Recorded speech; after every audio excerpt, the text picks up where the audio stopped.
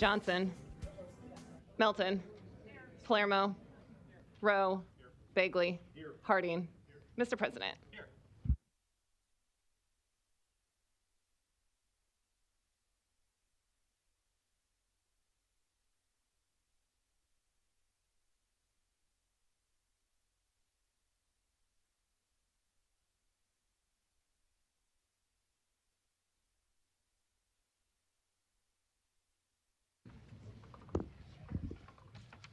Couple things I want to recognize today. Number one is it's National Vietnam War Veterans Day. So a shout out to all the Vietnam veterans for the service to our country. And all veterans in general, of course, for their service. And also, March is National Social Worker Month, and I would like to recognize the dignity of the work that social workers do for everybody in their lives. It's an unsung heroes profession, so I want to recognize them today. And that was recognized in 1984. It was introduced by some Democratic senators and signed into law by Ronald Reagan as president. So that's my comments for today. Welcome.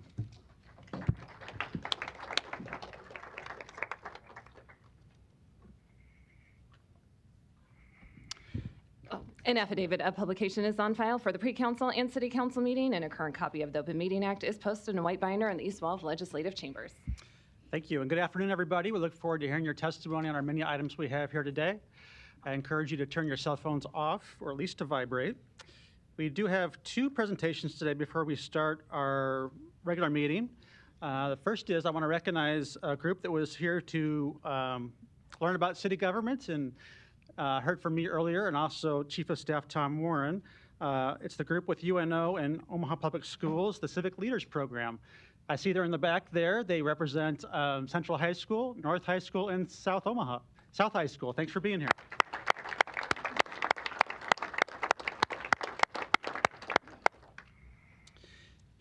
And our second presentation is something we're very proud about.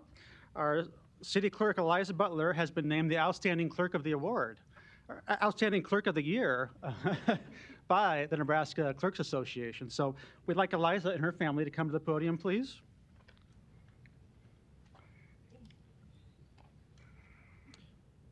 She's here with her husband, Jim, and Charlie and Wesley. And I think friends Jasmine and Eric are here, too. Might be. All right. Maybe. So we really appreciated your new energy you brought to the office, Eliza, and the innovation and dedication you show and professionalism you show to your office that benefits us and certainly benefits the citizens of Omaha. So when someone has the word clerkin on their license plate on their car, they better be good at their job, right? And she does, and she is.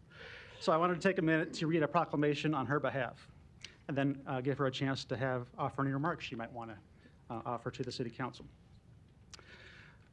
Whereas Eliza Butler is a native of Minnesota and has a master's degree in public administration from Drake University and a bachelor's degree in political science and history from Creighton University, and whereas Eliza Butler served as city clerk of Papillion from March 2009 until March 2017, and whereas Eliza Butler has served as city clerk of Omaha since March 20th, 2017, managing the operations of that office, including keeping the official records of city government, researching records for city council members, mayors, and members of the public, and making such records available to the public.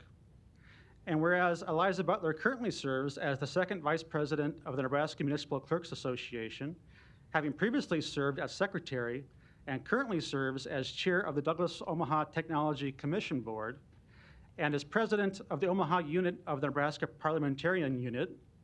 And whereas Eliza Butler is the recipient of the Nebraska Municipal Clerks Association Outstanding Clerk of the Year for 2022 award in the first class city category. Now therefore be it resolved, the City of Omaha officially designates March 29th, 2022 as Eliza Butler Day in the City of Omaha. Congratulations.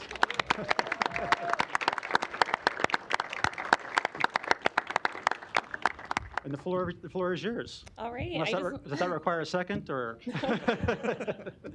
I just want to say thank you. It's an honor to get this award and be recognized here today. I want to thank council for your support throughout the years. I love working for all of you.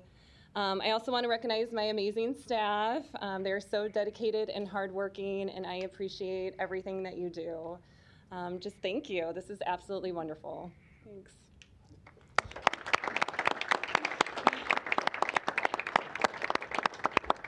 We're going to pose for a picture here in a second, but I think Councilmember Harding has some remarks too. One of the things that was not included in the proclamation is that you are also now a candidate for school board in La Vista.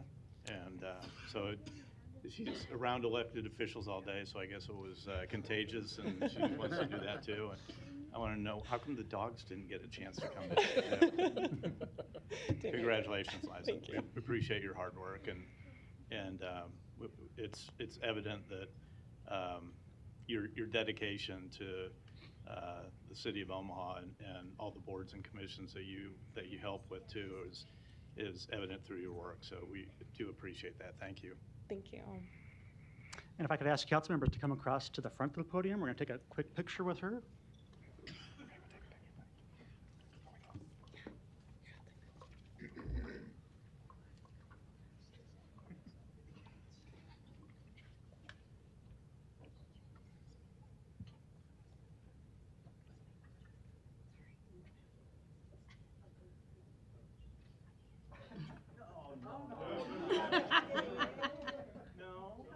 Yes, get in there with your babies. All right, scoot in a little more for me, Danny. Okay, there we go, beautiful. All right.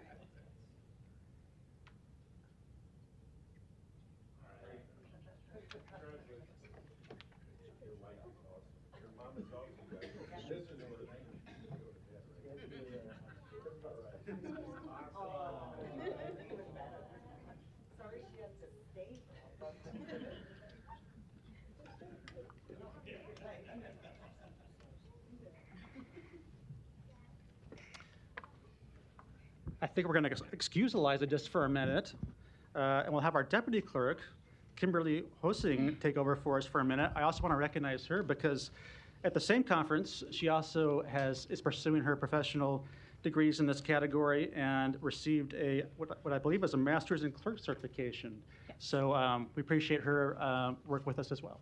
Thank you.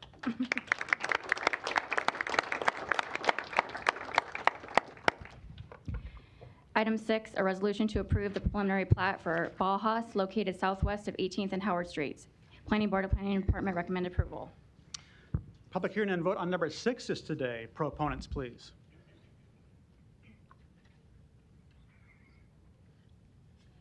Good afternoon. My name is John Kottman with Thompson, Dreesen, and Dorner, here on behalf of the applicant and to answer any questions if you have them. Thank you. Any other proponents today? Seeing none, any opponents to number 6? Public hearing is closed. Motion approved. Roll call. Johnson. Yes. Melton. Palermo. Rowe. Bagley. Harding. Mr. President. Yes. Item 6 is approved, 7-0. Items 7 through 9 can be considered together for West Farm Replat 8, located southwest of 144th Street and Davenport Streets. Planning Board and Planning Department recommend approval. Item 7, an ordinance to approve a major amendment to a mixed-use district development agreement. Items 8 and 9, resolutions to approve the preliminary plat and final plat. Public hearing and vote on items 7, 8, and 9 are today.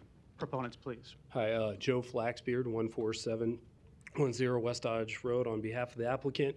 It's just a minor plat that's taken one of the larger blocks of West Farm and subdividing it into 5 smaller lots to facilitate some commercial building development. I'm here to answer any questions. Thank you. Any other proponents? Seeing none, any opponents? Public hearing is closed. Roll call. Johnson. Yes. Melton. Palermo. Rowe. Bagley. Harding. Mr. President. Yes. Items 7 through 9 are approved, 7-0.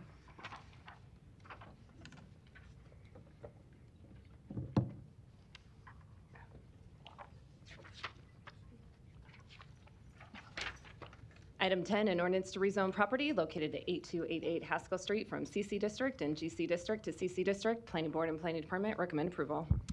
Public hearing and vote on number 10 is today. Proponents, please. Seeing none, any opponents? Public hearing is closed. Roll call.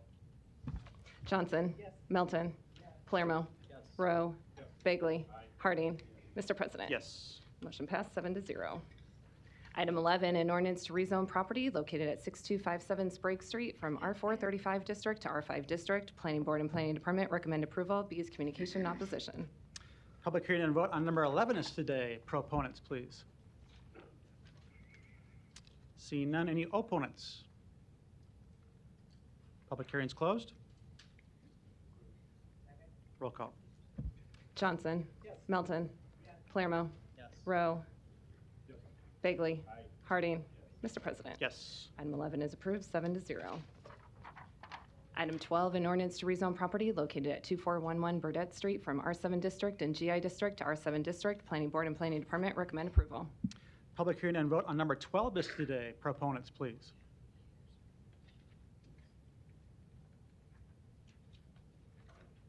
Good afternoon. My name is Barbara Ingram. I'm with Rare Bird Innovations, representing the Omaha Economic Development Corporation. And the purpose of the rezoning is so that, if you notice, the site is actually kind of a puzzle-shaped lot. And so we're hoping to use the western portion of the lot adjacent North 25th Street to develop 2 new homes in the area. So we're grateful for the opportunity. Thank you, Barbara. And just your address for the record, too? I'm sorry. Your address for the record, too? My address is 7517 North 88th Avenue, 68122. Thank you. Thank you. Any other proponents today on number 12? Seeing none, any opponents? Public hearing is closed. I just want to mention that this location is in the Long School area. It is a long outstanding neighborhood association that has been around since the late 1800s. Is that right? And this piece of property will allow us, as you've already mentioned, to have 2 households, and we'll be able to bring in families into our lovely neighborhood. So I just wanted to echo on the sentiments of the neighborhood and the value that you bring to the area. And then I would go ahead and recommend that we approve this. Thank you, Ms. Johnson. Thank you. Appreciate it. I'll second. There's a motion and a second. Roll call. Johnson. Melton. Palermo. Rowe. Bagley. Harding. Mr. President. Yes. Item 12 is approved, 7-0.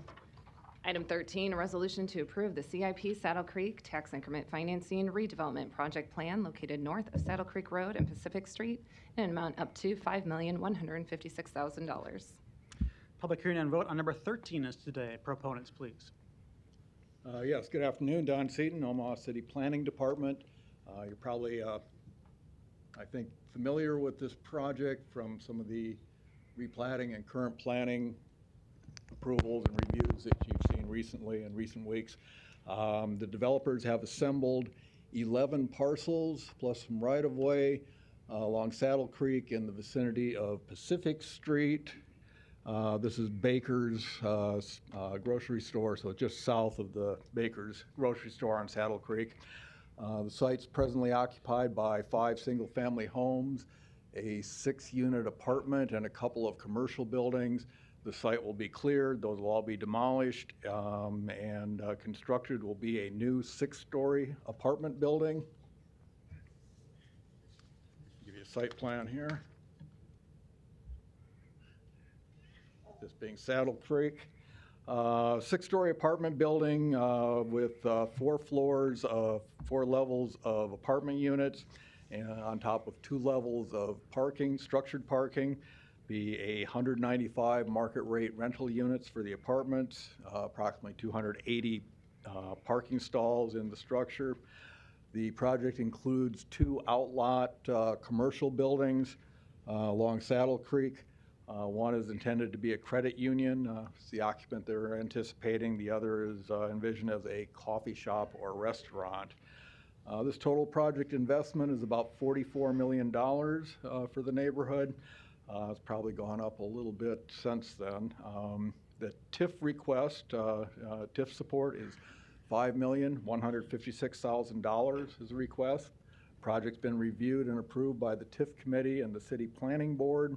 It complies with the city's master plan and meets the required criteria for the city's TIF program. And let me give you a couple of elevations as well.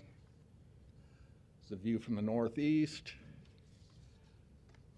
And from the neighborhood, the view from the southwest. And we ask for your approval. Thank you. Any other proponents today? Mr. Jobin. Yes, Mr. President, members of the council, Larry Jobin, 11440 West Center Road, appearing on behalf of the applicant. We're really here to answer any questions and respond to any opposition. 2 weeks ago, I know, Mr. President, you weren't here, but we had about a 2-hour discussion regarding this project. We got into all the various details of the existing conditions, the elevations, the architectural design of the development. The only thing I would point out from what Don said, it is 6 stories, but it's only on the east side of the building. You can see on the west side of the building, it's actually only 3 stories. So I have all the exhibits and everything else that we went through at the last meeting, so I won't belabor that, but I am here with whatever information, whatever questions that you might need or have regarding this particular project. Thank you. Thank you. Any other proponents today? Seeing none, any opponents? Please come down.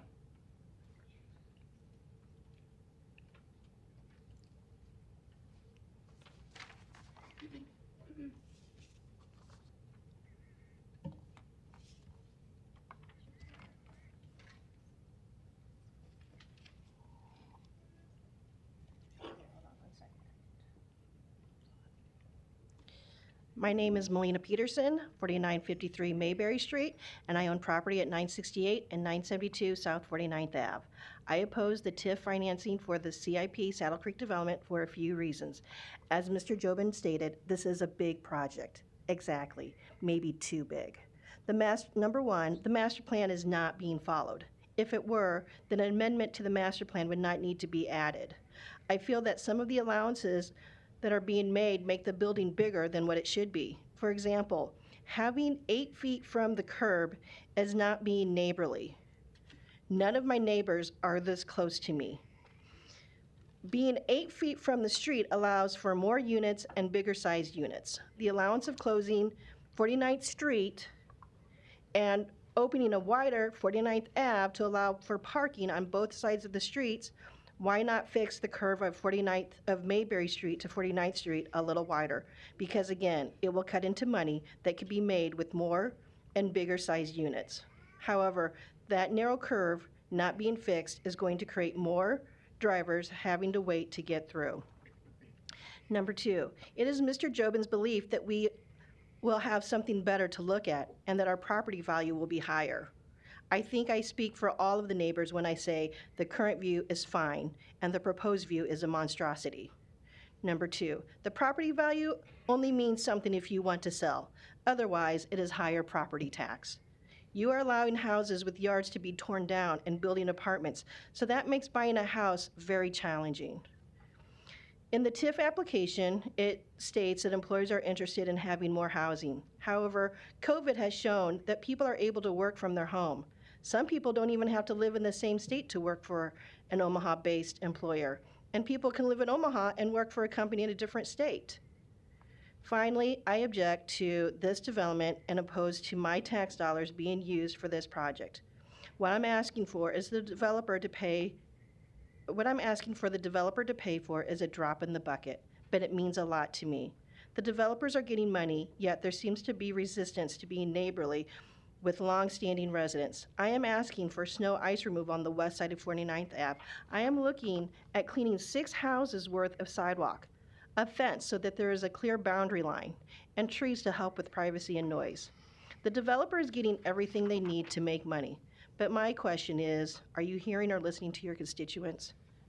Perhaps if the master plan was being followed, the building would not be so big, nor would there be a need for TIF. What would you ask for if this was going up next to you? Thank you. Thank you. Other opponents today, please come down.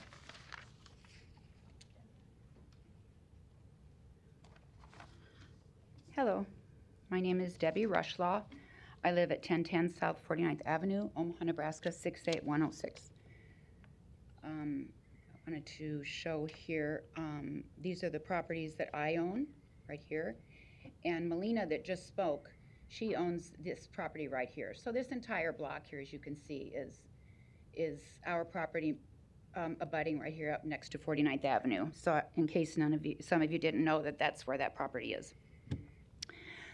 What is TIF? We have never heard of TIF, but only through this process are we still learning.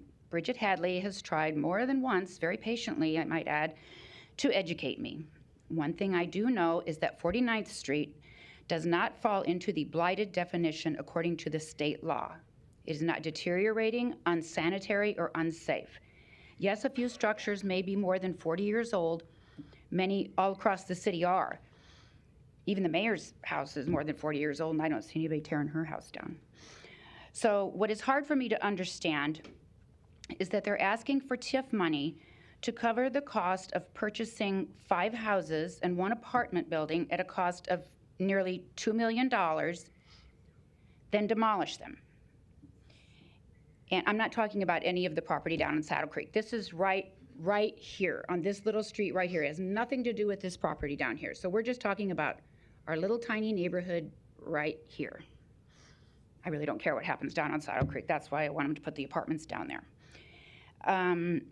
Let's see, apartment building will cost nearly $2 million. Oh, and tear up a block.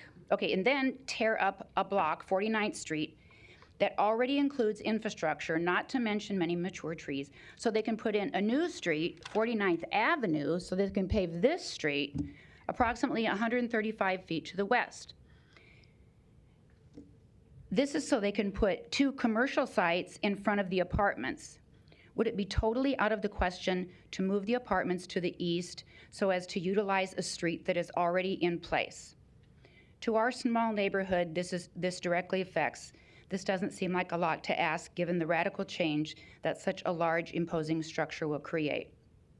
The qualification of an area as blighted and substandard does not automatically mean the city will designate the area as such. Making such a designation remains in the sole and absolute discretion of the City Council. I beg of you, please vote no or abstain in voting today. Thank you.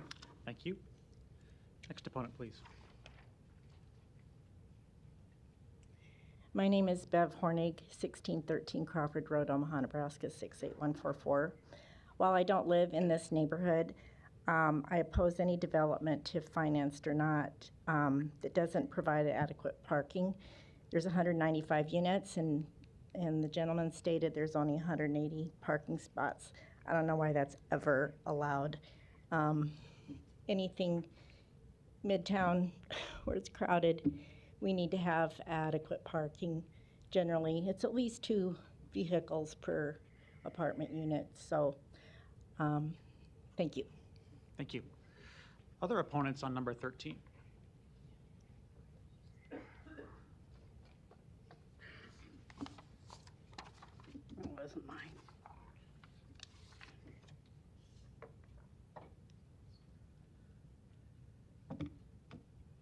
Hello, my name is Andrea Kirby. I live at 4621 North 136th Street. I am the sister to Melina Peterson, who lives right here on this property. And this is where I grew up. This was our family home for 60 plus years, so this is very personal to us. The main reason I am up here is to speak specifically about my sister and how this development is going to affect her. Her and Debbie, who had spoke earlier, are the only neighbors that specifically are gonna border. Here's the development. Here's the new street that you guys are gonna pave. And this is my sister, and then Debbie is back here. You guys, the developer and the city are going to specifically impact my sister in a hardship way, and I don't know if you realize how much. So, Melina, let's see. First off, I'm going to just name off a couple concerns that I know you've probably brought up, but these are real, everyday things that she's going to have to deal with. People crossing from the development to her house across the street to walk dogs or go play frisbee or go play catch. Why? Because her yard, her family yard, not a park, but her family yard is maintained, it's green, and it's open. The only way she can stop this is putting a fence up. 300-foot of fence. Okay, who's going to pay for that? Okay. The next one, right now, the street that you're putting in, it's not paved. It's going to be paved. So when you pave that, it's got to be a sidewalk, again, along her property line, 300 plus feet. Who has to do the snow removal? The city? The developer? My sister?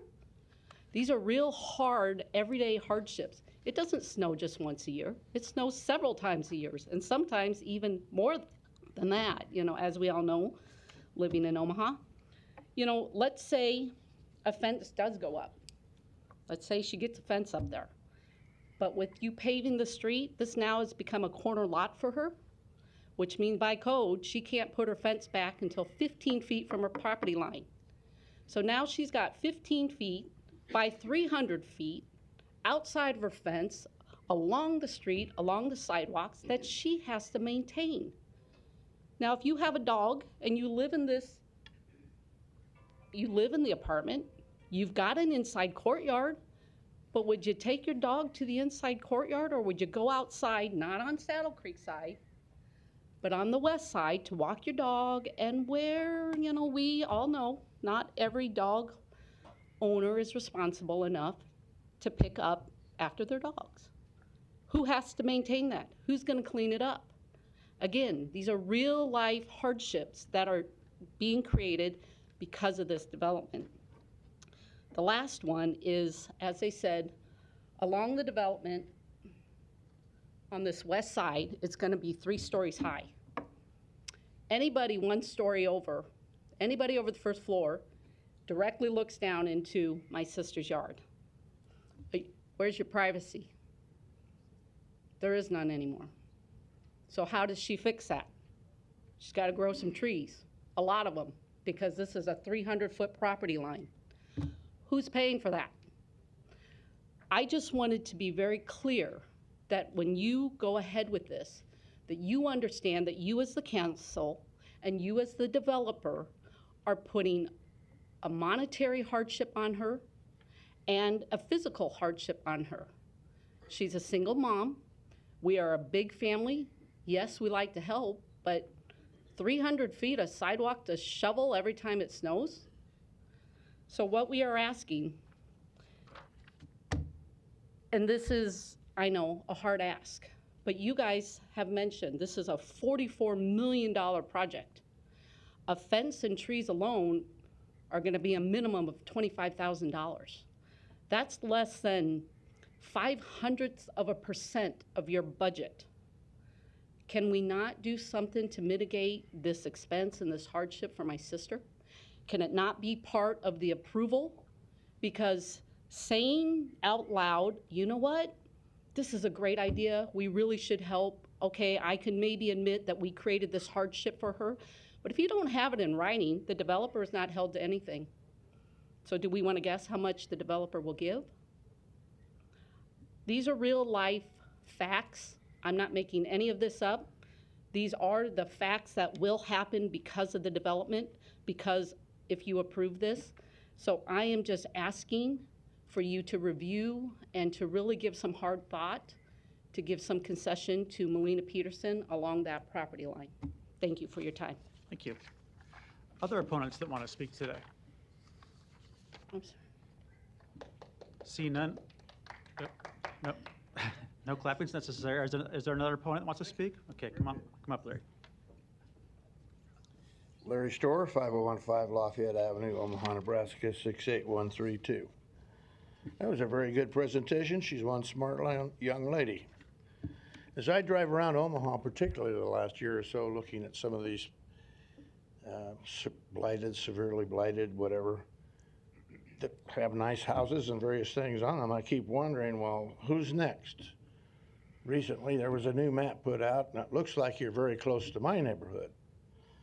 But I remember this place you're talking about today, and I've driven down there the last 2 weeks and looked around and looking at the pictures and things, and I think, oh my God, that looks like the Palace of Versailles or the Queen's Country Castle. And these people are having a nice view of the skyline across the street there down the hole, but they're probably not going to have that very long, because like the Crossroads, they'll probably build it up and then build it up with the building. I've been by there a couple of times too. And sometimes I wonder how these things get started before the votes are ever held on it. They must be getting approved through the city council and the planning department without city participation like this. Slam dam, and then next week they come in with an amendment and we can't say anything about that. But the main thing I wonder about is how are those people that own those properties out there right now that you're finally going to raise get away with abandoning those properties or not paying the taxes or not demolishing it and not being called blighted and threatened with jail time if they don't clean it up? There's a resident off West Center Street still locked up because he didn't agree with the city planning department on code restrictions. These people are just about to hear what's going to happen. Special assessments are going to come next because of all this paving, or because you send city crews out or hire somebody to shovel that big sidewalk, and they're going to have to pay it. And those are affordable houses right now. They're not going to be when their taxes go up to pay for this TIF. Pretty soon you're going to creep across the street on the other side and on both ends, and then you're going to have UNO or whatever all the way to Center Street and all the way to Dodge Street. Dodge Street to UNO and past. If you drive around this whole area there and look at that, you'll see it. Now I see 90th and Blondell, and I wonder, is there a TIF application in on that? Because all of a sudden in 1 week it's been demolished on that corner where a very good restaurant used to be. And they're starting to build already. Is there some developer in Omaha that does this on their own without TIF? Or is this going to be on the agenda in a week or two? Already gone, and somebody comes in and asks for money out of my pocket to help do it. I think you need to back off on this. And we don't need another castle in Omaha. Let's save some of our skyline. Thank you. Thank you. Other opponents on number 13 today? Seeing none, I'll close public hearing. Mr. Jobin, would you like to respond to any questions or concerns you heard there on behalf of the developer? Yes, thank you, Mr. President, members of the council. Larry Jobin, 11440 West Center Road, appearing on behalf of the applicant and the developer. I just wanted to touch on a few things. Like I said, I didn't want to get too in-depth into this because we went into it quite extensively a couple weeks ago. But the area outlined in black is the area that we're talking about as far as the redevelopment project. This entire area is within an already blighted and substandard designated area. So it's already been through the blight and substandard study, and which then therefore allows for TIF. This is 49th Avenue here. This is 49th Street. This is Mayberry Street up here. And then, of course, this is Saddle Creek along this location here. As part of this development, some of the public improvements that are being required are pretty extensive. I do have some exhibits. 49th Avenue is going to be constructed as part of this particular project. With 49th Avenue being constructed, it's being proposed to be constructed from Mayberry to Pacific Street, and then Pacific Street from 49th Avenue to 50th Street. This will help alleviate traffic. It's also a significant cost to the developer and the development. We're working with Public Works at this time to see what kind of sharing arrangement can be had with that portion of 49th Avenue that is not along the frontage of the project, and then that part of Pacific Street between 49th Avenue and 50th Street. So we're still working with Public Works on that. This is the redevelopment plan. 2 weeks ago it was the preliminary plat. We still have to come back with the final plat, the rezoning, the amendment to the future land use map, and also the planned unit redevelopment, the PUR. And, you know, with the PUR, like I said at the meeting 2 weeks ago, what you see is what you get, so there won't be any changes without coming back, material changes without coming back to the planning board and the council. So again, what you see is what you get. I did want to point out, these were the pictures that from 49th Street right here in this location. So, and from a zoning perspective, this is the blue is general industrial, this is R4 residential, this is actually, believe it or not, general industrial, and this is community commercial with an MCC overlay. So from 49th Street, this is the view across the street, and this, you're looking from west to east. This is the Boss back here, which is across Saddle Creek, and so this is the industrial property here. This is also looking west to east. And then the interesting part of this is actually 49th Avenue, which was platted probably 100 years ago, but it was never actually constructed. So it is existing right away currently. This is public property that's never been actually improved. And so as part of this redevelopment project, we are improving 49th Avenue from Mayberry to Pacific Street, and then of course Pacific Street from 49th Avenue to 50th. As far as the elevations, this is the overall elevation. Remember, we went through all four sides last time. I don't want to do that again, but we talked about the different heights depending on where you are. If you're on the west side of the development, it's 3 stories. If you're on the east side, it's 5 to 6 stories, depending on if you're north to south. So it's a very challenging site because it drops 20 feet, both from the north to the south and also from the west to the east. So it is a challenging site and one that it does require TIF. On the west side of the development, the developer worked very hard over the last year, really, with the planning staff and planning department, trying to make the west side look more residential in character and feel, and that's why you have the peaked and pitched roofs. You've got the building setback. You've got separation between the 3 buildings here and the 6 buildings here and the 3 buildings at this location. The one entryway feature, which is right in the middle, is that part of the building that actually gets within the 8 feet. But that was by design. The planning department wanted us to pull the building closer to the street to make it more residential in character and more residential in feel. So I think a couple other questions. The parking that's required is 277 stalls. We're actually providing 293 stalls. 280 of those stalls are actually in the building itself. And you can see that along the east side of the building. There's an entryway into the garage at this location on the south and in this location on the east. Again, there's 2 floor plates of 140 stalls on each one of the floor plates that are all interior to the site.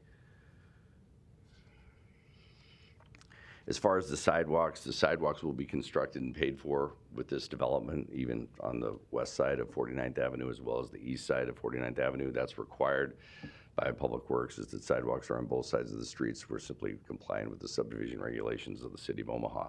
So with that, I think I hopefully addressed everything that was brought up. I have plenty of other photographs, and I can go through everything that we went through a couple weeks ago. But again, this is just the redevelopment plan. What you will see coming down the road is the amendment to the future land use map, the PUR, the rezoning, the final plat, and the redevelopment agreement. And I think that's the last of the approvals that you'll see on this particular project. Thank you. Thank you. Thanks for that background and those details. And I know a lot of these details were covered a couple weeks ago, and I think a couple of hours worth of testimony at that time. The one thing that is new today is the tax increment financing portion of this. So Mr. Seaton, if you wouldn't mind coming up and just addressing that real quick. A question, the question being, does this area clearly qualify, and did it meet the but-for test?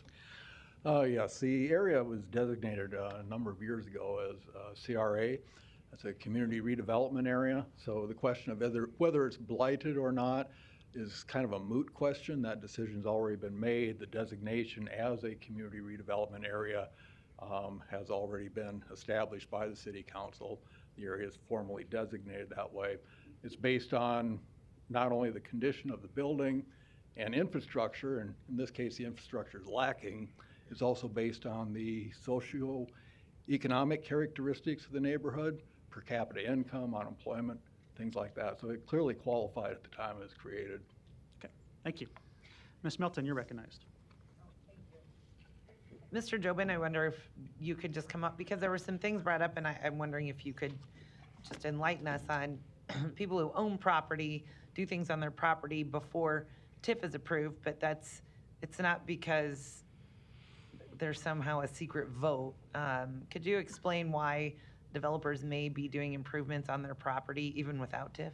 Yeah, I'm not aware of anything that's going on as of to date. I think there's been some testing going on as far as making sure that there's soil conditions and everything else are satisfactory for this particular development, but I'm not aware of any actually development of this site at this time. And I'm not talking about this site because you represent many developers who have land all over the city. And I noticed that too. I mean, sometimes you'll see them demolishing buildings or moving dirt. And correct. They do that. They take that on themselves because they're making improvements to their property. There's no guarantee that they're going to get TIF, but those are improvements that they may take that liability on. Now I know Can you what you explain that? Yeah, and that's actually a good thing for the city also, because many of these buildings are definitely blighted and substandard, and they actually present a hazard to police, fire, and just the public in general based upon their condition. So a lot of times it makes sense to demolish buildings prior to redevelopment because they're actually a hazard and a dangerous situation. So that happens a lot. And but there's nothing, they take on that liability. There's no guarantee that they may get it. But Oh, that's true. they're taking on, the cost of it, and that may be because they maybe have a sale to someone else, and that was part of they might bargain with that, I'll buy that property from you, but you need to remove the building first. Right. So there are all kinds of things that can happen on private property that the city council doesn't actually have any say. Right, and we've talked about this multiple times. You have to believe in the but-for test when you're looking at the community development law. But for TIF, this project wouldn't happen. And so people have to show that but for TIF, this project wouldn't happen. In this particular case, you have a pretty difficult site. You have a challenging site with a grade. You have existing buildings that are obviously functionally obsolete and not in a great state of repair, and just the whole area is in need of redevelopment. But it is truly believing in the but-for test. But for TIF, this deal would not happen. And so every project that comes before the city council has to show that. And there's no guarantee. That has to go through multiple committees, correct? That's right. It starts out with an application. That application goes to the TIF committee. The TIF committee is comprised of a number of representatives within all the departments within the city. They make a recommendation to the planning department. The planning department makes a recommendation to the planning board. The planning board actually made a recommendation to this council, and that's kind of where we are today on the redevelopment plan itself. Okay, thank you very much. And Thank Mr. you. Seaton, could you come up? Don Seaton, City Planning. And Don, can you tell us, the problem is we only really see the projects that have made it through all those other processes. Can you tell us how many projects never get to us?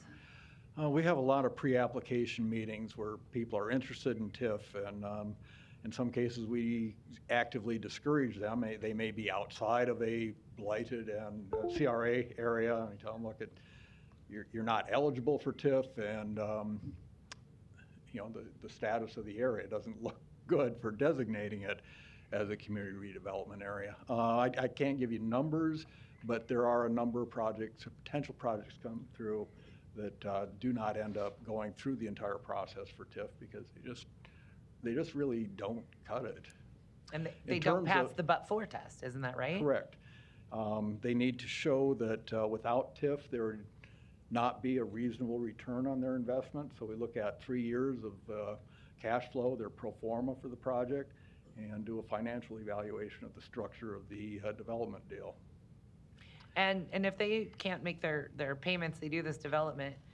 I know we've been here before, but we have a lot of people here. The city taxpayers are not on the hook if the project goes on. That is correct. All the risk is taken by the developer. TIF is not. Well, I guess in their banker maybe. Correct, or banker. They're yeah. investors. Okay. That too, the financer. TIF is not an account full of city money that the city gives to a developer. TIF money is new tax money that's generated by the project itself. If the project didn't exist, the tax money, the TIF money for it would not exist. And in a case like this, we're getting lots of public infrastructure and public improvements that the city doesn't have to pay for. But it's a good deal. And they'll still be, this developer will still be paying the same amount of property tax dollars to the county, so we don't see any kind of reduction in property tax collection. That is correct. Property taxes are being paid on the value of those 11 parcels now. That same value will be locked in place, and those taxes will be continue to be paid. Okay, thank you for clarifying that. Certainly. Thank you. Mr. Bagley, you're recognized. Thanks, Mr. President. Mr. Jobin, quick question for you. There's still a process where you can negotiate with the property owners that are there now, that many that are here today, on things that you can try to do to work with them on this before it's all done. Is that correct? Yes, I mean, this is, again, 2 weeks ago was preliminary plat. Right. This is the redevelopment plan. I think I said 2 weeks ago that we would be happy to talk about landscaping, maybe some kind of an allowance on their side of the street for landscaping, and we're willing to do that. I think I mentioned that a fence, first of all, I think she was talking about a 10-foot fence, which isn't even allowed by code, but we don't think a fence is attractive for our side of the street either. So if they want to put up a fence, they can, but we don't think, we think that the way this development has been designed, pulling it up to the street, making it residential in feel and in character, it actually fits more in the fabric of the neighborhood without some giant fence extending 300 feet on the west side of 49th Avenue. So we're not interested in paying for a fence because we don't think that would be attractive, obviously, but we're willing to talk to them about some kind of a landscaping allowance where they can, take whatever money, as opposed to us planting the trees, they can pick and choose what they want to do. So we're still willing to talk to them about that, and that's both on the north side of the project off of Mayberry and also along 49th Avenue. Okay, and I know that sidewalk that Ms. Peterson referenced, it's a long sidewalk on the west side of 49th Ave there, and you and I had a conversation recently about, is there any way that the property managers can take care of that sidewalk? And I think it's important, at least, could you help me understand why that can't be? Yeah. Can you explain that a little bit for people that are listening today? Well, I think from a liability perspective, you don't want this property owner on the east side of 49th Avenue to be liable for sidewalks and maintenance of sidewalks on the west side of 49th Avenue. Our ordinance structure in Omaha is such that the property owner that's adjacent to the right-of-way in which the sidewalk's located is required by law to maintain it. Now, I understand that there's this 300 feet of sidewalk, which is a little rare and different, but the thing that I would say about that is that also in improving 49th Avenue and constructing it, sidewalks are required on both sides of the street. So they're actually getting a benefit as well, because at some point, if they would ever sell their property for redevelopment, then they would have to install those sidewalks. Well, now they're already in and installed. So all they're being asked to do is really just maintain them with respect to snow removal and such. So we think they're actually getting the benefit from having 49th Avenue installed and the sidewalk installed as well. Okay, and thanks for just clarifying that. I know a couple weeks ago when we met, you had some conversations with the folks that were here that testified, and those discussions will still be ongoing about what you just described. So Yes. At least so people know that it's not a done deal as far as you still working with the property owners on the north and the west of this proposed development, that's still going to be ongoing. That's correct. All right, thank you. Thank you. Thank you. Ms. Johnson, you're recognized. Hey, Larry. Yes. One more question. Last week or week before last, the conversation came up regarding moving this down the street. there was some conversation that this location wasn't conducive, or the neighbors had some concern about the location and that it could just be altered further down the street. Have you given any consideration for that request? I don't really believe there's any opportunity to move it down the street. I mean, I think what they were talking about potentially is moving it closer to Saddle Creek, but that's really the major commercial corridor overlay district. I mean, that's what's going to be the commercial property that makes the most sense to have the commercial uses along Saddle Creek and have the more, I mean, this is a multifamily residential housing project, so it is residential in nature and character. So it being across the street from residential uses is much more compatible than having, say, the commercial uses next to them. So I think it's a much better situation to have this was the plat, if you recall. It's a much better situation to have the commercial lots along Saddle Creek and have the residential lot in the back. And so this is the preliminary plat that was approved by this council 2 weeks ago. So this is really about the only location that you can have this multifamily housing project with respect to this configuration of lots. Thank you for answering that. Thank you. Thank you. No further lights. Is there a motion? Motion and a second. Roll call. Johnson. Melton. Palermo. Rowe. Bagley. Harding. Mr. President. Yes. Item 13 is approved, 7-0. Item 14, a resolution to approve the Mutual of Omaha Tax Increment Financing Redevelopment Project Plan located at 215 South 15th Street in an amount up to $62,751,034. A's communication in opposition. Public hearing and vote on number 14 is today. Proponents, please.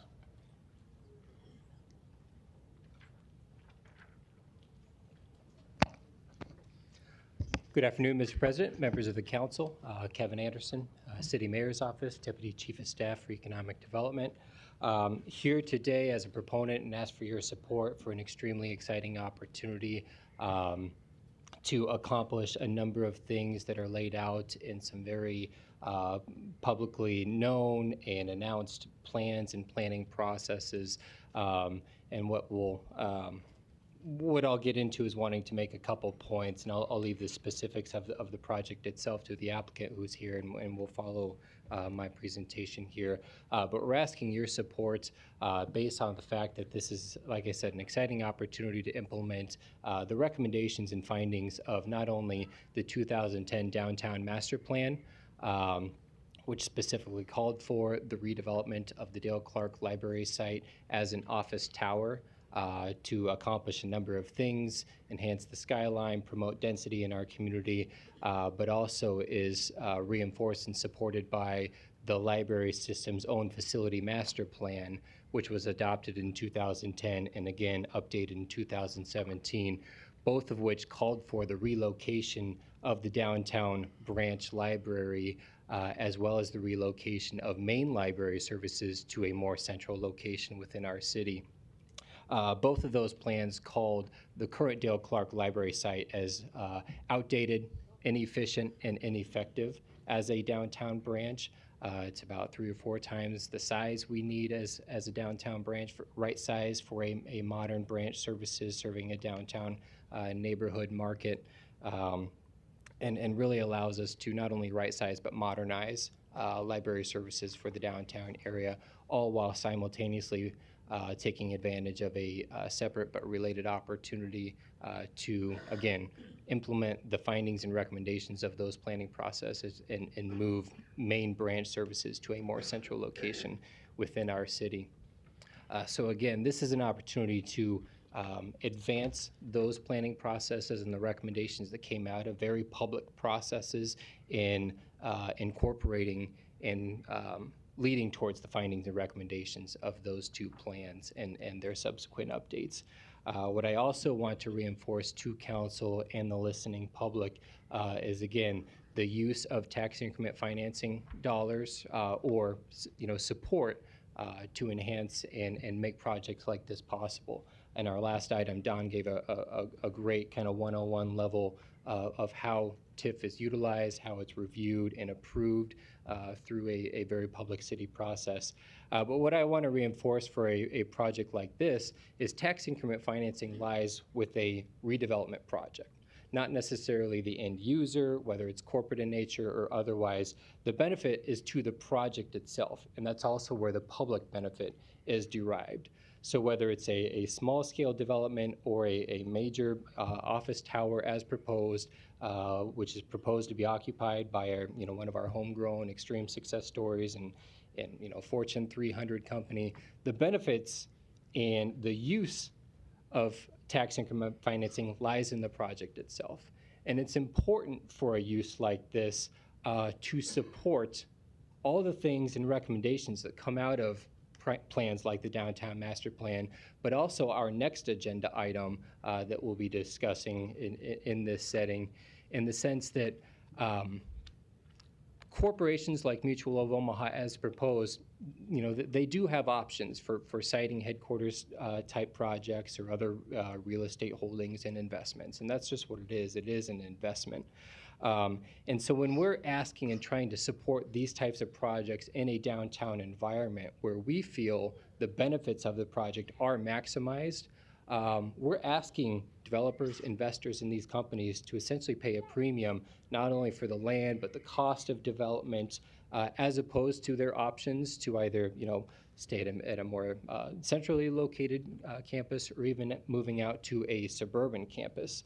And our next agenda item, again, comes up with findings and recommendations to address the loss of jobs, the loss of population in our downtown market. But that's why TIF is important for a project like these, because it helps us even the playing field where investment dollars can just as easily go out to a more suburban style setting where the cost of development is much cheaper. So what tax increment finance allows us to do is, again, level the playing field and make it a much more financeable project in comparison with the other options that are out there, not only in our market, but as they look elsewhere, elsewhere to other communities, other states. It helps our community as well as our downtown become much more attractive to developments and investments like this. I mentioned we believe that the public benefit is maximized when these investments are made downtown, and that's because it's both supportive of and directly benefit of some of the findings and recommendations on our next agenda item, in the sense that the public benefit is maximized where we can facilitate density of development. And that density within our downtown market enhances and enables things like efficient use of infrastructure, transit and transportation opportunities and options, walkability. All those things are supported by density of development. So this project and the use of TIF is much more than supporting a pretty postcard, which I'll admit, I think it is that. It's a beautiful project. It's going to do great things to our skyline. But the benefit isn't the optics or the aesthetics that come with developments like this.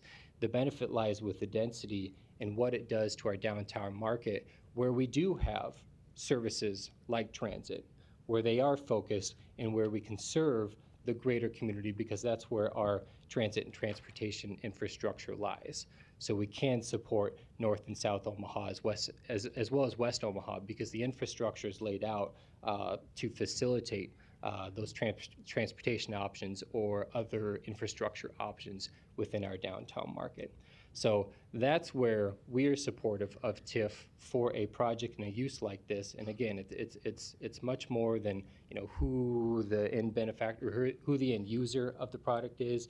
It's where the public benefit lies, and we feel that lies with development that comes in downtown and reinvesting in our urban core and downtown core, because that's where the benefit lies. So I'll allow the applicant to get into the project specifics, but I wanted to kind of make those points and lend our support. And I'll be around for questions. Thank you. Thank you. Mr. Lanaha. Thank you, sir. Okay, get that projector working. I think we've all seen that image before. Mr. President, members of the council, my name is Jason Lanaha. I'm here on behalf of Lanaha Real Estate Company, address 17070 Wright Plaza in Omaha. I am also here on behalf of Project Beacon, which is what we refer to as this project. Mr. Larry Jobin's also here, and happy to answer any questions as well. So first, I think Mr. Anderson did a wonderful job of laying out what's before us today. So I'm not going to get into the details of the TIF, and I'll focus probably more specifically on this project. But I think given the nature of the project, it's probably worth it to make a few comments about how exciting this is. So I just want to say that I'm honored to present to you a project today that we've all been hoping for and envisioning for our city. One that will leap our city forward, importantly bring thousands of jobs to downtown and invest hundreds of millions of dollars. So not every day we get to talk about that. So what we're speaking about is this new headquarters building for Mutual of Omaha that is proposed to sit at the terminus of all that investment dollars of the Jean Leahy Mall. Specifically, 800,000 square feet of highly amenitized office space, an office space that's designed for how we think the future wants to work post-pandemic, and nearly 2,200 parking stalls. What's important to note there is that we anticipate up to 4,000 of the associates to work at the site. You can see that delta pretty quickly, which then overlays into your next case of related to the streetcar. So why is all this important beyond the dollars that I think are pretty obvious? And to borrow a saying from the Urban Core Strategic Plan, cities never stand still. They're either advancing or they're declining, and we don't want to become any town USA. So to that point, how do we do that? We have to have a healthy urban core. To this point, I cannot think of a single significant city in the United States that is healthy and growing that has a declining urban core. They just simply don't exist. The urban core is the heart of our city, and when you have a healthy urban core, those directly adjacent areas of the cities are the ones that most benefit, or conversely, if you have a declining urban core, they're the ones that bear the brunt of the decline. So basically, we must grow up and not out. We need to support the urban core. So equally as important, we as a state and a city, we're in a battle for young talent. How do we keep these folks at home? How do we keep them from going elsewhere? We do that with a vibrant urban core. And so as we all sit here and we think about where our nieces or nephews or children or other folks that we know that graduate from all the various local schools, where do they leave to? They're not leaving to some sprawling suburban area. They're leaving here to go to somewhere vibrant with public transportation, with some density, right? With that vibrancy. That's what we're attempting to do here. So backing away from kind of the bigger vision, I want to give you an idea of the overall project. It's not just a tower here, although that's what we're here for today. There are three legs to this project. Number one is this over $400 million investment in downtown Omaha. The other question, the reason why I'm bringing it up today, I'm assuming the question is, well, what happens to the existing campus, right? That's a very, very important leg of this. So with this tower comes significant, maybe of equal dollars of investment back into the Midtown campus, okay? We're talking mixed use, true transit-oriented development, assuming this all occurs along with the streetcar. Vibrancy 24 hours a day, right? Not office folks coming and going. So it's not only a huge investment here, it unlocks another big investment in District 3. So of those three pieces, that streetcar will basically act as the glue that unlocks all of this, okay? So big tower in Councilmember Johnson's district, big redevelopment in Councilmember Begley's district, and hopefully the glue to connect them all to make it happen. So backing back down, however, we're here to talk about the redevelopment plan for the tower here. And with that, I thank you for your time. We kindly ask for your support, and we're here to answer any questions you may have. Thank you. Thank you. Anyone else from the applicant's team that wants to speak right now? Seeing none, we'll take proponents. Go ahead. Donnie Johnson, 4928 North 52nd Street. The Johnson and Question Foundation, North Omaha Concerned Citizen Foundation, which is a 501c3 with investments in Cameroon, West Africa, Nigeria, Tajikistan, and other African continents investments.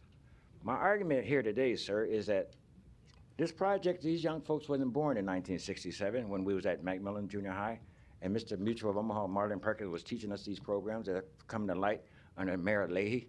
So what we're saying is these are great projects, but can you, as these projects move forward, as Mr. Peter Key with his program in 1967, we was taking engineering program as a part of what you're doing now. But we did this in the 60s, so I'm glad to see that their vision and their ideas are coming to light. What I would like for you folks to do is set aside or send a message to the USDA and the Peace Corps to let us continue growing with the African Americans. Now your district, Mr. Benson is doing well. We're having a lot of problems in North Omaha, but as I was studying at the United Nations, going back to 1966, at Central Park, some of the things that these young folks didn't have a part of, when I got to the United Nations, I asked myself, how did my teacher know I was going to get here? Because that same horseshoe desk that we had in elementary school was there at the United Nations. But in the meantime, that was looking into the future, getting us prepared. So we need to get prepared in North Omaha. So if you would, at the next session or something, put aside some time for North Omaha, in case you and the Camera get their acts together down at Lincoln, they may finally pass this medical marijuana. Can you set aside some money in case we need license to be a part of this program? Because we're having problems in North Omaha. In the meantime, that's down the road. But I hope you support Mutual of Omaha. Mr. Marlon Perkins, as he was catching all these wild animals on TV when we was kids, I went to Nigeria. I said, look, I wouldn't mind investing in oil and other things that Governor Thone was investing in, but I'm going to see if we can bring some of these animals back and sell them to the zoo and get us some money in North Omaha. And thank you, sir. Thank you. Other proponents? Thank you, Mr. President. Jim Thompson, 1001 South 35th Avenue. First of all, Danny Bagley, I want to thank you for recognizing Vietnam Veterans Month. My heart goes out to veterans. I served 27 years in administrative capacity with the Veterans Administration. I continue with my volunteer work for the Paralyzed Vets of America for a golf outing for the welfare of the wheelchair sports program for the PBA. So thank you for highlighting that. I'm here as a proponent for this project. Mutual of Omaha has been a good neighbor to us. I live in the Leavenworth Neighborhood Association. We've enjoyed the relationship with Mutual of Omaha. Looking at the towers brought me back home to Minneapolis. And I've talked to Ms. Butler there, see where in Minnesota she's from. But anyways, back in the 60s, we talked about this finger going up in the downtown Minneapolis called the IDS Tower. And that image you showed was the IDS Tower, the old Fauché Tower, which, my goodness, what's going to happen to the Fauché? It's going to drown. And now when I go back home to Minneapolis, I can barely see the IDS Tower. So I'm seeing the crystal ball of Omaha finally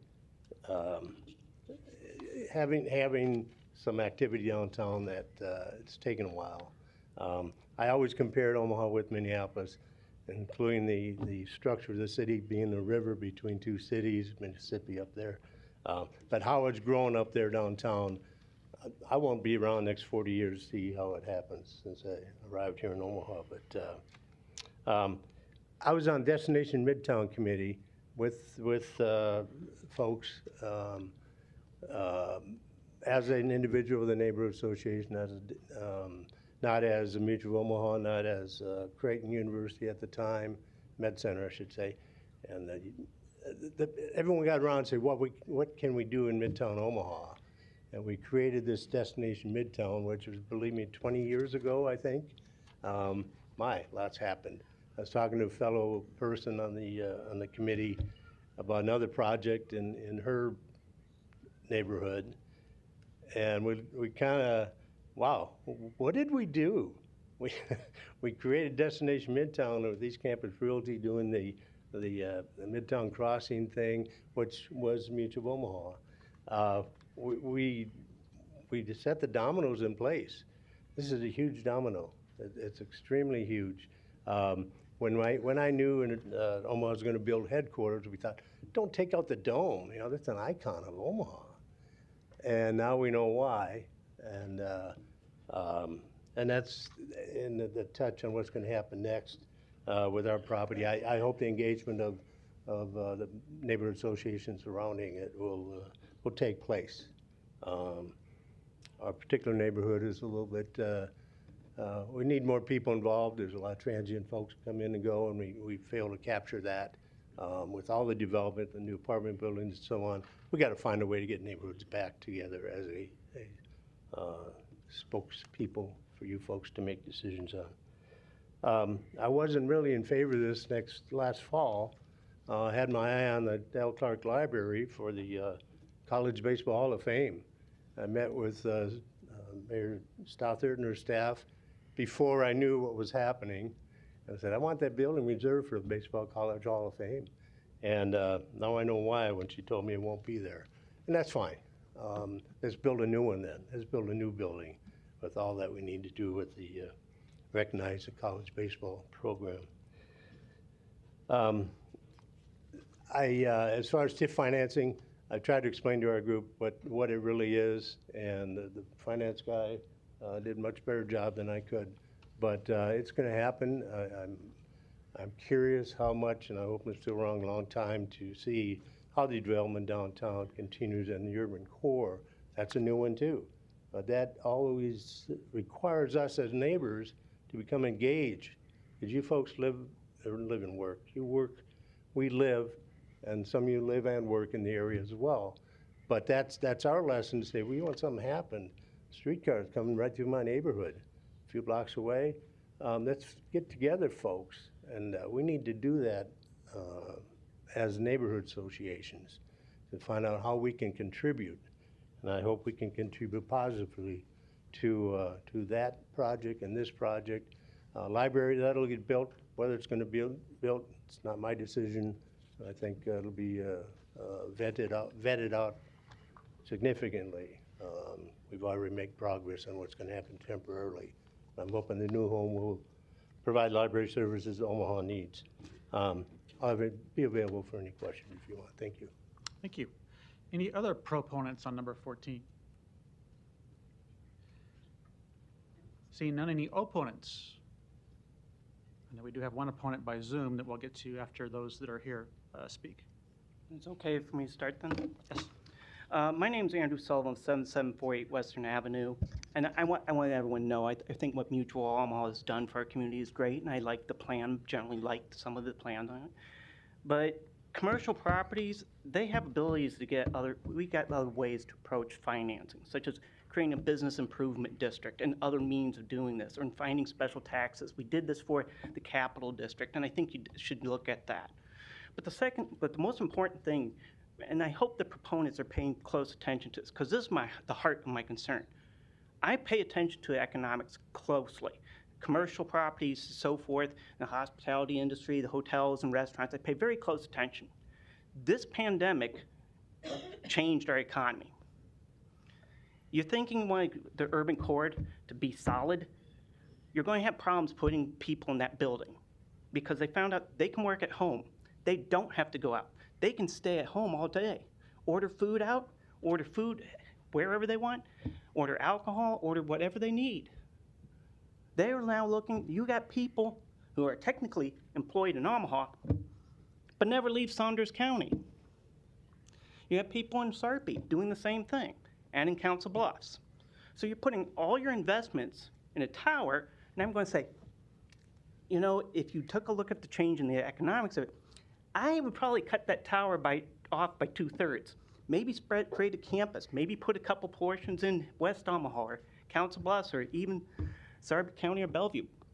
But if you put it all in that one area, you're going to have a hard time finding it because a lot of people are going to say, why do I want to go down there? You're going to say the Arena Convention Center and the Baxter Arena are going to bring these people in? Well, a lot of people find out they can watch it on home. People can stream movies at home now. We got movie theaters on here that are having difficulty filling themselves up. And to make matters worse, for me, seeing the riots that took place in the city, seeing the curfews and mask mandates and all that stuff, says, why am I dealing with Omaha?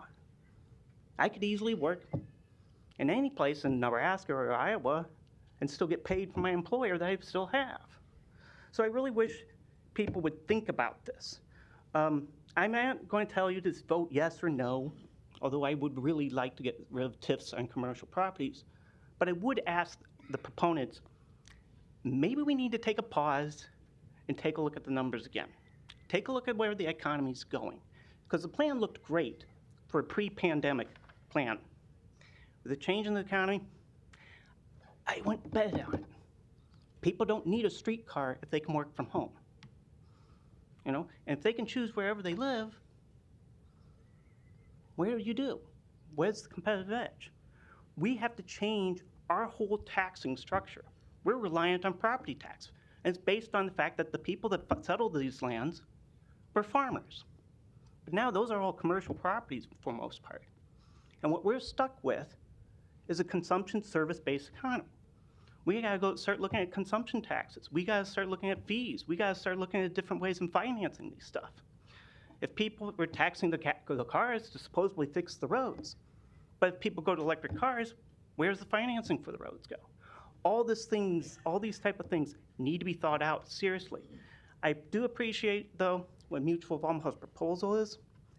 I would caution everyone, whether your investments on these commercial properties are, take back and stay them back, take a look at what the economy's actually doing.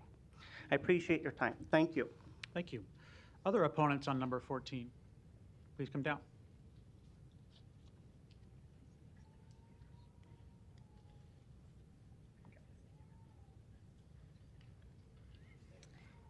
Beverly Hornig, 1613 Crawford Road, Omaha, Nebraska, 68144. I'm totally opposed to any TIF financing for this mutual project. I feel like in Omaha we have a big problem where the public needs to be more aware of when the TIF committee meets, the planning board meets, the appointment of planning board. Maybe that all needs to be changed because I feel like there's an awful lot of people in Omaha that feel like the everyday taxpayer is being taken advantage of. Everything happens because of tax money. And I feel like the public needs more input into what happens with this TIF financing and what the planning board does. Not, I maybe am ignorant, but I just looked up recently and found out the whole entire planning board is appointed by the mayor, so no wonder it's a rubber stamp for everything. When this whole project was announced, or the ideas were announced, Mayor Stothard herself stated there were 6 businesses or companies interested in this library property. If there was that much demand, why would TIF financing be needed? I am totally opposed to TIF financing for this. And I just think it's developers taking advantage, or there wouldn't be such a demand for everybody wanting TIF for this and everything. Thank you. Thank you. Any other opponents here today?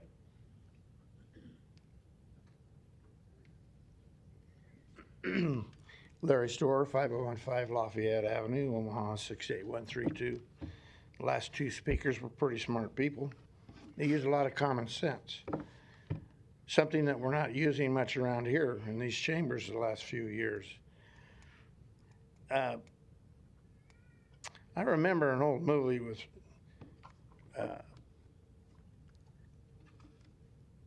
based on Meredith Willson, who was a musician, and he had a marching band over in Iowa.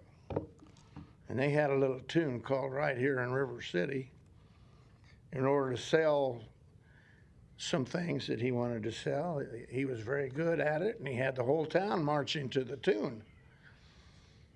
Right here in River City, right here in Omaha. It's right in the middle of the country, in the eyeballs of everybody across the country. So we could make a difference. But something she just said was, gee, if there's all this demand, then why, with the basic tenet of TIF is, well, it wouldn't get built for any other reason. If there's so much demand, then why don't they pay for it instead of me? Now, we've got two railroads. The Burlington Railroad doesn't get much notice around here. It's always the UP. But we could have rail cars on box flat cars. We could have box cars. We could turn those into affordable housing and movable bars and restaurants. We could have parades in the street. We could have them on lots of barges. They're right on the riverfront. People can come down and dance on the barge or dance in the street and carry their drinks with them to the next barge or whatever. But we don't have to build a tower for people to look at each other from one tower to the other or whatever. The skyline of Omaha is disappearing, so there's nothing to look at there except Iowa. You can't see the rest of Omaha. But I could, I'm 78. I don't need all this entertainment and bus routes here and bus routes clear to Council Bluffs, the hills, and maybe to Fremont. I don't need to be entertained all day long every day. And I enjoy driving my own vehicle. This is just quite ridiculous, and I think you need your marching band in order to sell this. Because we don't want to be an all-engrossing entertainment district, and that's what this is all about. Yes, the gentleman before her mentioned the effects of COVID. It's changed our entire country. It's changed our entire thinking. This probably has to get changed too, or it's going to go flat out down the river. Thank you. Thank you. Any other opponents here today?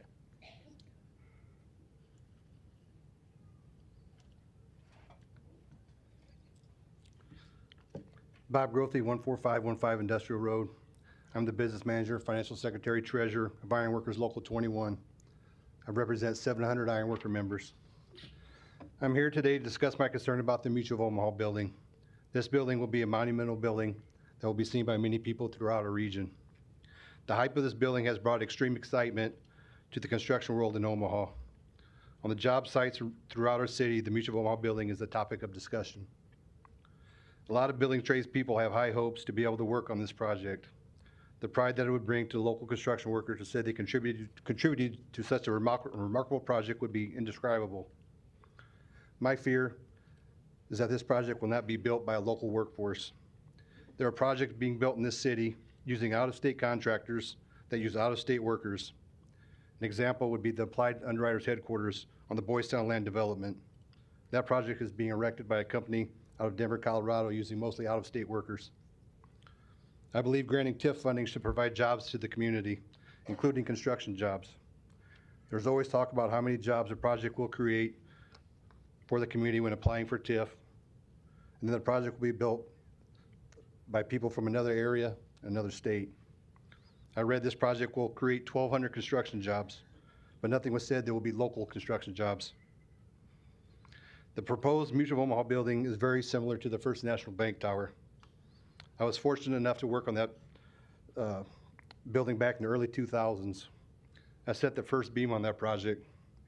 2 years later, I set the last beam 47 stories above the ground. I've worked on many projects in my 27 years as an iron worker. That tower stands out above the rest for me. Every time I see it, it brings back great memories. When my son was 5 years old, we were driving by the First National Bank Tower. I pointed out the window, I said, Gage, that's my son's name's Gage. I said, you see that building? I built that. He replied in his 5-year-old voice, he says, you did? All by yourself? And I got in a bad situation there. Do I lie to my 5-year-old or do I tell him the truth? You said yes. So I said, of course I did. It was easy. I built it all by myself. So every time after that, when Gage seen the tower, he would point and say, there's your building, Dad. There's your building, Dad, like I owned it. My son is almost 14 now. The other day we were heading down to the convention center. Gage looked out the car window, pointed at the First National Bank Tower. Now he's going to be the funny teenager. Kind of rolled his eyes. He said, Dad, there's your building, the one you built all by yourself. Just trying to be a funny guy. One day I hope to have grandchildren. You never know what life may bring. I may not be around to experience a grandchild. I do know if my son has a child, One day he'll be driving in downtown Omaha, and he will point at the First National Bank Tower and tell his child, "You see that building? Your grandpa built that all by himself." This Mutual of Omaha building can bring these types of experiences to many local construction workers. Our local building trade workers wants to build this. We are excited for the opportunity to tell our children, we built that. If the Mutual of Omaha building is built by workers from another area, it will only be remembered as the building that received TIF funding that was built by workers outside of our community. It would be a sad day if a local construction worker driving in downtown Omaha and their child points to the Mutual of Omaha building and asks, "Who built that?" And that local construction worker replies, "I don't know." This is going to be an amazing building. I hope that this city council does everything in their power to ensure that their constituents are the ones building it. Thank you. Thank you. Other opponents today?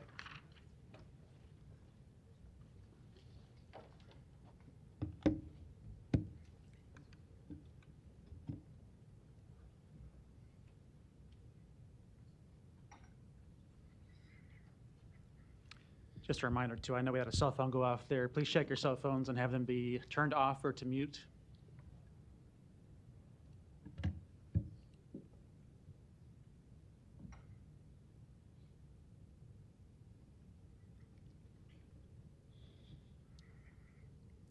"5835 Corby Street.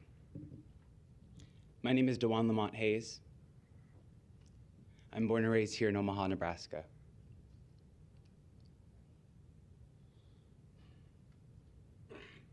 Today, we get to choose who we are to become. No longer afraid of what has been done, we listen to each other. Our future is bright when we are all there together. This tower means nothing without the people. And we have less people without our temple. Does it need improvements? Of course it does. But we need not destroy it and turn our memory to fuzz. Our history, our house, our power, our future. In our hands, let me paint a picture. From Epley, from somewhere, we can all be here, in the heart of our city where our place is clear. We make this place and everything in it. The Spirit made us, and yet we ignore it.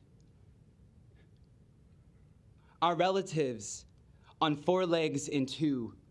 Our family, the ones who crawl and those who fly in the blue high above this land.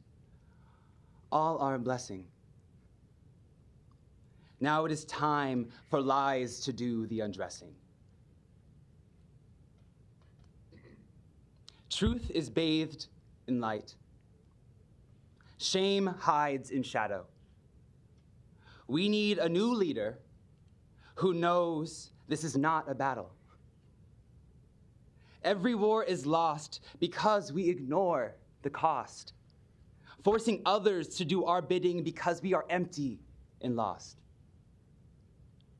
I hope one day, Jean, you find peace. To be who you are truly without restraint. Until that day, let us be the beautiful community we want to be. Place your tower 2 blocks apart from the place that is our heart. We will grow strong and connected. We will live in peace and be contented. With creativity and innovation, we can create our central station. A welcome place for all to be, thriving, joyful, and set free. How things are planned will overshadow our park, our beauty, what makes us special. We must end the cycles of distrust and harm. And love each other, creating a place that is warm. We are no longer in the days of old where we make decisions that are ignorant and cold. The generations now and soon to come are here to show you how it can be done. We love our planet. We love our people. In our place, we are finished with this pointless power race. Our strength comes from us and the ancestors above who carry the divine answers. Stop. Slow down. For there is much to do. Let go of suffering by knowing what is true. Omaha is a people, a language, a way of life. We are the power, the truth, and the light. Do you hear? Change has come, and it is here. So let go of your fear. Stop this. Listen to us. Stop giving our places away. Believe in the people of Omaha. This projection is not who we are. We are beautiful, we are cultured, we are connected, we are capable of some of the most incredible things we have not even stopped to fathom because we are busy chasing dollars and cents and not knowledge and sense. Logistically speaking, this tower would physically overshadow the park we just spent $300 million building. What kind of jewel or beacon is that? Taking away our public library, our space, to give away in a land swap? It's simultaneously valuable, but also extremely blighted. How is that possible? The people making these decisions aren't of the generations or who to inherit it. We did not ask for this. We asked to be heard. We asked to be seen. We asked to be believed in our experience. The city is suffering, and we all know it, yet we try to ignore it and put out plans to create a fantastical future where none of us are present. Buildings don't make cities, people do. We have the opportunity to transform our library into a central station where all of our transit converges already. The buses go there, the streetcar would go there, our Greyhound station could go there, and it could be a welcoming gate to people when they arrive to the city. If you get off at Epley, where do you go if you don't know? Where did Zachary Bayer Hills go? There was no place for him. There are so many places not for us. And we're taking away one of the last public spaces that is free and open to the public, where you do not have to prove your identity or your worth or your value. And we are to demolish it and replace it with an office tower that is not for us. It was never meant to be. We have the opportunity to truly embark on a future that we can all enjoy and benefit from. There's a parcel of land waiting for a tower. Mutual was planning to build there in the first place. But yet there was a movement to make a crown jewel so that someone could have a mark on the city. I forgive that person and those people. They didn't know any better. But now we do, and we have the opportunity to learn more. I've been holding something called Design Assembly. Council members, I've sent you emails about it. People are coming out. They're speaking their mind, they're sharing their experiences, and they're afraid of what this city will become when they continue to ignore us. What keeps us here are the people. I've never been the First National Building or the Woodman, because it's not our place. Rarely is this place even our space. So, I ask you to listen, to truly consider the fates that are in your hands, and the words that I've given to you. May the Spirit above bless all of you and everyone on this land, because we are the people who move against the current, and we must bring back our brothers and sisters and make them the center of this discussion, because they're the ones who protected this land far beyond we were ever here. Thank you for listening. Thank you for your consideration. And have a blessed day. Thank you. Other opponents, please. Council members, my name is Bill Fuller, 14515 Industrial Road, Omaha, Nebraska. The organization I'm representing is Iron Workers Local 21. First of all, I want to thank all the council members for what you do for the city of Omaha and the state of Nebraska. I know you have a tough job. To be clear, I want to see this project happen, but I am opposed to this project getting TIF money because there's nothing stating that construction work will be done by a local workforce.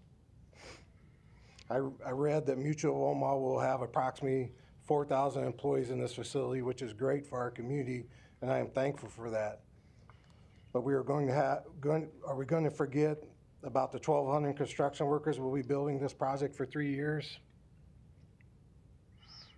When there's TIF funding involved and we let out-of-state employers and workers perform the work, we are essentially paying out-of-state workers to come into our area and take our jobs. We also have a lot of money leaving our state. When this happens, out-of-state workers come into town to build these projects. They spend a little money at a gas station, hotel, and restaurant. But when they leave, the money they made building our project goes with them. We have employers and workers that live in Nebraska and the surrounding communities that can perform this work. Please understand, when a local labor organization like the one I belong to is building a project like this, we at times also have to bring workers from other parts of the country to help us build projects like this. But remember, when this happens, the workers that are working through our labor organization all contribute hourly into local training funds. That money does not go home with them like it would with the out-of-state workers. And that money is then reinvested into training a resident from our community for a good paying job with benefits. So I ask that you please encourage these companies to build their projects with a local workforce. When Mr. Lanahall had his Exhibit B up here, and it showed the state, or the city of Omaha, the convention center, the stadium, the First National Tower. I worked on all them projects. And I live in this community. I was raised in this community. I'm gonna retire in this community. Yes, to spoil what Bob said, I helped him build the First National Tower. He wouldn't do it by himself. But just keep that in mind. I mean, we let these people come into our community from other states to build our projects. They turn around and leave, and they take all that money with them. Let's not forget about the 1,200 construction workers that live in this community. And like I said, they live in this community, and they're going to retire in this community if we can keep them working. That's all I got. Thank you for your time. Thank you. Other opponents today?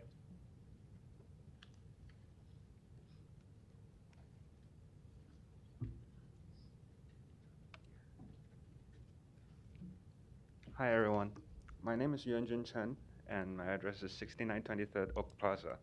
I'm an international student from China and I'm speaking up because I care about my friends who live here. And so as you know, China has a lot of skyscraper with industrialized cities currently at the moment. But with all those skyscrapers going up, we have seen a lot of traditional architecture getting demolished. And going back to the library, I've learned that the old post office in downtown was demolished in 1950s. And I've been hearing a lot saying like, we care about better future, we care about better Omaha, something. Think about if the old post office, if they still exist, it'll be a tourist attraction. And that's gonna bring people coming to Omaha. And what a skyscraper gonna do? It's gonna bring workers down to the cities, of course, yes, and that's good. Why don't we build it 2 blocks away or somewhere else?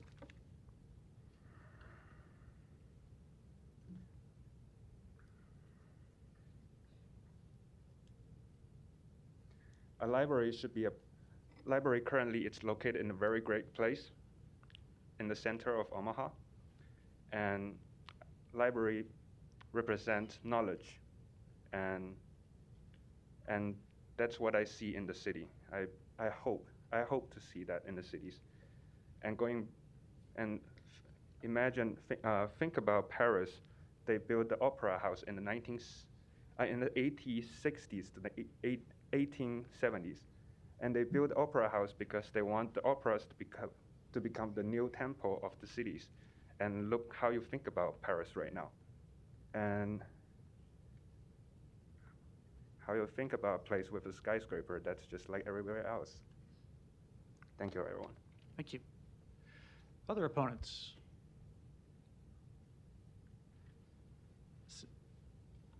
Come on down, please. Anyone else in the audience that intends to testify in opposition, just so I know? All right, then we'll go to our Zoom testifier next. My name is Andrew Hilmer. I live at 5018 Burt Street. I'm here to speak against the TIF financing for this project. When Dewan spoke, he put up a picture of Jobbers Canyon.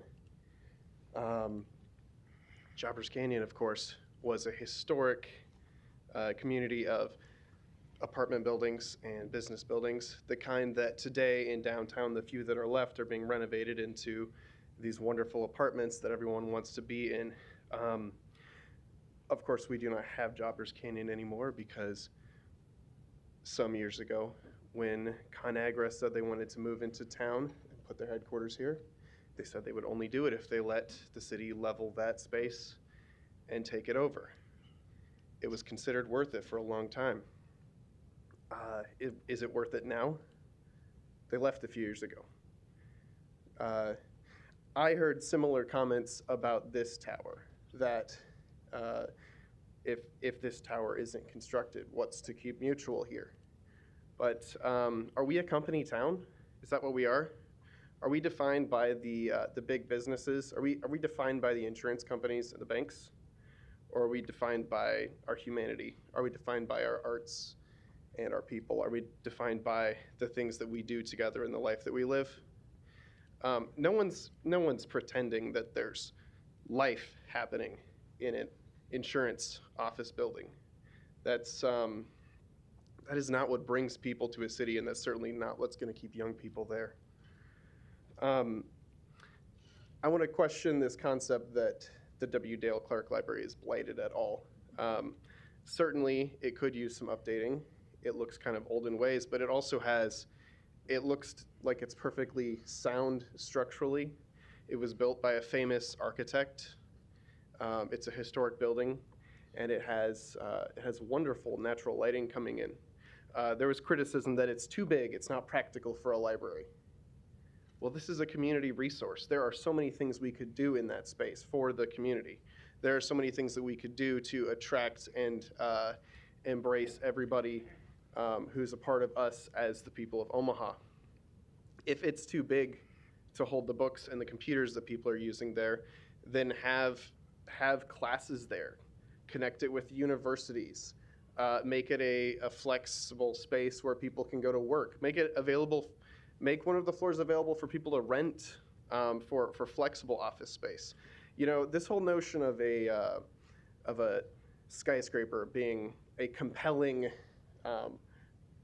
idea for a city, the idea of that being progress, of that being the way we show success or the way we show that we're modern I think it's outdated. I think that's outdated.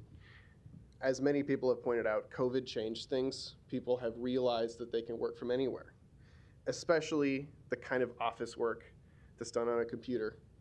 The whole idea that this is going to keep or attract jobs just doesn't make sense. The company is already operating a few blocks away. They're just moving there. The idea that they're going to bring more workers in to fill that building is questionable. Why would people want to come work in a big, tall building far from the earth when they could work from home? It just doesn't check out. Also, supposing that it is full, there's going to be around 2,000 people working in that building that can't park at that building. So we say the streetcar is going to bring people to that building, but then where are people going to park their car before getting to the streetcar?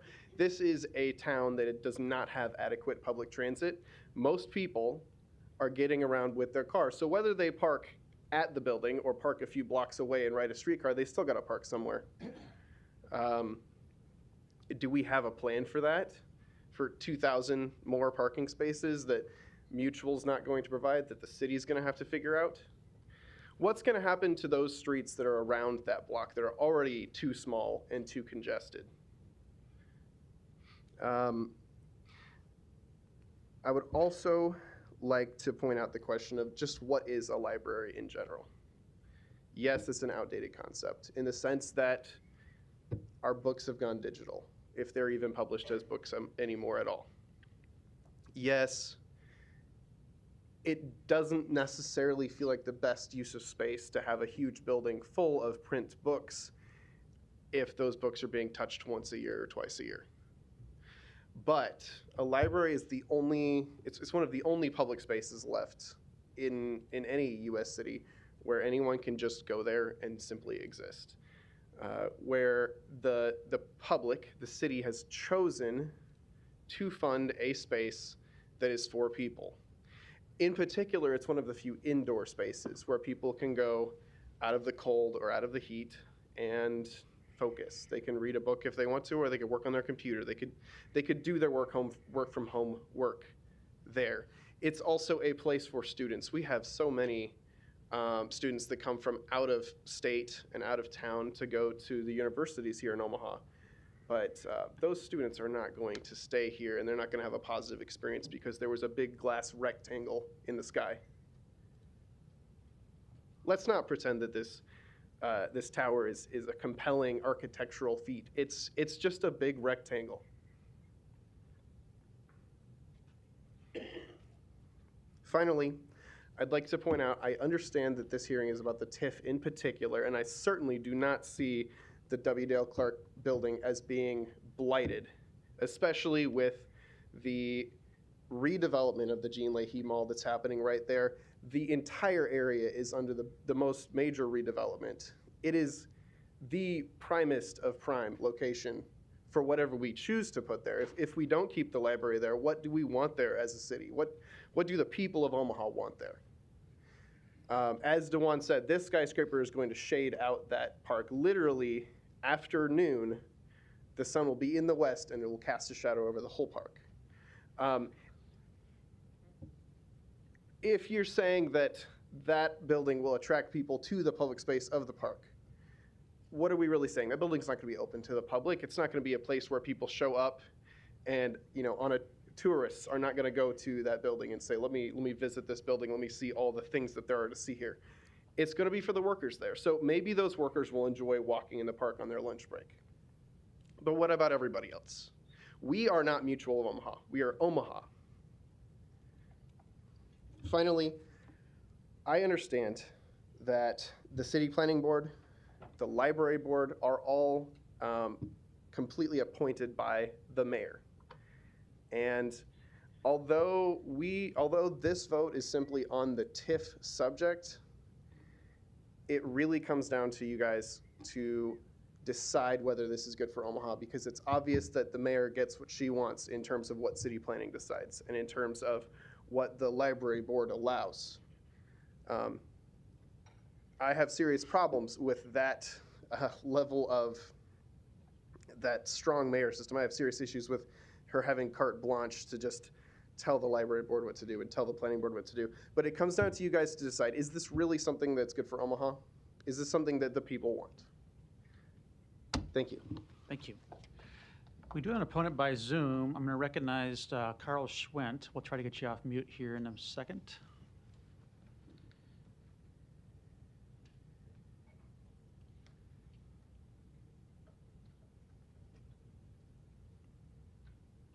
Okay, that should work. Name and address? Hi, Carl Schwent. Address is 1917 Worth Street, Omaha 68110. I'm here today to speak against the current TIF application for this Project Beacon on the grounds that it does not fit with the intended goals of TIF funding. And I believe you as our elected officials have a duty to push for a revised plan that more thoughtfully addresses the needs of our city. As I understand it, and as some people have shared here today, The intent of TIF is to bring private funding, private investment to a blighted area that wouldn't otherwise get said investment, with a particular eye towards the public good that that investment creates. I just ask that the council apply some common sense to their definition of blighted. The old market has some of the highest property values in the city. The most recent report on the Omaha office market by Cushman, Wakefield, and Lund Company puts the old market at the highest average rent for office space. It also puts it at the very lowest vacancy rate for office space. This is not a sign of capital flight. This is a sign of capital being very interested in this area. I don't see how an area that is drawing such interest, commanding such high values, commanding such high rents, can be defined as blighted by the common sense use of the term. Even if you're willing to overlook that, even if you're willing to use what developers may define as blighted, you know, and then contest that this building is going to come with a lot of improvements, the current plan also has a lot of risks or potential detriments to the public good. Dewan and the prior speaker touched on the sun blockage that could come from this building, bringing down the value and usefulness of the park that was just created nearby. We lose a public space that has 11 and a conservative number up to 13 public bus lines going around it. Best case scenario, we lose a public space for those transit customers to be. More realistic and maybe a more pessimistic case, we may have to reroute those to accommodate both the construction and needs of a private building going where a public building once stood. The proponents for this project will contend, oh, we're bringing jobs, we're bringing a lot of quality jobs to the area. First, I'd point out that it's a shifting of existing jobs from one area of town to another. And that does assume that we have the building full at almost all times with their workforce. It's no secret that the trend is towards remote work, especially in the insurance industry. I am joining you guys from the commercial insurance company that I work for, which is very near the site that we're referencing. We plan to have 50% of our staff in the office at a time, and that is that's not uncommon moving forward in this industry. I've also heard anecdotally that First National is consolidating their office space due to the new requirements of or the new model of working from home. Further, Omaha Commercial Real Estate Summit, hosted in Papillion in November, cited empty offices as one of the primary challenges for our commercial real estate market. And a recent Forbes survey found that 60% of businesses that offered remote work through the pandemic plan to make that permanent. They even went on to describe remote work as table stakes for hiring in 2022. I say this all to say, could, in an ideal scenario, this bring all sorts of jobs to the downtown area? Perhaps, but I just ask that we be measured and realistic in the foot traffic that we think we would see from this type of project. Another item that often gets tied to this one and was referenced by an earlier proponent is the streetcar. You know, we're bringing the streetcar. That's going to be a public good, a public infrastructure good, and it's used as one of the ways to combat some of the parking issues that folks have mentioned here prior. I do want to point out that the streetcar being used as a, to hedge against the parking issue, that depends on a lot of white collar workers using public transit. I would contend that that set of people they have the most resources available to them, the most reason not to use that streetcar if they really want to. So could that streetcar be a public good? Certainly. And I'm certainly not against a streetcar being put in.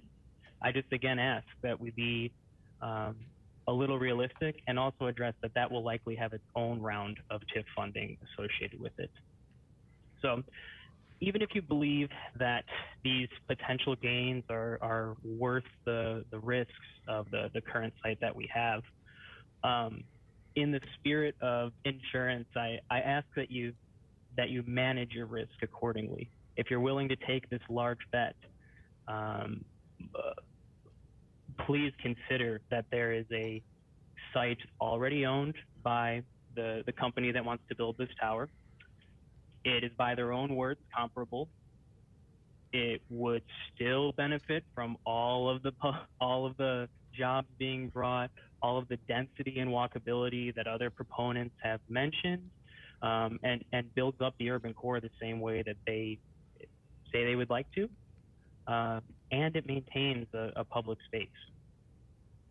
So I ask that the council use a little common sense in their definition of blighted. Again, I ask that if you're willing to take this bet with TIF money, that you manage your risk accordingly and perhaps consider an alternative plan. And I just ask that you learn from the mistakes of your predecessors. If ConAgra has taught us anything, we can fall over at the first demand of a major employer, and there's absolutely no guarantee that they're going to stay. I'm not against Mutual getting a new building. I recognize what they've done for the community, and I recognize the input that they have as a major employer. I just ask that you listen to both your constituents and the employer to try and come up with a plan that's better than the very first one that came across the desk. Thank you. Thank you. Public hearing is now closed. Ms. Johnson, you're recognized. Thank you, Mr. President. Wow, I am very excited about this level of intensity and engagement that we've had about this subject. So at this time, I just would like to thank everyone for coming today and doing their civic responsibility and talking and kind of working through what's in front of us. I also would like Mr. Noddle, Mr. Anderson, Mr. Lanahaw, and Mr. Jobin to come up to the mic to answer some of the questions that were brought to us as far as opposition to this.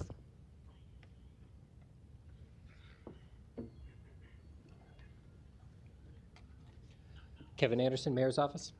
Yeah. First, I want to get some foundational background on urban core development. Mr. Noddle was a part of the urban core development, and he can speak to some of the concerns that were brought up regarding young people being brought in the area, the analysis of what was done in terms of why we're here today. So yeah, I would like for him to kind of give us a foundational background on that urban core development, because I just want the community to understand what got us here, and then we can talk about Mutual and go forward. Thank you. Jay Noddle, Noddle Companies, and Chair of the Omaha Chamber of Commerce Urban Core Committee. Can you repeat the question or simplify the question? I just wanted you to give us some foundational knowledge about the urban core, the analysis in terms of the studies and the outcomes of the fact that you're going to bring in a number of jobs with the urban core, a number of employment and things of that nature. Okay, I'll do my best. Okay. So over the course of the last 25 years, there have been significant developments that have happened in the core of the city, and in particular downtown and at the medical center, also Midtown Crossing, that come in spurts. And when when a group finds the courage to embark on a project, oftentimes a few more happen, almost like dominoes falling. But those clusters of development decisions and growth decisions are spotty, they're not consistent, and from a physical standpoint, more importantly, there's not a lot of connection between the projects and between the initiatives. So a group made up of representatives of the city, both elected and appointed, or employed, as the case may be. Many business folks from different groups that the Greater Omaha Chamber of Commerce has been involved in, and other stakeholders that represent neighborhood groups and certain industries have been studying what can be done to make our city and our region more attractive. Our region is losing the battle for growth, for workforce, with not just our aspirational set of communities that we all look at and measure the community against, but our competitive set as well. And so when you look at the big picture, what's really needed is a place that is attractive to not only the residents today, but the workforce and the residents of tomorrow. And so in order to do that, we've taken a look at many communities who give us an advantage. There's a lot of lessons to be learned. So we can look at communities, for example, like Minneapolis or Denver or Des Moines. We can look at Cincinnati and Nashville, Oklahoma City, Atlanta, Wichita, Kansas City, and learn from what those communities have done. And time again, we find, as Mr. Lanahaus said, that the communities that are thriving set the tone for the region within which they're located. And that starts with people. As so many folks have said, it starts with people. And a region will benefit greatly from neighborhoods and amenities, both necessary and discretionary, that create an overall environment that's attractive to all people for all kinds of reasons. But in all cases, or the overwhelming majority of cases, it starts with a heartbeat. Just like human life starts with a heartbeat. It starts with a heartbeat, and that's the core. So the core of Omaha is essentially important because Omaha is the core of the region. So the work that this group has done, which was distributed to the community in great detail over the last 4 or 5 days, targets 30,000 jobs, 30,000 residents in the next 20 years to come to the core of the city, which then is coming to the core of the region. And those are all kinds of jobs. Those are professional jobs, they're service industry jobs, they're entertainment and hospitality related jobs, and everything in between. And also the jobs, not just in the service industry, but other jobs that support these kinds of developments and this kind of growth. In order to do that, we need people. This particular project, the Mutual project, is the first example of what can happen when the core of a city is a little bit better organized, which isn't to say that things haven't been done well in the past, but this is a different time, as so many folks have said. So this project represents what can happen. Granted, these aren't new jobs to Omaha necessarily. There may be some. The goal is certainly to bring more jobs to Omaha with this project, but it's a shift. And what it does is it creates an opportunity at Midtown Crossing and the former Mutual campus, still the Mutual campus, as Mr. Lanahaus said. It creates an opportunity for a redevelopment project right in the middle that will attract residents and employers to a spot where candidly they don't need a car. Car will become a choice for people that live in the core of the city, live and work in the core of the city. So it's the beginning of dominoes. And just kind of in closing here, and I didn't mean to be so long in the tooth here, there's been a lot of folks involved in this from all parts of the community, and there have been professionals that work with these topics all over North America that have been involved in this. And so that's the work we've been doing in part for the last 25 years, but more recently for the last 4 years. This Urban Core Committee has been very, very active for the last 4 years, kind of culminating with all the articles in the paper over the weekend and continuing on even today. And that committee will be repopulated with a different set of individuals that will take its work from this point forward. Thank you. Mr. Anderson, I would like for you to come forward and talk a little bit about TIF and the fact that I would like for you to touch on the workforce that this TIF, if this is granted, the TIF money is granted, that it would generate in terms of workforce for Omaha, for this community. I would also like for you to talk about construction opportunities and then the public uses of this building. Thank you. Yep. Kevin Anderson, Mayor's Office. So I'll start with TIF and what exactly we're supporting with the proposed use of TIF for this project. And it will be the relocation of Mutual's corporate headquarters to the downtown district.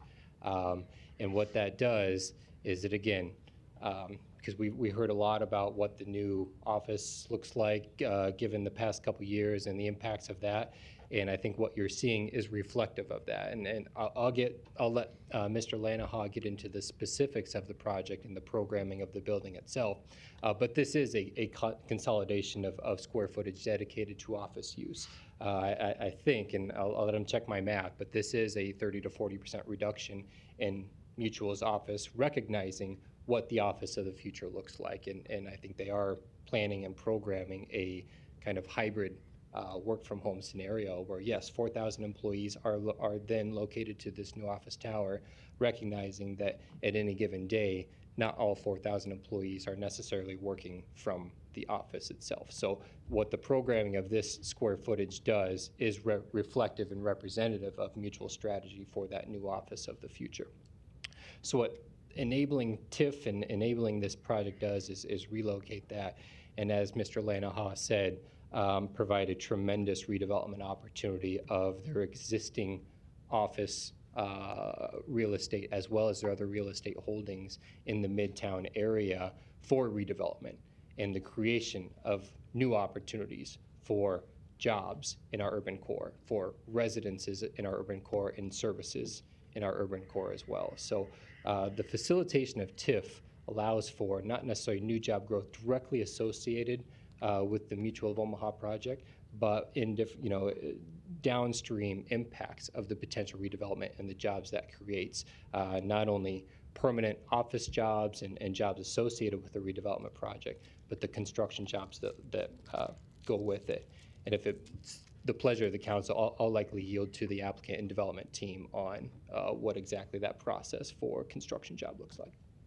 How about public usage? Yeah, public use is a great point. As proposed, and what will be flushed out in a redevelopment agreement that comes back before City Council, the 2,200 or so public parking structure at the base of this building is a City of Omaha public parking structure in the sense that it'll be leased out directly to Mutual of Omaha for use Monday through Friday, 8 to 5, as an example, for employees, for use of their employee base. But for the remainder of the time, it is directly made available, and that's nights and weekends, directly made available to visitors of the downtown, and it will be our significant parking structure that can serve the newly developed Jean Leahy Mall, that can serve nearby and adjacent entertainment uses, Holland Performing Arts, the nearby Steelhouse building currently under construction, Orpheum as an example. This is a great central location of parking that can serve all of those. And again, allows us to maximize the potential of the proposed streetcar by having it direct on that line, having that significant parking directly on that line, so that the remainder of that corridor is accessible in a Park Once scenario. Okay, there was some concern about the impact of the surrounding area as it relates to parking and traffic. Can you give any insight to that? Yeah, so as a result of the project, a traffic impact study is required, and those necessary public improvements in direct response are the responsibility of the developer and development. But again, the attractiveness and the priority to bring projects like this to the downtown environment is because the infrastructure is largely there. The infrastructure is in place, and the capacity is largely in place. So I'll yield to Public Works, but I'd be very surprised if from a traffic standpoint, the existing infrastructure could not support what the overall impact of the project will be. And again, I think that reinforces the need to utilize TIF and other such incentives to get projects like this to the downtown, because it's a much more efficient and effective use of the existing infrastructure. All right, thank you. And then Mr. Lanahaw and Mr. Jobin, please. There were some other concerns about jobs, again, construction. Yeah. And I would like to talk a little bit about economic growth that will happen should this building is, put in place. So when we're talking about jobs, you indicated that there was going to be 4,000, and then we would have the opportunity to bring in young talent. We know that there's been much conversation about young people leaving the area because of the, for lack of a better word, the fact that Omaha hasn't really embraced young people and the things that they like to do, and this would somehow be, as Mr. Nato pointed out, would be a catalyst for us to see things to come. Can you speak a little bit about that? Yeah, absolutely. So, so I'll start with your second portion of it, of being a catalyst and why it's important. So there are a lot of pieces overlapping here. It's like a puzzle piece, right? The streetcar is one of them, right? That's not exactly what's on this topic today, but the streetcar is what allows this to occur, okay? This type of development always spurs other development, okay? And for example, the best exhibit of that is this development will now spur redevelopment in Mr. Begley's district. So it's the connection of all that together, the public transportation, the entertainment options, to not have to get in your car, drive 30 minutes down a freeway, park in a garage, walk. I mean, this creates exactly what those bigger cities offer. I heard someone mention today, I believe, Paris. Paris, New York, Chicago, you start looking at like, what do they have? Great public transportation, right? That's accessible to everybody. So that is kind of the fabric of this entire thing. When you talk about jobs and local jobs, and I'm glad you brought it up because Mr. Fuller and Mr. Grothy, I believe there's Mr. Grothy, I'm not sure where Mr. Fuller went, but in any case, I'm sure we can all make the connection here. They said they're from Omaha, they're raised in Omaha, their families are here in Omaha. If I'm speaking for myself, I'm from Omaha, I'm raised here, my family's from Omaha. When this picture came out, my 3-year-old said, "I'm gonna bring my hammer and help you build it, Daddy," right? I mean, this is not just for them, this is for all of us as well. The point about local jobs, couldn't agree more, right? The more money we keep here, the better for everybody. And I'm more than willing, I would enjoy talking with you after this, getting contact information and circulating it with our general contractor and our design team. The more we keep in Omaha, the better, period. And there's not a single person on this project team or on the design team that would disagree with that statement. Thank you. Mr. Jobin, I just wanted you to kind of give your expertise about the overall project. I just wanted to have everyone have a little say-so into Sure. this. Thank you. Thank you. Larry Jobin, 11440 West Center Road, appearing on behalf of the applicant for Project Beacon. I guess one thing I did want to address is really the community development law in general, because it seems like that comes under attack so often down here. This area has already been blighted and substandard for many, many years. I think it's part of the Northeast, downtown Northeast community redevelopment area. And that's been in place for, from what I know, at least 20 years, if not longer. So the whole idea behind the community development law is it's designed to be used by redevelopment authorities, in this particular case, the City of Omaha, to carry out important goals and aspects of what a particular redevelopment authority would like to see with their city, using an economic incentive called tax increment financing.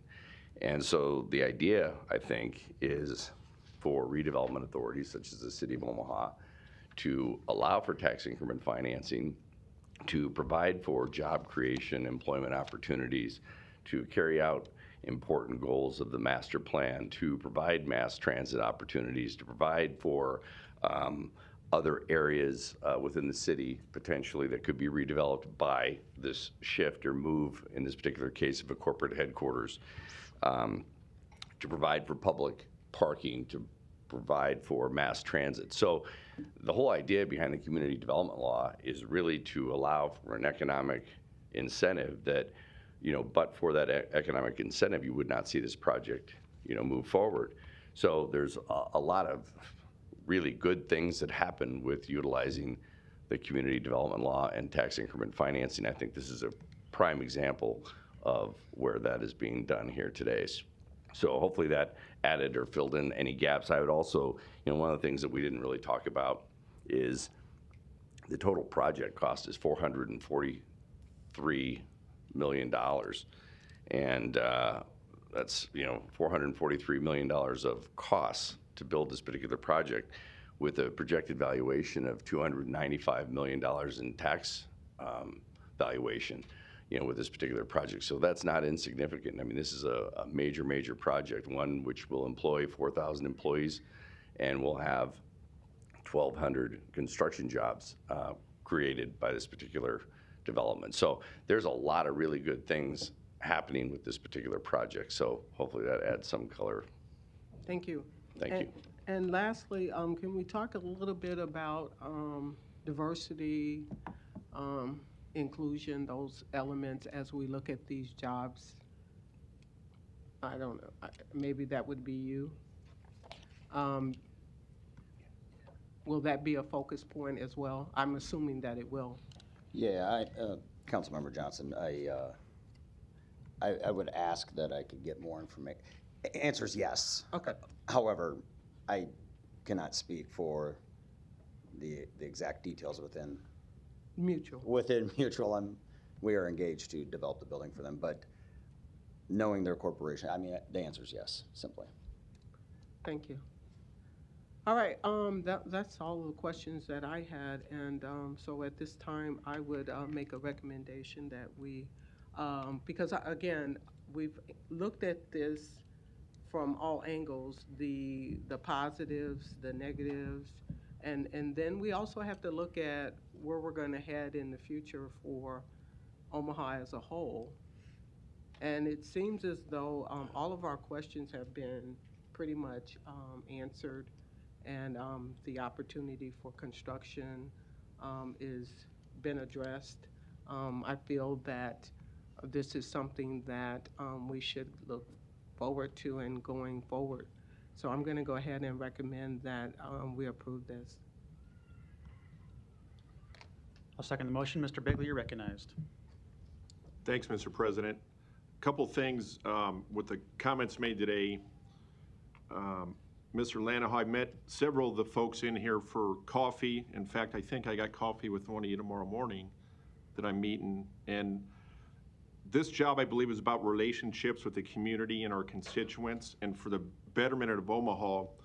And I know in having lunch or coffee or maybe even a cold beer from time to time in my district with people that have a vested interest in Omaha and making it a great city for today and in the future is Mr. Jobin mentioned $62,751,034 in TIF request for a project of $443 million. That's a mouth load.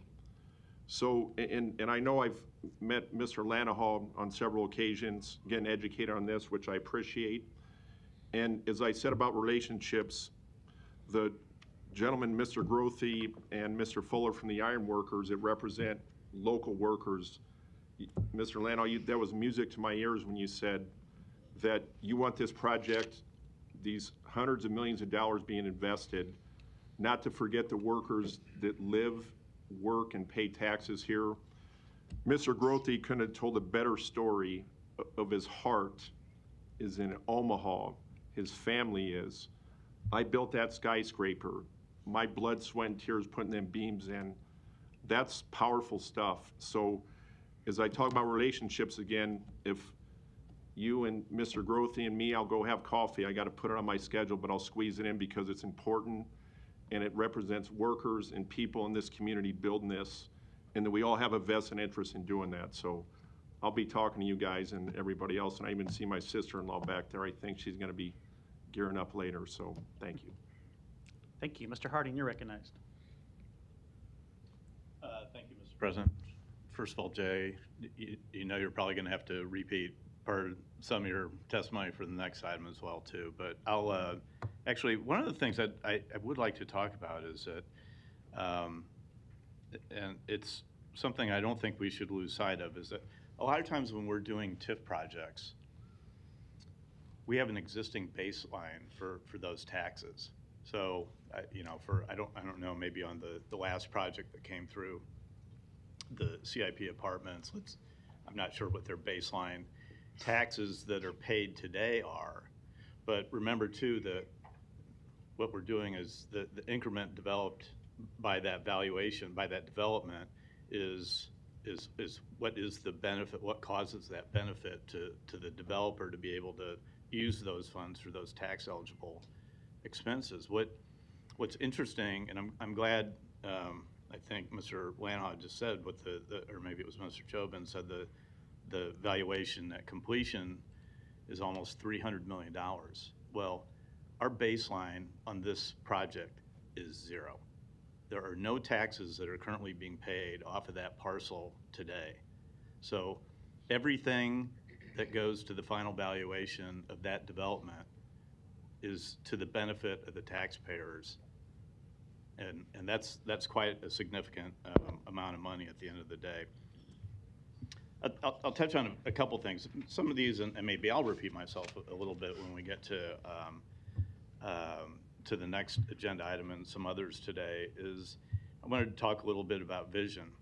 And, you know, vision is the ability to plan the future with wisdom or imagination.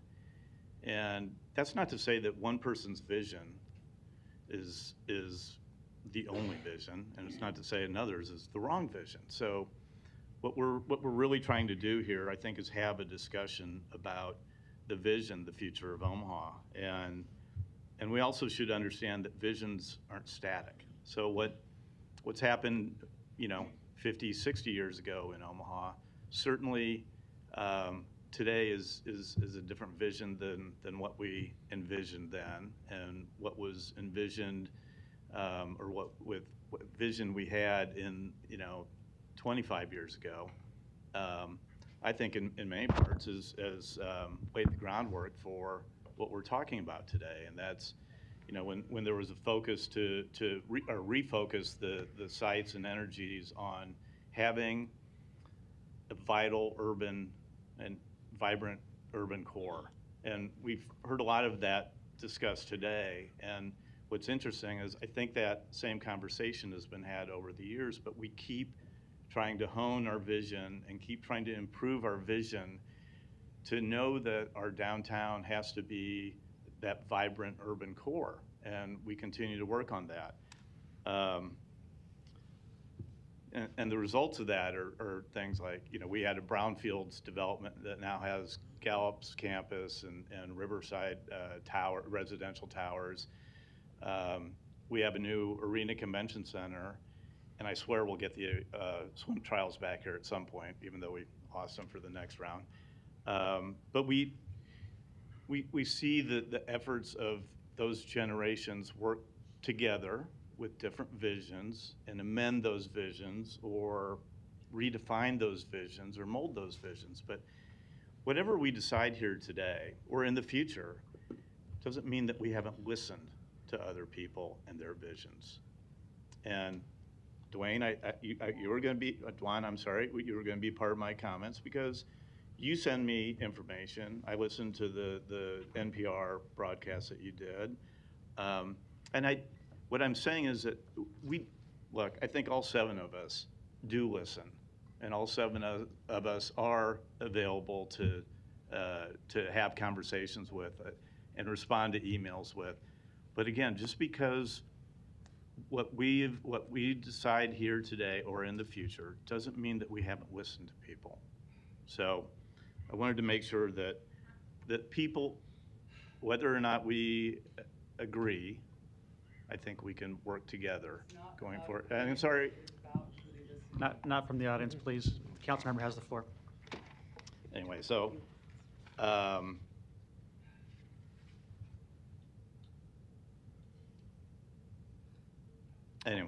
I think this is, look, I think that the Mutual of Omaha project gives us a great opportunity to go forward on a new vision. It gives us the opportunity to move the main library to 72nd and Dodge Street area. It gives us an opportunity to develop a brand new branch library in our downtown area. It gives us an opportunity to explore not only the streetcar, but also what was mentioned is that, and someone asked the question, what happens to the remainder of Mutual's campus today?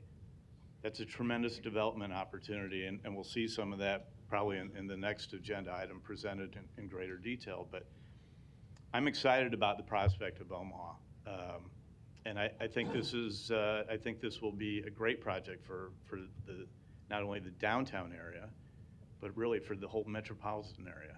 And again, I think we'll see some of that as we discuss not only Omaha, but our friends across the river and some of our future agenda items. Thank you. Thank you. Ms. Melton, you're recognized. I would agree with you, Mr. Harding. We do listen to a lot of people. I know I'll get emails. I live in your district. I want you to do this, and you have to. You're my council person. Well, we do represent. Well, I think I have a little over 71,000 right now in my district, and I listen to everybody. I just met with over 30 people last night. Met with another neighborhood group the week before, and I'm always talking about what do you think of these new things that are happening in Omaha? What do you think of the streetcar? What questions do you have? I've been one that's kind of been, against him before, kind of on the fence now, if we don't have taxpayer money paying for it. I think I've always been very open and honest, and then had open, honest, good discussions with lots of different people. And that comes from actually listening.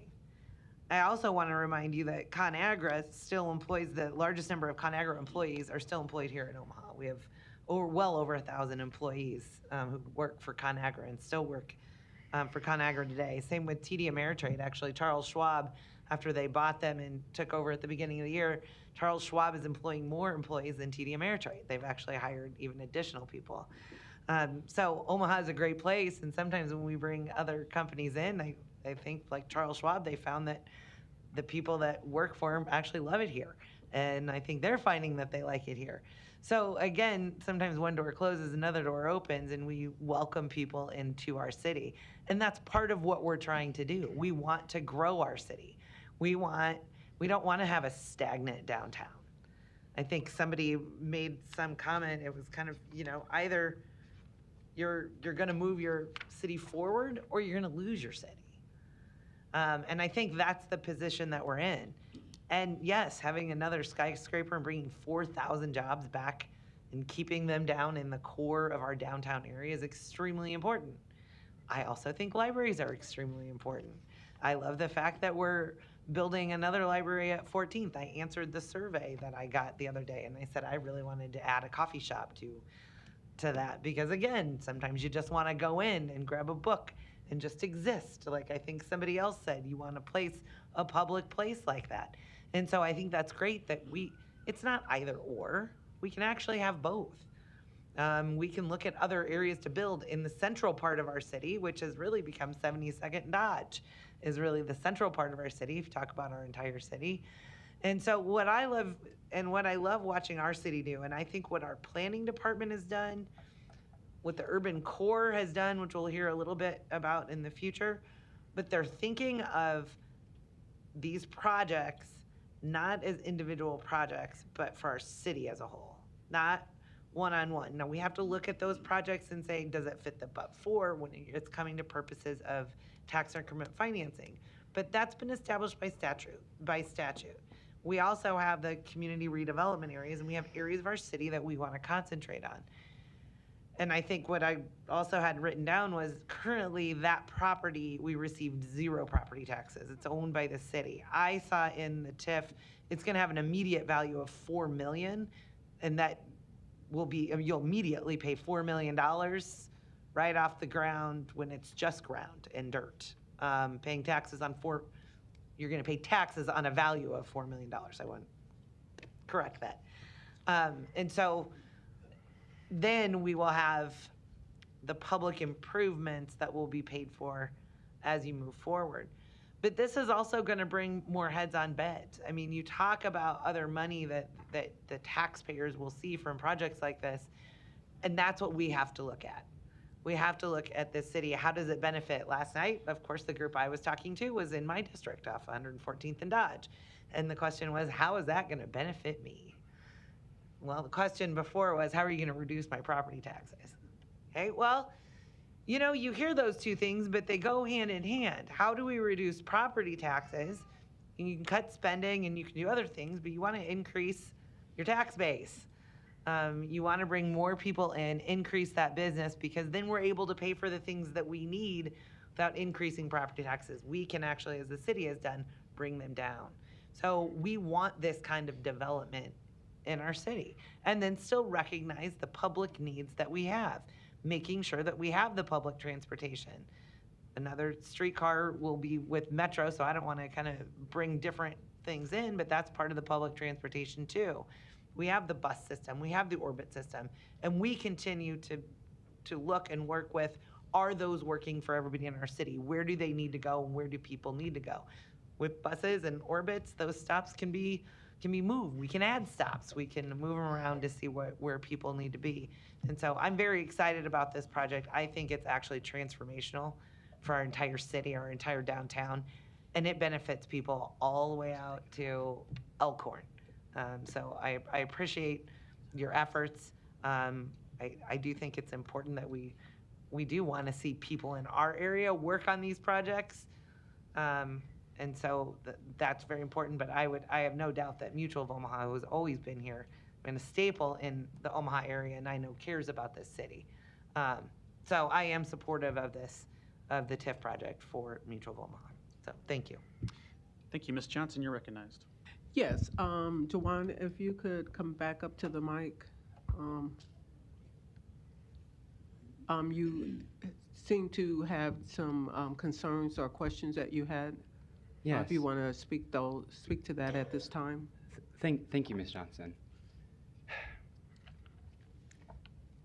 I'm not an opponent of progress. Just your name and address again. 5835 Corby Street, Dewan Lamont Hayes. I'm not here as an opponent of progress. I'm not here as an opponent even to Mutual, really.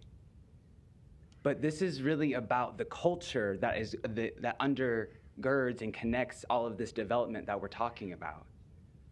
We keep trying to monetize our humanity and make bets on taxes, and it's going to be this, and it's all going to work out. That's assuming that our economies are staying the same. That's assuming that the systems that we've built our world on are staying the same. That's simply not true. So many of us, which last night I spoke to over 40 people young people such as myself who are like, this doesn't include us. This is not about us. This doesn't reflect us. The people who are the service workers, who are waiting on the people, who make these things happen. You know? I was at a concert, David Nance, fantastic local musician, you should look him up. And we were there celebrating our culture, what makes us beautiful, not in the skyscraper. And we keep trying to talk about tax revenues and property taxes, but what about the people? And let's address the elephant in the room. As soon as you tear down the library, you displace all the houseless people you don't want to see in your park anymore. We have a terrible job of actually displacing people who need it the most. There's a paper called Hiding in Plain Sight, the 160 years of this. UNO professor made it. I looked it up this morning. This is a pattern that we've participated in. This isn't new. We did it to Jefferson Park for 480. We did it to North Omaha with 75 North for convenience. We keep thinking, oh, this is just going to grow our city, but then we devastate entire communities in the process for commercial interests. And Mutual is not Omaha. Nothing about this is Mutual. There's so many of us who are like, listen, we're like, no, we're still going to tear down your library, we're still going to put our tower here, even if it overshadows the park, which is literally a physical thing it will do. Hey, DeJuan. Yes, I'm going to conclude with this because I'm sitting here, my heart just really hurts. Yeah, do you have something to say to me? Huh? Do you have something to say to me? I just wanted you to wrap things up. Okay, yeah. Wrap things up. It's really difficult to sit here and hear people say that they're listening and not truly slow down the process to incorporate what we're saying and then rework it. It's, oh, I heard you, but we're gonna do this thing because it makes more money. And we're like, okay, yeah, but what about everybody else that doesn't directly benefit from this? There's still so many problems that we are facing that this project doesn't address. We've been trying, people are still being kicked out of their homes. Folks still don't have basic needs met.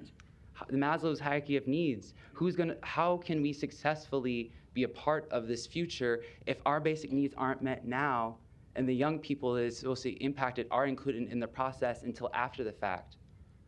The Central Library Survey is kind of a slap in the face when it's an afterthought once you just said, oh, this is what we're gonna do. This is a legacy of Omaha, of pain and trauma that we keep enacting on one another, and no one seems to get it, and it's really frustrating.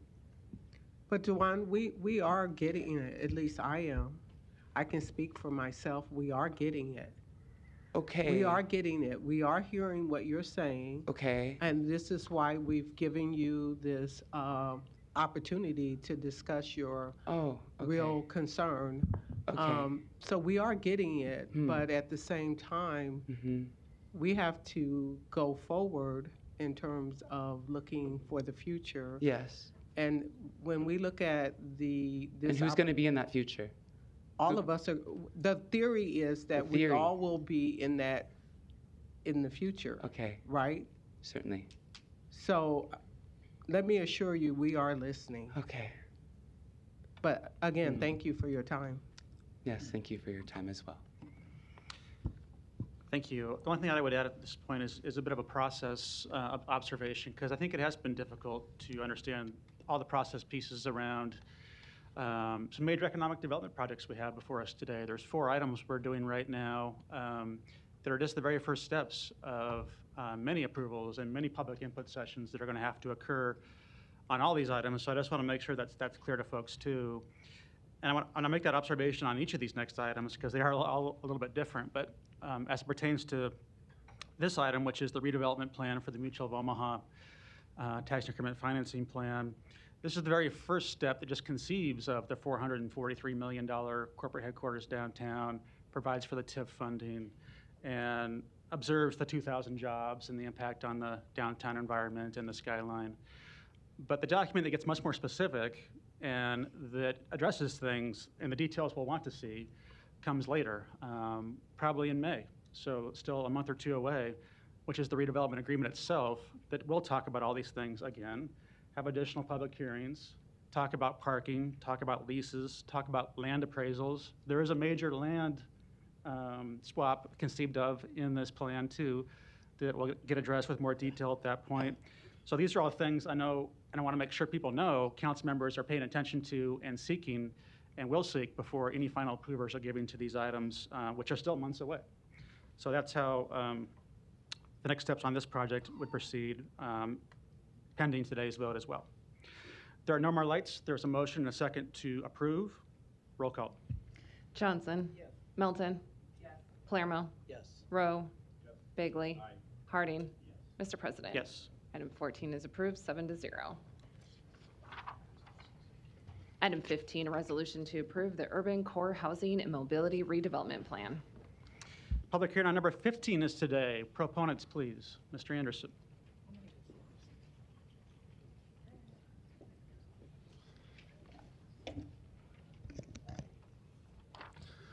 Mr. President, members of council, Troy Anderson, Deputy Chief of Staff, City of Omaha Mayor's Office, 1819 Farnham Street, Suite 300. Cat's out of the bag. There were some things that were brought up in the previous item that addressed the urban core, not to confuse what I'm about to present as the Urban Core Housing and Mobility Redevelopment Plan with the Urban Core Strategic Plan, which is another document, which is another effort, but a lot of the same conversations. This redevelopment plan really, excuse me, specifically pulls out a couple of things from that strategic plan, really focuses on total mobility, affordable housing in particular. So I want to dive into this. I want to spend a few minutes. Some of this may be redundant to what you just heard, but I think it deserves the time to understand in context how it fits within the redevelopment plan. So I'll begin with this just to kind of set the stage. You heard a little bit of bits and pieces, but just to put a finger on exactly where this came from. This came from the City of Omaha Master Plan. It was the concept element under the urban form section. And the issue that was identified came from the 1989 Ross Boyle Economic Development Study. So if you think about that in context, that was 30 years ago, right? We've been talking about the urban core for 30 years now, right? So that concept element, the urban form, the master plan received significant public involvement, public input, and all of the amendments over the course of the last 30 years. But specifically, it reads, the 1989 Ross Boyle Economic Development Study prepared for the City of Omaha and the Omaha Chamber of Commerce noted that Omaha needed to develop a clear and positive national and regional image. It went on to say that without this image, Omaha could be hindered in its business recruitment efforts. At the same time, the overall growth of the city had begun to lessen the historic focus on the downtown as the city's image center and created the possibility that without action, Omaha could develop the image of any town USA. That's where that came from. So the concept that came out of that was that Omaha's downtown needed to be the clear and positive image center for the city. The types of activities necessary to create, enhance, and maintain that image will be identified and located in downtown. Councilman Harding touched on a couple of things, right? We've seen a number of improvements that have occurred in our urban core over the last 3 decades. Mr. Noddle touched on a couple of them as well, but they've been sporadic, right? They've been a cluster here, a cluster there. There hasn't been really one large strategic plan or redevelopment plan for the entire area. So what I'm about to go through, we spent some time specifically talking about one piece of property on the last agenda item. This takes us to 30,000 feet and really talks about the urban core more broadly. Since 1963, downtown lost 21,000 jobs. Now, that's a fact. We know that, right? They went to the suburbs. We may have even lost those jobs to other communities. But since 63 downtown lost 21,000 jobs. Over the last 30 years, market studies have suggested that we can bring those jobs back and even more, but the jobs and housing cannot fit without higher density development and fundamental changes in parking and mobility. That's a common theme that I'll kind of touch on throughout my presentation here. So let's take a look at the redevelopment plan area real fast.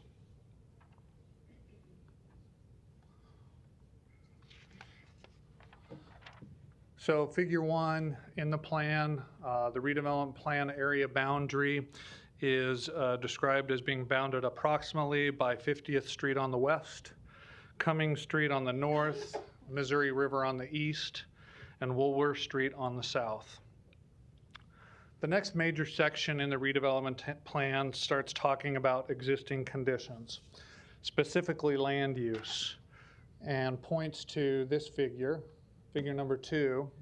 What I'd like to point out in this figure is everything you see there in yellow is parking. At any point in time, here's a quote from the plan, at peak occupancy, there are often still around 17,000 vacant parking stalls in the redevelopment plan area. 17,000 parking stalls are sitting vacant at any point in time. That's not conducive to a vibrant urban core, as we've all talked about. The redevelopment plan also goes on to point out, as it relates to land use, that the plan area lacks affordable and workforce housing, something we'll touch on here in just a minute.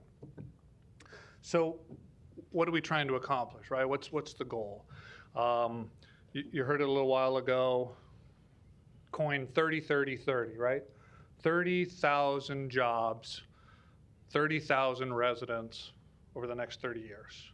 Actually, we think that that can actually probably be accomplished in the next 20 years, but adding 30,000 jobs and 30,000 residents to the urban core. I'll go back to that redevelopment plan area. However, as previously suggested, another quote from the plan, the urban core cannot physically accommodate the jobs, the affordable housing, and other development without reducing parking ratios and increasing the height and density of new development.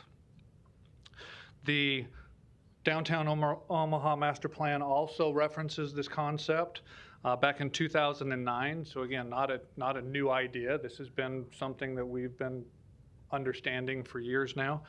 There was a study that was conducted with the support of HDR and SB Friedman and Company.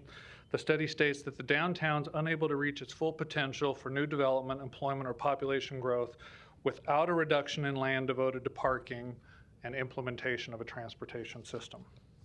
Again, I'll kind of show that illustration showing the vast array of surface lot that is preventing us to reach our maximum development potential. Okay, so how do we begin to respond to the solution? A modern streetcar and mobility infrastructure is part of it, but it's one of the key components of the redevelopment plan. Omaha has a historical connection to streetcars. We're no stranger to streetcars. I point out the 2017 Omaha Historic Streetcar System, an intensive level survey. This was, if y'all have not had an opportunity just to flip through it, this is an incredible resource put out by the City of Omaha. It's available on the city's website. Unfortunately, we tore out a lot of the tracks that were already in the street, so we're having to somewhat go back and start from scratch. But we have a rich history of connection with the streetcar. The modern streetcar, however, would function as a free circulator and allow for a district parking model. You heard a little bit a while ago about the possibility of not even needing a car anymore, right? Or maybe I'm a family with multiple cars. Maybe I don't need that many. Maybe I can downsize. In fact, it's been suggested that eliminating a vehicle from a household could save a family upwards of $400 to $700 a month in expenses associated with owning an automobile. So the streetcar route. So the streetcar route will run along Harney and Farnham. The one transit terminus will be located on 10th Street, just outside of the CHI Health Center. We'll then run north and south on 10th Street, down to Harney and Farnham, and then west out to 42nd Street. There are a number of parking opportunities along this route. Think about some of the recent approvals that you all have been engaged in. There's also an item later on the agenda today that will deal with a new parking structure, a new public parking structure along the transit route, which will be key in providing connectivity along the route. Coming back to the affordable housing component, development and implementation of affordable and workforce housing.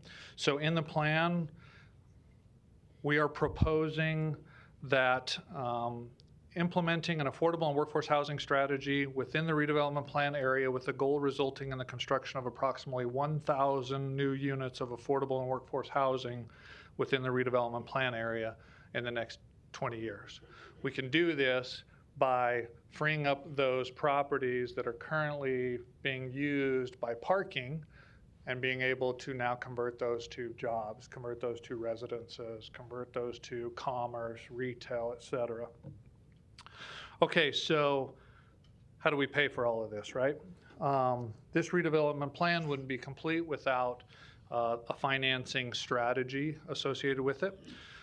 So broadly speaking, the city will use TIF, tax increment financing. I know we've been talking about a lot today, and there's going to be probably more conversation later on. But there's a couple of different aspects of TIF that will be used in responding to the need to pay for these public infrastructure improvements. Number one, the plan will authorize the city to divide taxes on properties within the district to capture a portion of any natural increase. Now, it's not the entire redevelopment plan area. I want to make sure that that's perfectly clear, right? The redevelopment plan area went from 50th to the river, coming to Woolworth. The TIF district is only 3 blocks on either side, generally 3 blocks on either side of the streetcar route. Through our research and through observation and study and analysis, we, amongst other cities, have found that there's a natural lift, there's a natural increase in property valuation within 3 blocks of the streetcar line. There's also a natural increase beyond that. I'll get to that in just a minute. But the primary lift in valuation, the primary increase in value occurs within 3 blocks, quarter mile. There's actually some background information on, how far an individual is willing to walk and connectivity and those kind of things. It's all based around the quarter mile. But it's those 3 blocks on either side of the route who will tend to benefit the greatest, not only within close proximity and access to, but also through increase in property valuation. Our research has found that that increase in property valuation can range anywhere from 10 to 15 to 30% sometimes in some communities. So it's by creating the district and capturing the lift or the increase in property valuation, that increase in property valuation can come back and pay for the public infrastructure improvements, i.e. the streetcar system, to help support that growth of the density that we need in order to reach that 30-30-30 goal. The other aspect of TIF is new projects. So you just heard about one new project. All new projects that will present themselves over the course of the next 15, 20 years will be required to contribute 25% of their TIF proceeds to go back to pay for this public infrastructure improvement. Before, a number of these projects couldn't realize those public infrastructure improvements because the valuation didn't support the investment, right? Oftentimes we come to you, there's kind of a general rule of thumb, about a 15% is kind of that magic number of what we know an increase in valuation will be able to support for a TIF note being able to monetize to go back and pay for the public infrastructure. Well, now we know that there's another $306 million worth of public infrastructure and we know that the increase in property valuations within 3 blocks will support the additional public improvement expenses, which is why through a number of conversations with developers who particularly have experience doing development projects in and around the urban core, we know that this 25% is doable and can be supported by the development community. I'm going to tangent for just a minute and include, while we're on the topic of new projects and the contribution that will be required from new projects. As I said, there's also a material lift in valuation, material impact that is seen within blocks, what we call 4 to 6, right? The Housing and Mobility TIF District Influence Area. It's smaller. It's not as great as you see within the 3 blocks adjacent to the line, but within blocks 4 to 6, there's also an incremental increase in valuation. So new projects within the influence area will also be required to contribute 10% of their tax increment financing to go back and help support the public infrastructure improvements, i.e. the streetcar.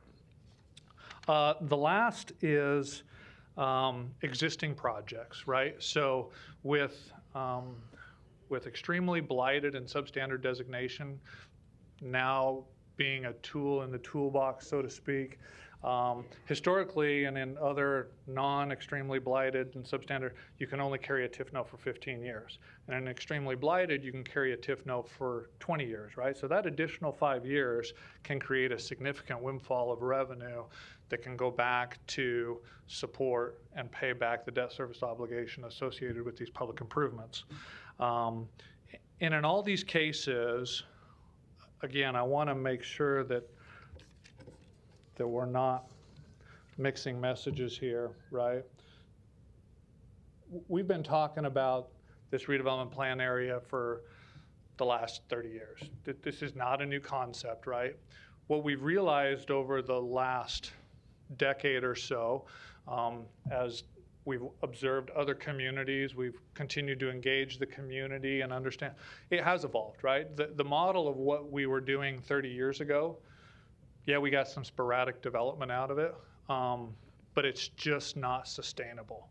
As I pointed out, we just can't get the density and the 30,000 new residents, the 30,000 new jobs. We can't get the density without thinking about things differently. We can't park our way out of this anymore, right? We need to start implementing a total mobility solution. When we talk about total, it's not just the streetcar, right? This is a combination of, we work closely with Metro. Metro has been an incredible partner in this. Bus system, biking, I hate to even say it, but scooters, right? It really is a total mobility system. And we wouldn't be here today if it weren't for the folks in our Public Works Department, Park Omaha, who have created a model for us to really respond to the needs of the community as it relates to mobility. So with that being said, I'm here to answer any questions you might have. Thank you. Other proponents on number 15?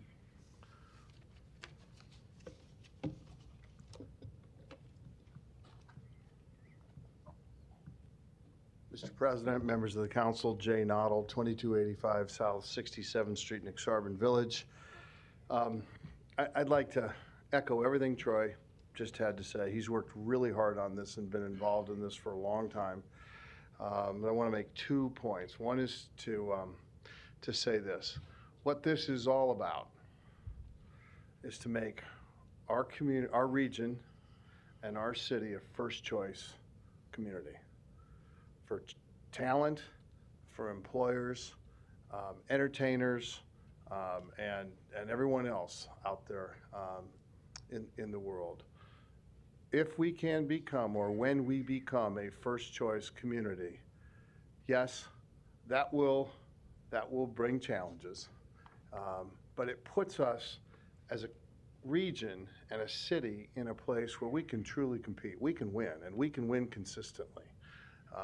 We can then look at our resources, mental, physical, and financial resources, and know that we can overcome many things that we're not able to overcome today. And there's nothing wrong with our region and our city today, but we can be that much better. And that's what this is all about. The point I'd like to make is that when Troy talked about the development projects, whether they're in what I call the spine, that's the 3 blocks either side, or they're in the outside ring, which is the influence area, those projects will be able to contribute anywhere from 25 to 10% of their TIF proceeds to this big infrastructure project, not because we're taking money away from what the developers and what the projects would have otherwise received, but because the projects are bigger, the values are bigger. And there's more, if we expand the definition of TIF eligible expenses, there are more resources there to go around. And that's how this works. And when we look back and look out at the communities that have done this so successfully, every model is a little bit different. Each one of these is cobbled together based on the stones they have, so to speak. But that's very fundamental to how the most successful outcomes have been put together around the country. And we have a chance to do what we've done so many times here in Omaha, and that's go to school on other communities, things that have worked and things that haven't worked, and kind of bake our own cake. So I'm happy to answer any questions as well. Thank you. Other proponents?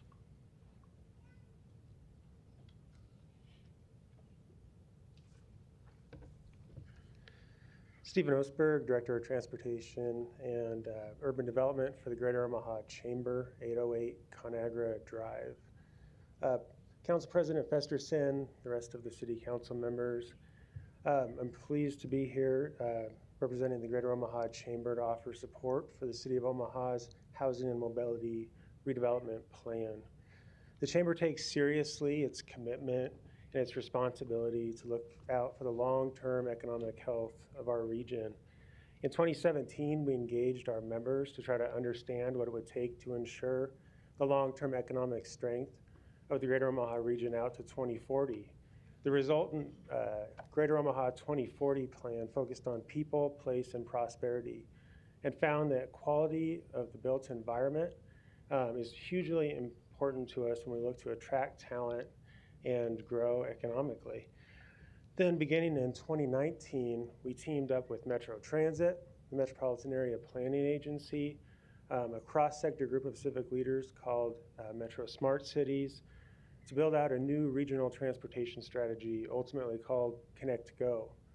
In June of just last year, after receiving more than 8,000 survey responses and connecting with several thousand more area residents through workshops, focus groups, interviews, and presentations, we released our priority list of transportation projects.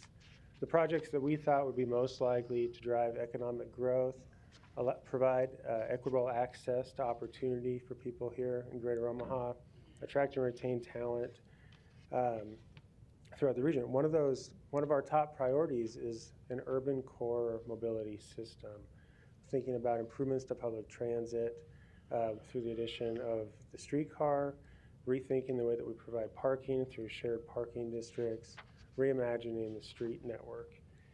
Then, under the leadership of Mr. Noddle, we got to work on the urban core more fully. Just last Friday, the Chamber Board approved the urban core strategic plan. This plan is ambitious yet doable, and kind of setting the stage for what is going to make our economy thrive here over the next several decades. We really have a focus on getting 30,000 new jobs, 30,000 new residents to the Greater Omaha urban core over the next 20 years.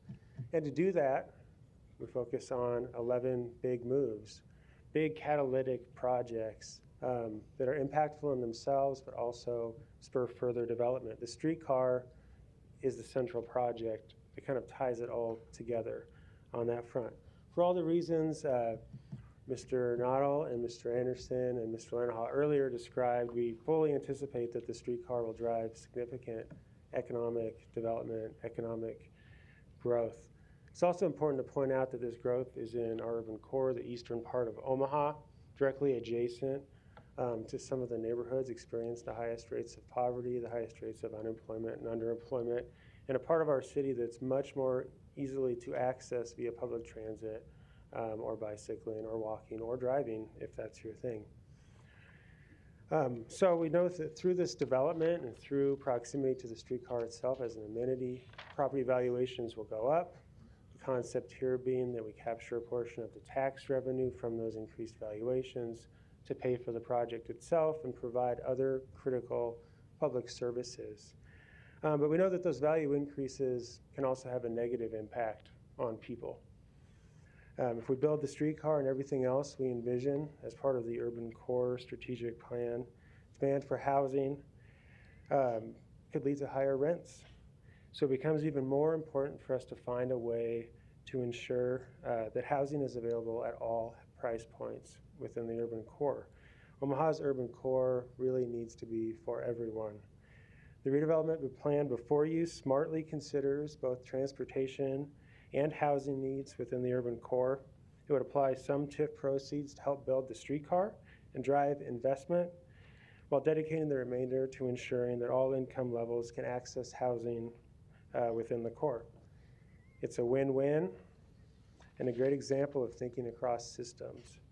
So on behalf of the Greater Omaha Chamber, I urge you to approve the resolution. Thanks. Thank you. Other proponents today? Seeing none, any opponents?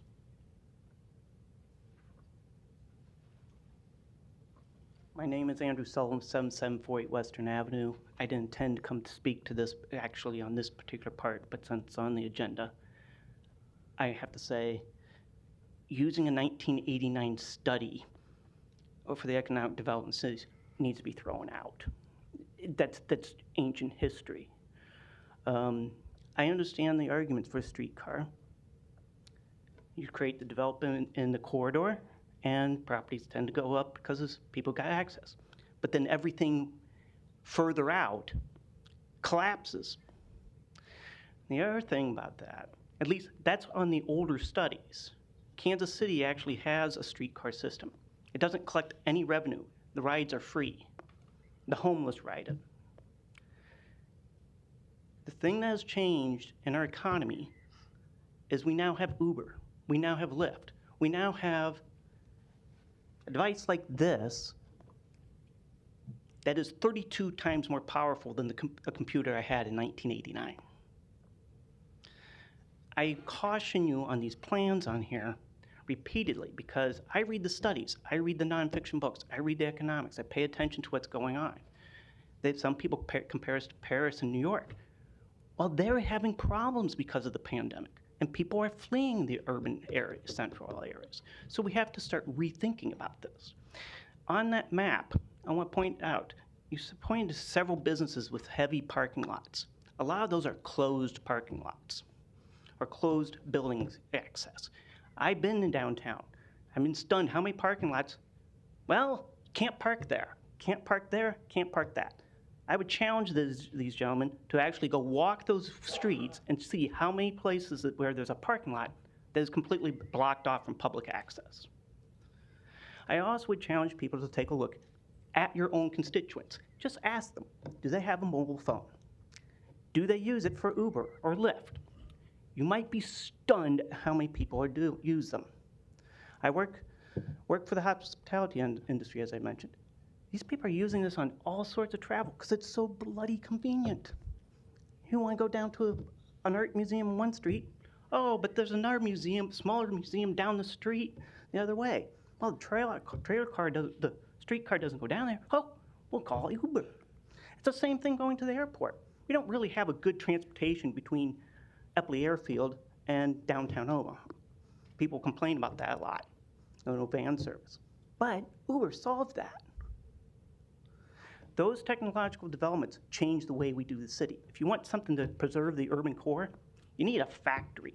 You You need a hospital. You need something where people have to come together to work together on something. A shampoo factory would actually do that. But in this digital economy,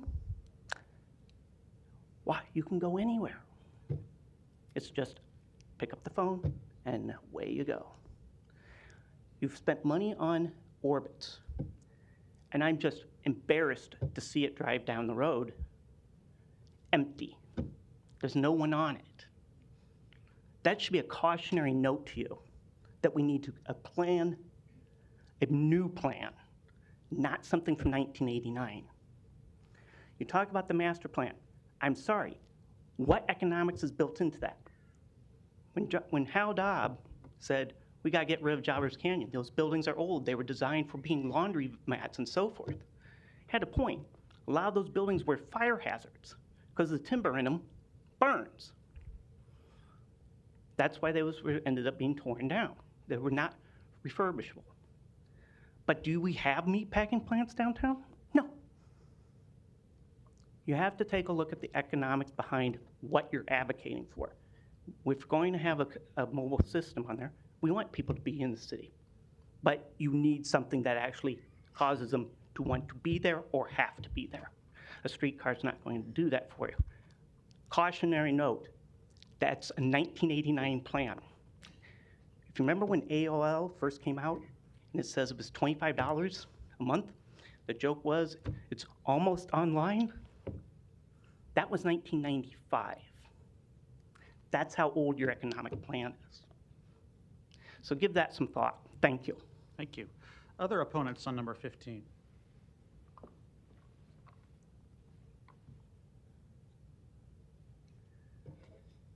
Larry Storr, 5015 Lafayette Avenue, Omaha 68132. Some very nice, very long presentations. I gotta say something. I don't think any of that changed my mind. I stayed up late last night searching the World Herald, the comments to the story about this in the World Herald. There's a lot of people that are worse off vocally right now than I am. Maybe you guys should stay up tonight and read those. The point is the citizens are not being heard. You are not explaining it to the citizens. When we first got married, the apartment cost us $85 a month. My wife asked the lady if she'd bump it down by $5 so that my wife could afford her $80 a week salary. First-time job at Northwestern Bell. There is no affordable housing anymore. What affordable housing those other people had here that were earlier here today is not going to be affordable because of this continual expansion and giving away the money to developers and raising our taxes, but you will not admit that. The revenue is going to come from us over 20 years, maybe 25, and then maybe the developers, if they're still here, will cough up a little higher property tax. But in the meantime, the people that are living here in now and the present will be paying continually higher property taxes. Those people will get hit with special assessments, and if they don't comply, they'll be locked up, not even given house arrest at their own residence. There's a gentleman here that this has happened to. The city wouldn't listen to him. He kept fighting and kept fighting. He's locked up. Oh, forget the house arrest. But anyway, I mentioned the Music Man was the movie right here in River City. Well, now the Medicine Man is also here trying to give us a little spoonful of sugar to make it go down a little easier. And if you read the expressions and listen to the people and read tonight, you'll find out the medicine isn't working. We haven't bought the concept that it's not costing me. I don't want my property taxes to go sky high today or tomorrow. My God, I paid $25,000 for a house, and people want to come in here and pay $500,000 for it? Why? The big cities, the people you're maybe studying, people are leaving those big cities. They've had it. They've had it because of crime. They've had it because of taxes. The urban core doesn't resonate with us. Affordable living does, but you can't coat over it. Please admit that this is actually our taxes you're talking about, not his taxes. He gets a break on his taxes. If he buys the property today at blighted values, he pays the tax on that blighted value, while my taxes continue to go up because I'm not blighted. Unless you decide you want to blight it, drive by and point at my house because I have a flagpole. I'm a few yards from 50th Street. So indeed, I am very close to the blighted or extremely blighted area, but it doesn't, except for the bowling alley and the rundown apartment buildings a few blocks east, our houses are not blighted either, but they're getting to be non-affordable. Vote no. Thank you. Next opponent. Bev Horning, 1613 Crawford Road, Omaha, Nebraska. First of all, thanks, all of you. This is a long session. Just getting started. These, I know. I actually came for item 44, so I'll be here a while. Obviously, these days are pretty long, and your security guard's kind of having a hard time staying awake over there.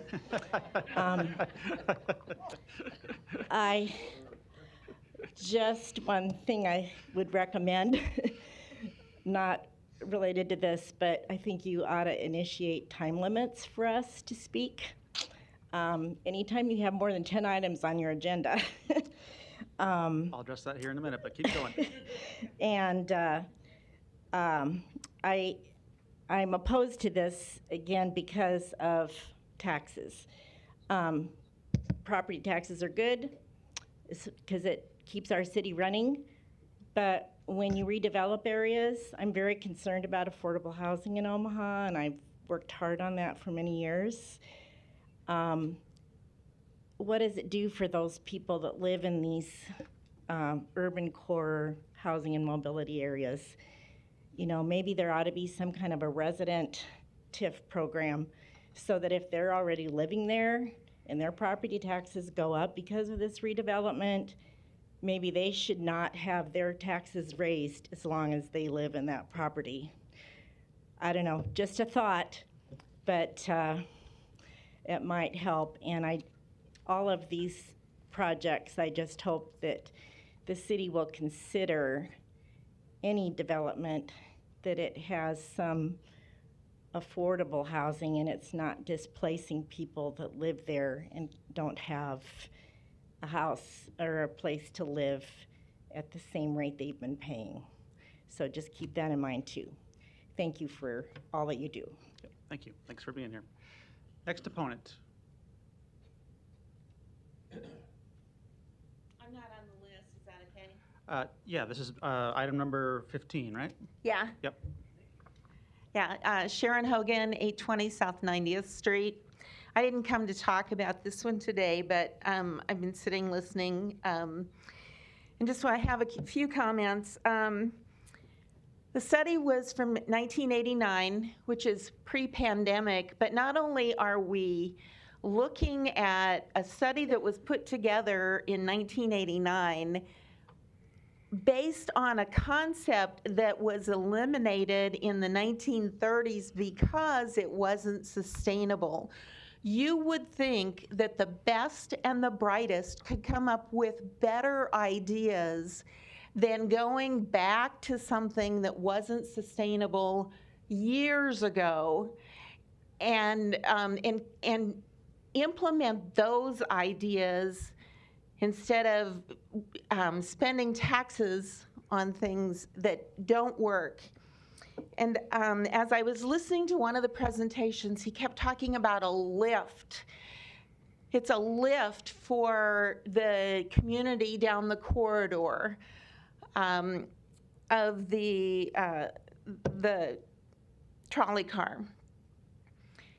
And what that is code for we can raise taxes. It lifts the property values and the levies don't go down, so the values go up and the property taxes go up, and then we spend like drunken sailors trying to get rid of all of those increased taxes. And what happens is the business gets taxed, they pass it on to their customers pay increased amounts of money for whatever they're buying until they won't buy it anymore because it's too expensive. And then those businesses will go out of business because it's not sustainable, and it will become a blighted area again, and you'll be doing the same thing in 20 years. Think about what's going on. Please vote no on this. Make people come up with new and different and innovative ideas. If they want our tax dollars to support them, don't let them go back to the 1930s, 1940s, and to a 1989 study that sounded good then, but is so far off the mark now that it should not be voted for. Thank you. Thank you. Other opponents to number 15? I'm sorry? I called for other opponents to number 15. Thank you. Public hearing's closed. Mr. Harding, you're recognized. Thank you, Mr. President. Mr. Noddle had a question about, I think, ridership and some answers on new studies as it relates to ridership as well. Jay Noddle, 2285 South 67th Street. With respect to ridership of the streetcar, it is free, no charge. So that's part of the Kansas City model. That's part of the Omaha plan. Very integral part of the Omaha plan. We want it to be easy and certainly affordable. With respect to studies, I think maybe there's a little too much focus on a remark Mr. Anderson made when he referenced the 1989 study. There have been, as part of the urban core strategic plan work over the last 4 years, there's been studies commissioned and received on housing, on retail, and I might mention that the retail study's been redone since the first one was received, on transportation and on governance and structure. So not only has the group been working to study what's been done in other communities, we've commissioned studies from some of the best professionals in their respective industries with a lot of experience, certainly all over North America, if not beyond. So all this has been put together with the benefit of those studies and the observations of many others. All right, thank you. And those, by the way, those studies are all part of the Urban Core strategic plan. So if someone accesses that plan, I believe those studies are all attachments to that plan. All right, thank you. I don't know if I wanted to save this for 67, but I think I'll save the finance talk till we get to 67. Ms. Melton, you're recognized. And, well, part of the reason I wanted to make sure that I know that what Kevin was, I think what you were saying is there was this study from 1989. It's got a whole bunch of pictures and all this stuff. That's not what you based this upon. Is that correct? Can you? Troy Anderson, City of Omaha Mayor's Office. That's correct. Now, there's misunderstanding. The 1989 plan was not the premise of an economic, that had nothing to do with what we're talking about now. You just correct. Liked this in 1989, what was identified was that the urban core needs to be the heart of the city. And over the course of the last 30 years, we saw the departure of 21,000 jobs and the replacement of those 21,000 jobs with 40,000 parking stalls. the model that we've been following over the last 30 years isn't working. So it speaks to everything everybody here just said. That was the point. The point is we got to think differently about how we're going to refocus the growth and the investment in our urban core. Right, and the plan that we're using, and in fact, and I think what Councilman Harding, he's gonna wait, but when it comes to the finances and the plan and the study and the research, I mean, that's still even to come, because we're gonna be hiring somebody that's gonna continue to do that, to do it, to make sure what the feasibility is. I mean, we asked a lot of questions last week that we didn't have the exact answers to, but what development per year is being anticipated, both in the core and integral area of where the streetcar is, and then within that 3-block radius. But we wanted a breakdown of how much to expect in development per year, and is that a reasonably based assessment? I think that's what this council is looking for. Correct. Moving So what's been provided is a study that has been conducted over the last 4 years, that's been suggested.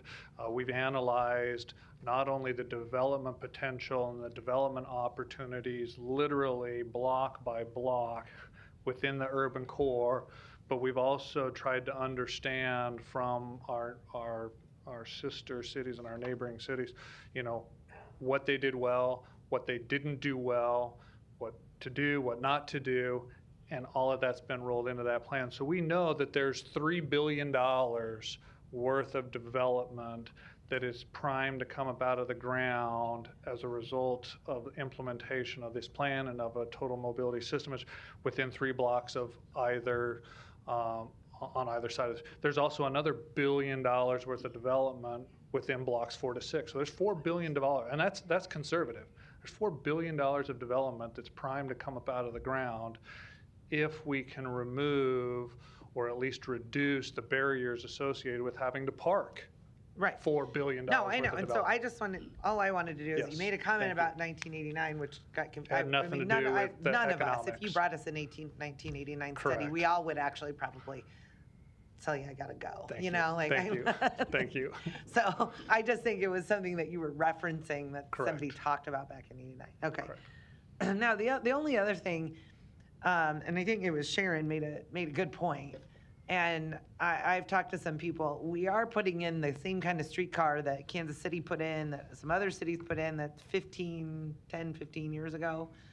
You know, there are cutting edge streetcars out there that don't require the lines, that don't require the rails in the ground, that have charging stations. So you actually have permanent infrastructure, which I know is the requirement in order to facilitate the development. Why aren't we looking at some of that?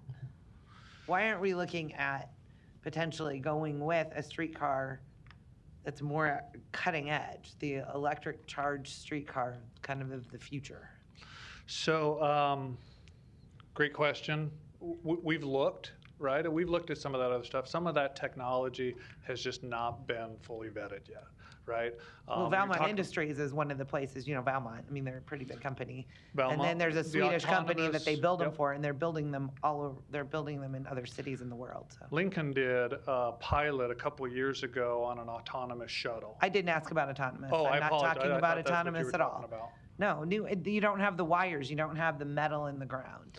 You actually can have the electric charging streetcars where they have the charging stations, and it just clicks, and it, you know, it charges in about 30 seconds. So in my opinion, you'd be able to build this out. You'd be able to build it out to the airport and out to the zoo a lot faster than you'd be able to have to go in the ground, worry about what utilities are underneath, put the metal in the ground, have the people on scooters or on bicycles, you know, get their wheels in there.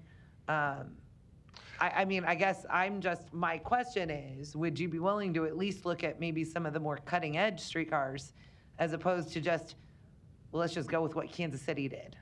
Yeah, I'd be more than happy. We'd be more than happy to look at whatever programs are out there. Absolutely. Okay. And Sharon brought it up, and it was just something that I had been talking with somebody that, you know, why don't we be the leaders in the new streetcars as opposed to the followers in what others have done? I'm looking at the numbers. I'm going to be looking at the forecast that we get, and the numbers by the experts.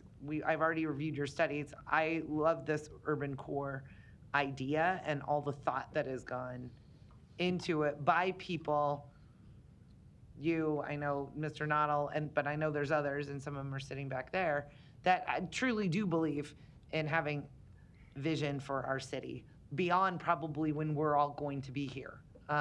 So it's going to be what our kids and our grandkids are going to enjoy. And I think that this is with Mutual and the riverfront and having the streetcar that is going to be paid for, by the way, by bonds that they'll be sold on the private market. So again, that's how these are going to be paid for as well.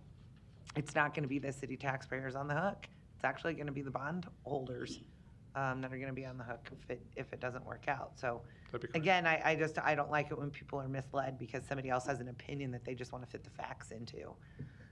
Totally agree. And that's where I've never been a proponent of the streetcar before. 9 years, I've not been a proponent of the streetcar.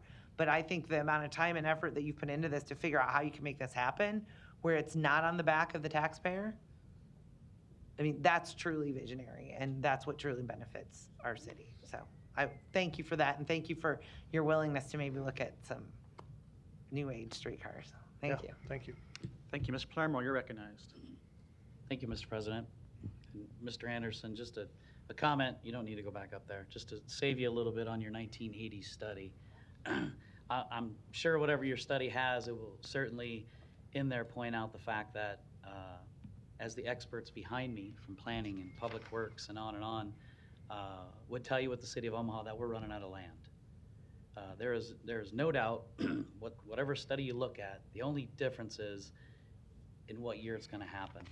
So when we find ourselves moving forward with the agenda items like we have today in front of us, the thing that's not being talked about is the simple fact that we're going to run out of room. And density now is more important than ever. And when you talk about density, you talk about all the factors that help move people around with that density being involved. And so it's important. With the new council we have now, I'm sure I'm the only one who's ever voted against annexation. It wasn't because I didn't know the luxury we have with annexation, but it was me talking about the urban core before the buzzword became popular, saying the urban core. But now we're finally there. So for those that are here, those who are in attendance, we're running out of land here in the city of Omaha. If we don't continue to look at avenues to build upon density, to figure out how to get people back and forth to healthcare, to jobs, we're not going to thrive or survive as a city, regardless of what forms are involved. So just trying to save you on your 80 study there. I'm sure it said somewhere in there that we will run out of land. We don't know who will be in the seats here or the seats on the third floor when that happens, but they'll have a tough decision to make. And if we don't invest now, if we don't look at different avenues, we're in trouble. Thank you. Thank you. Mr. Anderson, if you would, I have just a couple of follow-up questions for you. Again, as I mentioned on the previous item, I want to make sure folks can understand the timeline here of what we're considering, both with Mutual of Omaha and the potential streetcar and the other several items we have on the agenda that we'll get to here in a minute. This item, of course, is the Urban Core Housing and Mobility Redevelopment Plan. And so this conceives of a lot of things, as you mentioned, streetcar and affordable housing and some other two-way street improvements, potentially downtown, things of that nature. But in actuality, there's no reason to do this unless, or I should say, but for the streetcar proposition that's before us. And so it is significantly related to that. But I want to make sure folks know this is just a redevelopment plan. Should this be approved today, there would be a redevelopment agreement and several other items related to a streetcar that still need to be considered by the City Council June and beyond into the fall time. My question, and some of those things are our redevelopment agreement. Some of those things are the MOU we're going to talk about next. Some of those things are the actual bonds. My question to you that I want to make clear to folks is, at what point in that process, in your opinion, is a streetcar approved or not? I know that's not today. This is a redevelopment plan. I believe it's when the redevelopment agreement would come, and definitely when a bond agreement would come in the fall. But if you could talk about the process a little bit. Yeah, so we'll put, this is the plan, right? This establishes the authorization to kind of take the next step. As part of, if we want to talk specifically about streetcar, not to steal thunder from the next couple of items, but obviously knowing and understanding that Metro is the only transit authority in the city of Omaha, we had to work closely with Metro, which is why we're putting before you an interlocal cooperation agreement to create a new authority that will specifically be responsible for the design, construction, and long-term operation and maintenance of the streetcar as part of a transit system. Metro had to be involved because they're a transit authority, as Nebraska has identified them. So that'll probably be the next step in the process, is creating an authority that can then assume the revenues from the TIF and other funding streams that we've identified to. I think that's true, but to cut to the chase here, Yep. even that's not the point of no return. The point of no Correct. return is the agreement, which happens in June, right? Correct. The redevelopment. So you got to create the authority first, because you can't negotiate with an authority that doesn't exist yet, right? So the authority is created first, and then the redevelopment agreement is between the city and the authority. The interlocal cooperation is not an agreement between the city and Metro. It's a redevelopment agreement between the city and this new authority. So you got to prop up the authority. You got to create the authority first, populate the board. So really there will be creation of the authority, then there'll be appointments to that new Omaha Streetcar Authority board. Then there will be the redevelopment agreement. And then once the redevelopment agreement is in place, what that redevelopment agreement says in short is, as the taxes are divided and the receipts are collected and the money is collected, who that money goes to the authority to then oversee the design, construction, operation, and maintenance. So even once you get to the point where the agreement is in place, there's still no money because there's no bonds that have been sold. So yes, as we progress through this, and what you'll hear later on in the conversation as well is MuniCap, right? The evaluation of sort of the financial model, so that once there is a third party analysis of the model, then that goes to DA Davidson, who can then go out and sell bonds on behalf of the city. Once the bonds are sold, theoretically, even once the bonds are sold, you still got to spend the money, right? Once you spend the money, then you got to start thinking about how you're going to pay it back. But even after you sell the bonds, if you don't spend the money, then you could arguably, theoretically, return that to the bondholders. But in essence, there are still some off-ramps, I think is the term that we've used, that if in some point in the future, City Council does not want to agree to this investment, this public investment, that there's opportunities to do All right. so. Thank you. I think that's important for folks to understand, and to understand there's many more public hearings after this one on all those items that spell out actually in a lot greater detail than what we're even talking about today. Correct. And I would say it's been a bit of a frustration of mine in the last 2 months that we haven't had those details yet. I understand this is a process and very complicated, especially as it applies to the finances around the streetcar. I know we'll talk about that here in a subsequent item in a minute. I do feel like we made some progress on that just today, but I do feel very strongly that's going to be the City Council's main role in this, is our fiduciary responsibility as to how these revenues and cash flows are going to come in.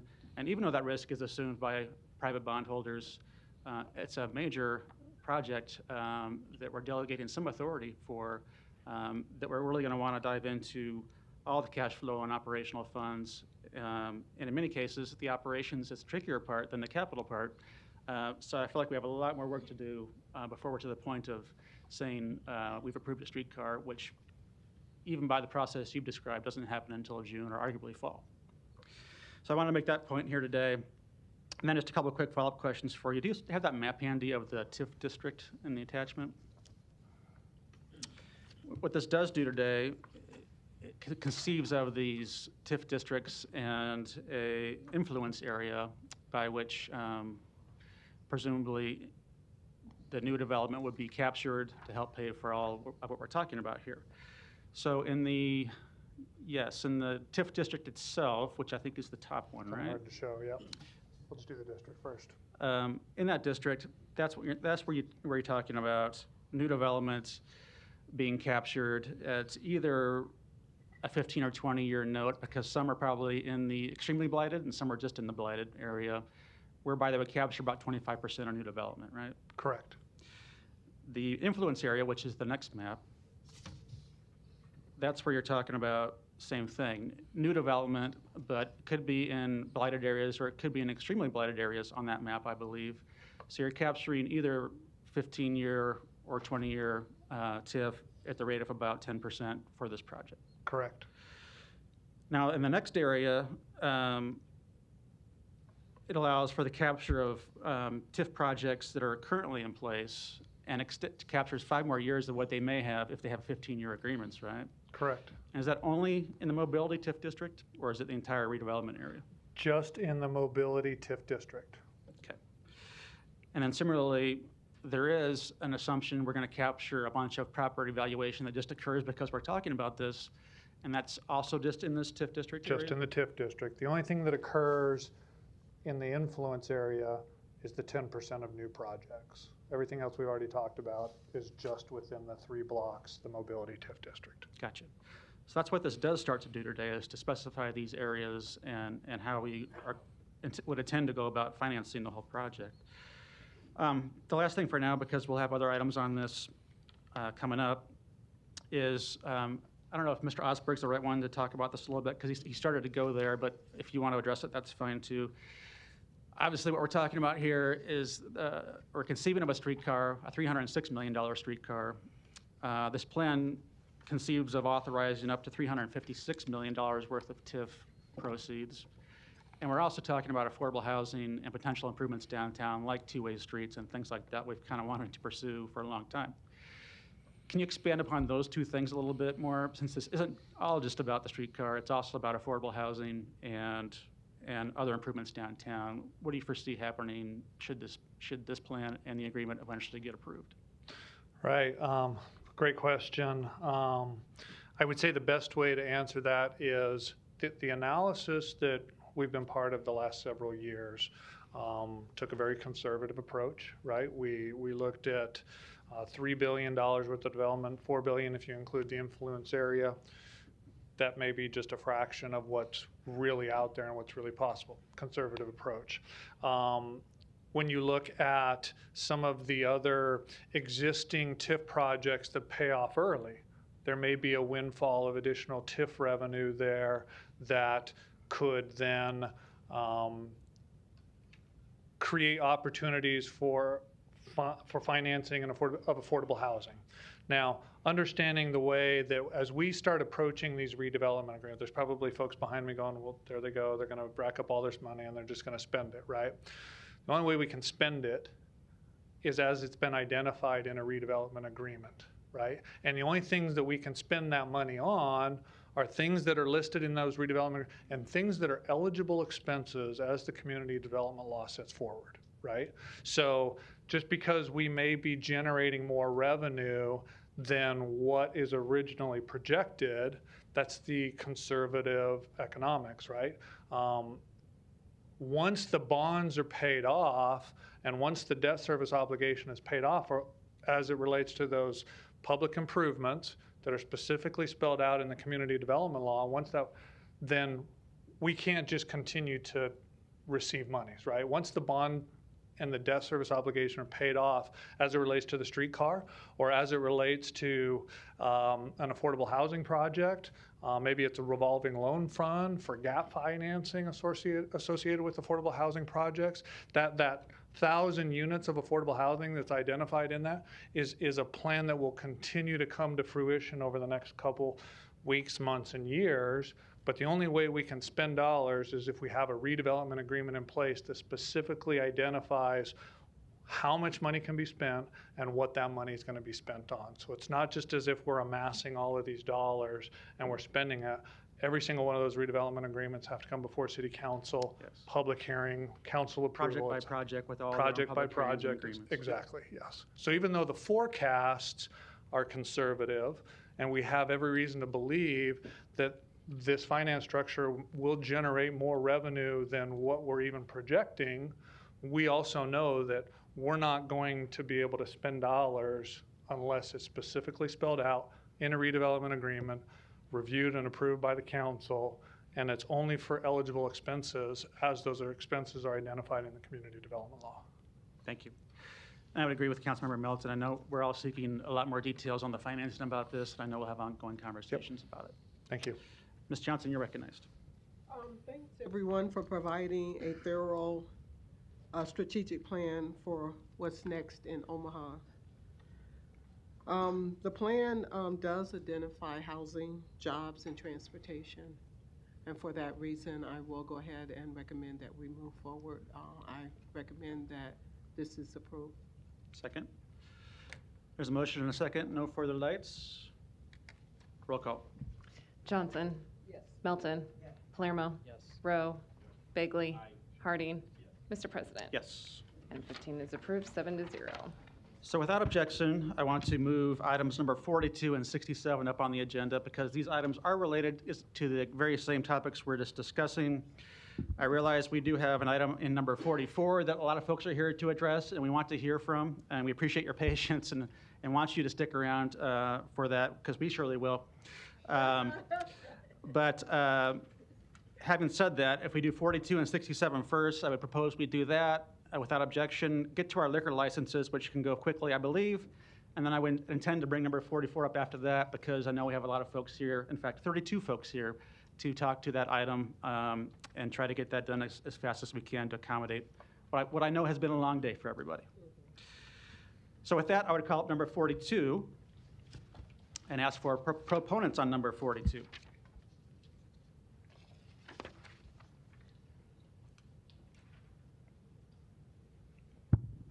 Ms. Taylor. Good evening. Jennifer Taylor, City Law Department. I am here to basically present to you and answer any questions you may have about the interlocal agreement between the City of Omaha and the Transit Authority for the City of Omaha.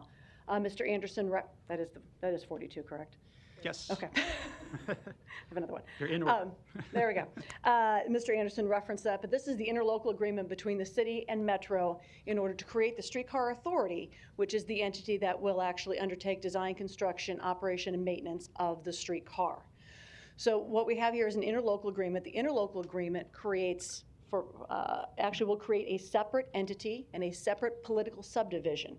That separate entity and that separate political subdivision will be solely responsible for the design, construction, operation, and maintenance of the streetcar. Oftentimes, just for your edification, oftentimes when we have interlocal agreements, they don't create separate entities or separate political subdivisions. This one does. First and foremost, I'd like to make sure that you're all aware that the Metro Board last Thursday unanimously approved this same agreement that is before you today.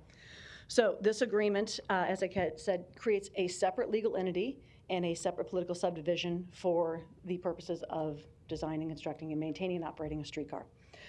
It also sets forth the provisions for a board of directors, a set of bylaws that board of directors will operate by, and the rights and responsibilities of both parties.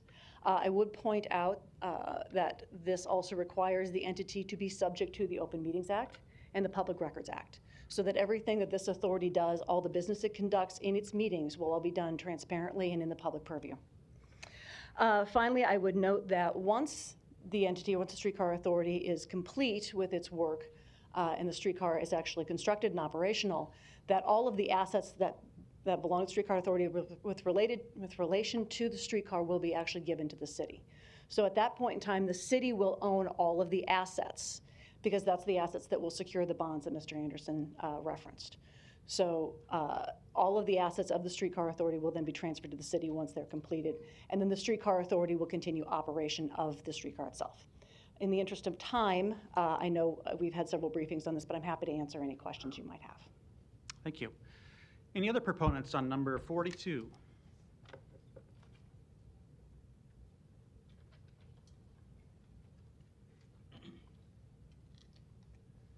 Good evening. Scott Dombeck, 5013 Cass Street. I'm also Vice President of Local 251, the union that represents city employees. In general, we approve any projects that the city takes on to increase mobility and for working people in the city. Just preliminarily looking at this project, it looks like a good win for working people. One thing that attracted my attention in looking at the proposal that's before you, under Section 6, Project Operation and Maintenance, in particular, there's a line, and this would be on page 6 of this proposal.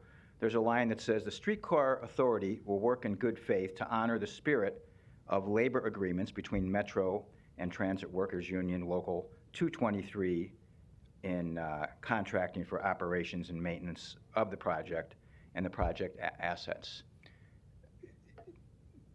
I don't know if there's any representative from the transit workers here today, but our particular concern is we've seen a number of city-owned entities in the past, namely Rosenblatt Stadium, the Civic Auditorium, the redevelopment of the Gene Leahy Mall, where city employees no longer take care of what had been city properties. And my concern here is that we don't see a similar situation. I know there's language here that says that the Streetcar Authority will honor the spirit of labor agreements. I don't know if this is a commitment on their part to see an extension of the transit workers agreement to cover the streetcar. Anyway, that's just something I think for council members to be aware of. As you might be aware, Gene Leahy Mall used to be taken care of by City of Omaha Parks employees. When the park reopens, it will no longer be taken care of by Parks employees. The replacement for Rosenblatt Stadium, now named Schwab Field, similar situation. Rosenblatt Stadium had city employees taking care of it. Couldn't tell you who takes care of Rosenblatt. And kind of a similar situation with the CHI Center. So, you know, we just want to make sure that council members be aware of this, and as this moves forward, that we see that the transit workers aren't left out of any of these agreements. Thank you. Thank you. Other proponents on number 42? Seeing none, any opponents? Public hearing's closed. Mr. Harding, you're recognized. Were you an opponent, Larry? Yep. Larry Storr, 5015 Lafayette, 68132. I guess we're kind of running things to here today, but don't we have enough buses? People aren't riding them anyway. I drive down Dodge Street. I see very few people getting on or off the buses, even at the universities. And you've got these monstrosities every 10 blocks or so, more than that, I guess, for people to get on and off the big Mobies, the great big things where people can take their bikes with them, but they're not doing that. Maybe we ought to rethink the whole concept.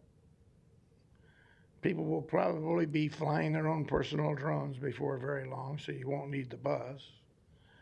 They'll have collapsible bikes you can carry in your pocket. But who's going to walk that far to get if you miss the bus? Who's going to walk that far to get the next one? When my wife started working, she walked down to 50th Street, catch 2 buses all the way downtown and had a good time at it. Didn't mind it at all. But things don't seem to work that way today. You have to walk clear to Dodge Street to get a bus from 50th and Lafayette. And then if you miss it, wait for the next one or walk 10 blocks or more for the next stop. The plan isn't working, folks. So don't increase my taxes for more of the things that aren't going to work. Younger people are leaving Omaha. If they do come here, pay $300,000 more for a house than they should. Then they flip it and go somewhere up in the northeast. So you need to think about stopping the building they will come business because they're not doing it. Thank you. It was, but it's just public hearing today. I'll wait till next week. Thanks. I would just have Ms. Taylor come up just for a minute. So I appreciated the overview you gave there, and I think it is important for folks to know that what this would do is create an entity known as the Omaha Streetcar Authority, a joint entity. But as we talked about earlier, this also just creates an entity. It doesn't fund anything. It doesn't do anything yet. Many more approvals to come. But I appreciated your overview there in terms of its roles and responsibilities that's conceived of in this document, and your explanation that it's still subject to public meetings, it's subject to public bidding processes. All those things will have their own public hearings and be open meeting laws that we know are important to a project like this. It's a joint entity between Metro and the city, 3 appointments each, and an appointment by the chamber. Correct. Those appointments are pending, haven't come to us yet. No, those appointments will still come to you. Metro Board still has to approve their 3 appointments, and 3 appointments from the city will still come to you. And in our conversations, I mean, this is a new venture, right? But some of the things, should this be created and funded, you would conceive of it doing, are things like hiring staff and an executive director and approving some design contracts and construction contracts and ordering streetcars, things of that nature that an authority would have to do. Correct. The amendment of the whole, though, is new since we last talked. I think part of it is that it still assigns all those responsibilities still to the city and therefore the city council up to 30% of some design and construction, right? It provides for the opportunity for the city to actually award, procure, or pay for the 30% design contract.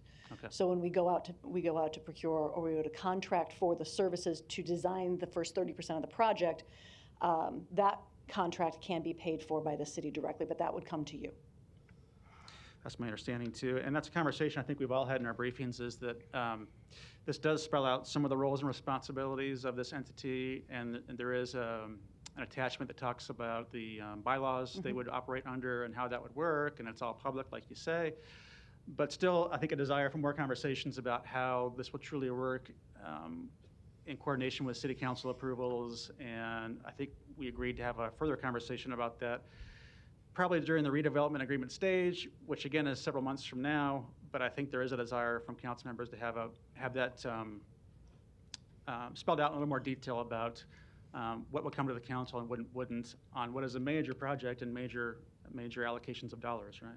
Correct. And as the city, which would be our office, and the Streetcar Authority negotiate the terms of that redevelopment agreement, which actually puts the conditions on how we would fund the project, because that's our obligation, and then how the Streetcar Authority would then construct, design, operate, maintain the project. That is all part of something that we will have to work together with you and administration and city staff to make sure that everyone's needs and concerns are addressed as part of that agreement. Okay. And certainly things like, approval of annual budgets and things like that into the future would, I think, be necessary and required, and things we'd want to see for a new operation like this. The last thing I'll mention, I think there's some other lights on, is that you also notice by reading this document that there's all kinds of language in here about non-competition with Metro, that a streetcar won't otherwise supersede other kinds of public transit we're interested in pursuing as a city. And I think that language is important because this is a new venture and in essence is an economic development project, but we wouldn't want it to compete ever with our ability to build out our public transit system in many other ways that I think is also important to what Metro is trying to achieve with their current strategic planning, and I think what we all believe is also important to citizens throughout the city, right? Correct. It was very important to both parties to make sure that we were very clear and somewhat limited in the scope of what we were addressing with this particular phase of the project. But it does open the door, leaves the door open to additional phases can continue to be operated by the Streetcar Authority if the parties agree. Thank you. Mr. Bagley, you're recognized. Thanks, Mr. President. Just a quick comment. When I went to Kansas City a couple months ago to check out their streetcar system, it was impressive. And one thing, working for the Omaha Public Power District, they said they had to build 4 substations to generate the power to get that baby rolling. So that's just a comment I know Troy, you're going to get a million of these, but that was one that I just thought I'd share today. But I'll look forward to getting a lot of answers on things going forward. Thanks. As part of our next steps, obviously, we will need to have in-depth conversations with all of our local utility providers. Thank you. Mr. Harding, you're recognized. Okay, I said I was going to wait till next week, but since you brought it up, one of my earlier concerns, and I'll have more next week too, but one of my earliest concerns on this was I didn't see the need at the time for the agreement or for the formulation of the authority, since there are City of Omaha's roads, our public works, our people are going to be the ones installing the tracks. That has nothing to do with Metro. The minute we put a rider on those tracks, then it becomes an issue or something that has to be addressed with Metro. So my initial reaction to seeing this was that I didn't see why it was necessarily required at this time. So we've talked about that before. If you want to say why you think it's required or it makes more sense at this point. But now knowing that we have the amendment of the whole, I think that addresses some of my concerns. Well, the amendment of the whole, again, allows for the city and the Public Works Department to oversee at least the 30% design contract. But rather than going to a vote of the full board. Et cetera. Right. So, but I would actually point out to you this way too. We've talked a lot today about the streetcar and wanted to make sure that we had kind of all of our ducks in a row before we embarked upon building it. And as you rightly said, we could not put a person on the streetcar once we built it without Metro's cooperation. So it would probably behoove us to make sure that we had their cooperation before we embarked on building something that we could not operate without them. So they are an integral partner because they are the ones that are authorized to operate the streetcar within the city. It's also been told, it's been pointed out to us by Public Works and various other contractors that we've consulted, that it's important to make sure that you engage the operator as part of the design and the construction of the project that they will eventually operate. Probably thirdly also is we need to have an agreement with the streetcar authorities to how we will fund them. And we obviously can't have an agreement with the streetcar authority if they don't exist.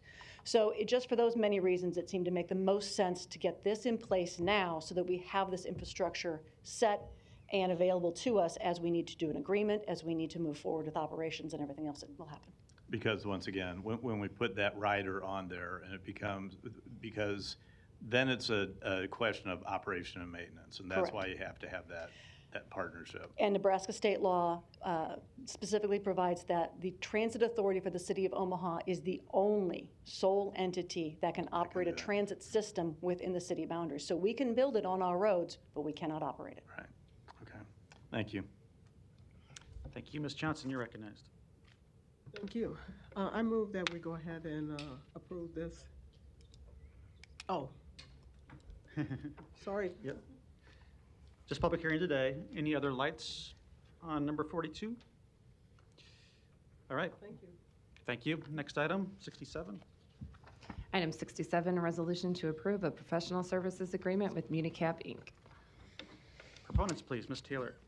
Good evening, Jennifer Taylor, City Law Department. Before you is a contract to engage the services of a company named Municap. Municap is a financial services company that we have engaged, or we would like to engage, please. We would like to engage to do an analysis of our streetcar financing model. So as the council has previously indicated, as we move forward, particularly as we get to a point where we're going to issue bonds, we would like to make sure that we understand a little bit more fully and completely the validity of the financing model that has been presented to us.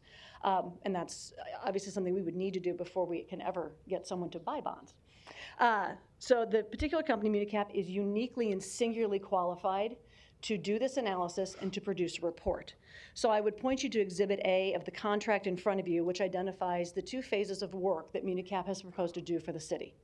And the first phase includes evaluating composition of the parcels that are within the district, looking at the tax increment financing revenue streams, proposed revenue streams, reviewing how the city's properties are assessed, general assessments, values, increase in values, historical, and over the course of time, as well as modeling out the actual TIF revenue that will be produced within the districts and available to repay that debt service by bond year, taking into consideration the lag between development assessment, tax collection and remittance of revenues to pay debt service. And that's a really important piece of the scope of work they'll perform, because I think that's exactly what the council is looking for. Furthermore, they will also prepare sensitivity projections, as well as possibly an economic impact of the streetcar. So there's a fair amount of work that MuniCap has proposed to do for the city as part of phase one.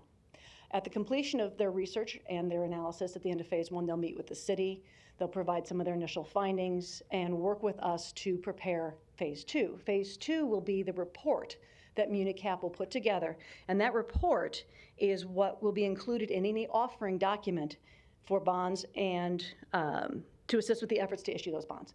So when we get to a point where we want to issue those bonds this fall, we will also need to do an offering statement like we do with every other bond issuance we have, but that offering statement will include this report from MuniCap.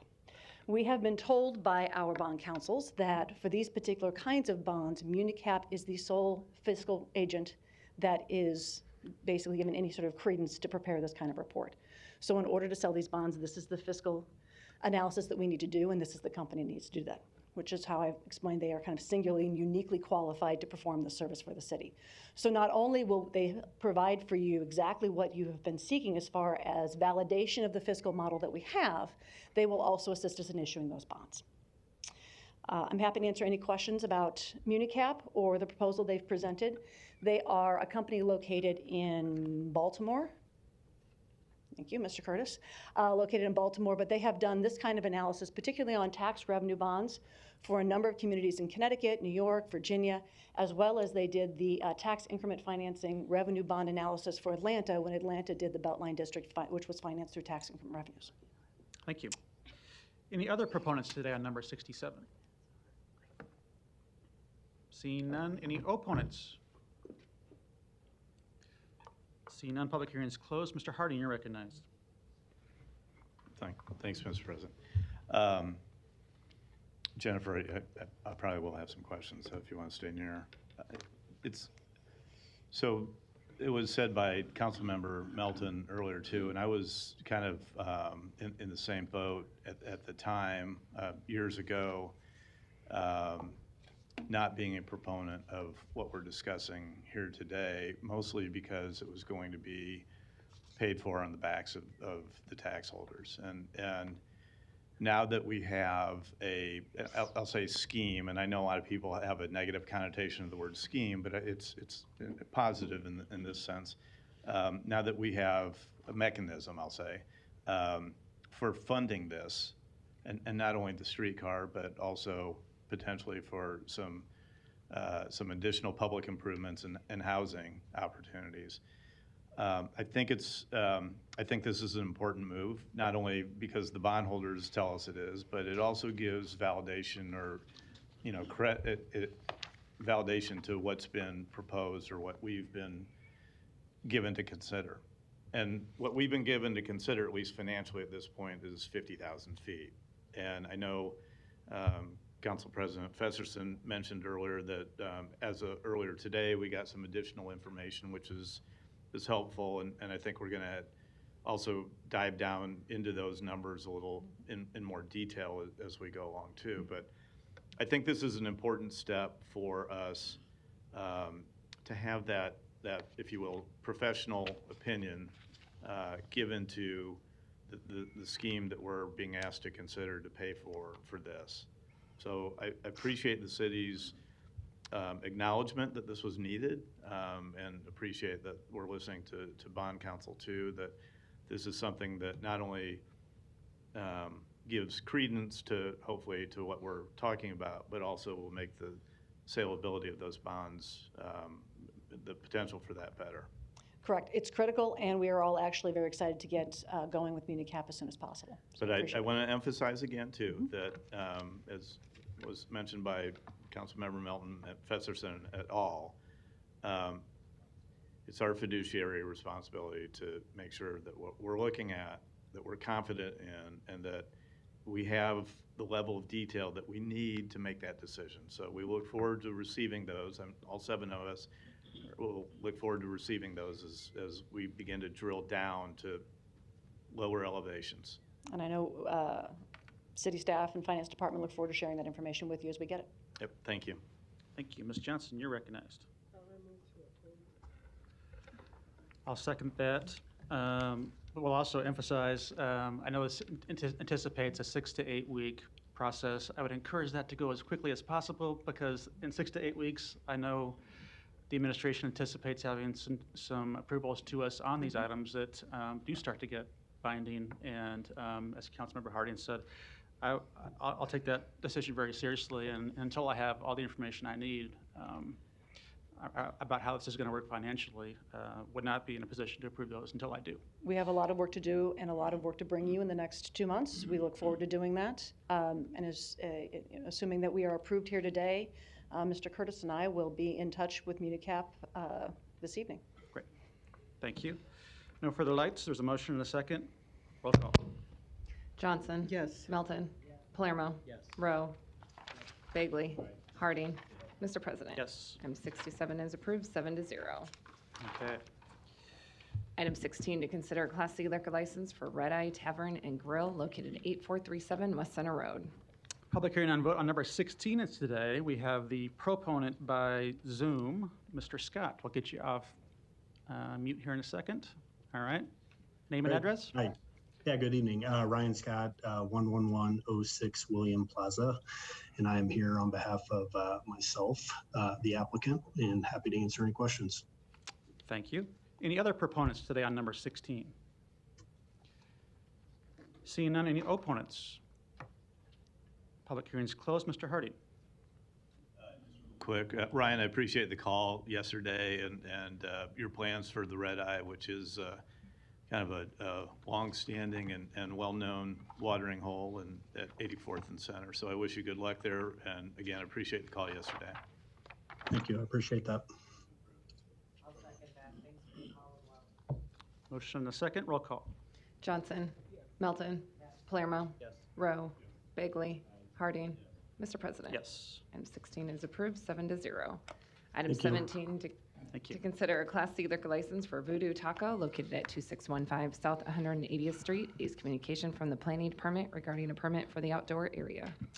Public hearing on vote on number 17 is today. Proponents, please. Mr. President, members of the council, Mike Kelly, 2804 South 87th Avenue. This is a new Voodoo Taco going out 180th Street. All the permits are not done yet, so I'd like approval subject to granting of the permits. Thank you. And we're here for any questions you might have. Thank you. Any other proponents on number 17? Seeing none, any opponents? Public hearing's closed. Motion and a second. Roll call. Johnson. Melton. Palermo. Rowe. Bagley. Harding. Mr. President. Yes. Motion passed, 7-0. Item 18, to consider a Class D liquor license for Kelly's Packaged Liquor located at 3501 North 30th Street. Public hearing on number 18 is today. Proponents, please. Arun Malik, 3501 North 30th Street. Mr. President, council member, good evening. I'm here to change the ownership or name of the Kelly's Packaged Liquor, and I'm here to answer any questions or concerns. Great, thank you. Any other proponents today? Seeing none, any opponents? Public hearing's closed. Ms. Johnson, you're recognized. Mr. Malik, thank you for coming today. Can you tell me a little bit about your new operation there at 30th Street? Yep. So we attained the temporary operating permit as of March 3rd, and we have maintained all the same staff because they are local. We want to generate the revenue for the local district, and we are just trying to enforce few new operational structure to the company in such a way that the liquor and other under 18 or under 21 now can be secured. They were not secured before we took over, so we are making some security changes and bringing it more technologically advanced as compared to how it's being operated currently or before we took over. Okay, and what are your hours of operation? Still 7 to 1. Okay, and is there a plan for security in the parking lot? So we are working on new security system, just to maintain the safety of our crew, which is my first priority. Any idea when you might have a final plan We on that? are accepting bids right now for the new security system. We already installed a new laser security system in such a way that they can press the button now, and then it's registered with City of Omaha Police Department, so that can be dispatched within minutes if some of the issues are. And we are increasing the staff member from 1 to 2 in the evening so that it can be more logistically can handle more as compared to what previously was done. I was told that there is a lot of activity over the weekend in the parking lot, where there's a lot of people just gathering in the parking lot. And I was just wondering, were you aware of that? And if so, if you have a plan to address that? Yes, a lot of activity happens when people park there and just try to buy liquor or some stuff. So in the future, we are planning to accept liquor, other items which are being sold at the store. We are planning to have them drive through, so that will probably stop the uses of parking lot less and make it a drive through. Except the liquor, because in the City of Omaha, liquor cannot be sold through drive through. So we are aware of that law. Okay. So if, we talked a little earlier before City Council, so if we could have that conversation and dive into that a little definitely. more thorough, I would really appreciate it. Yeah. All right. We want to contribute to the local community as much as we can. Cool. Thank you. I'll go ahead and motion to approve. Second. No further lights. Roll call. Johnson. Melton. Palermo. Rowe. Bagley. Harding. Mr. President. Yes. Item 18 is approved, 7-0. Thank you so much. Thank you. And thanks everyone for being here on all these items and on this next item. I realize, and we do have 32 folks signed in to speak on number 44. I wanted to be sensitive now that we're 4 hours into it to try and get to that item next. So without objection, I would bring that up to have heard at this point. To the comments about time limits, I purposely did not do that earlier today, even though I knew we'd have some very long and weighty issues on our agenda. Because frankly, those first 4 items around Mutual of Omaha and the streetcar were the first public discussion on those items. And I thought it was very important to have such major issues have an opportunity to be heard and to have folks have the chance to speak what's on their mind. That also applies to this next item. This is also a very important issue. So I'm also not going to establish time limits on them, but because there are 32 folks, I would highly suggest you be respectful to everyone, to keep your comments to 3 or 4 minutes if possible, and only on this topic, so that we can in fact hear from everyone and get to everyone in an expedient fashion yet this afternoon, or this evening, I should say. So having said that, Ms. Clerk, please read the item and we'll go from there. Item 44, an ordinance to amend sections of Chapter 12 of the Omaha Municipal Code and to add a new section, 12-24.5, regarding the city's special epidemic health director. A is amendment of the whole requested by Councilmember Palermo. B is communications and support. C is communications and opposition. D is communication from the law department. Thank you. And realizing we would have a lot of testifiers, we did have a sign-in sheet, so I do have folks in order here. So when I call your name, you'll be called to testify as either a proponent or an opponent as you signed in. And we also have folks by Zoom that we, of course, will get to. So at this time, I will call for the proponents of number 44. And that first proponent is Ben Tapper. And after Ben will be Andrew Sullivan, if he's still here.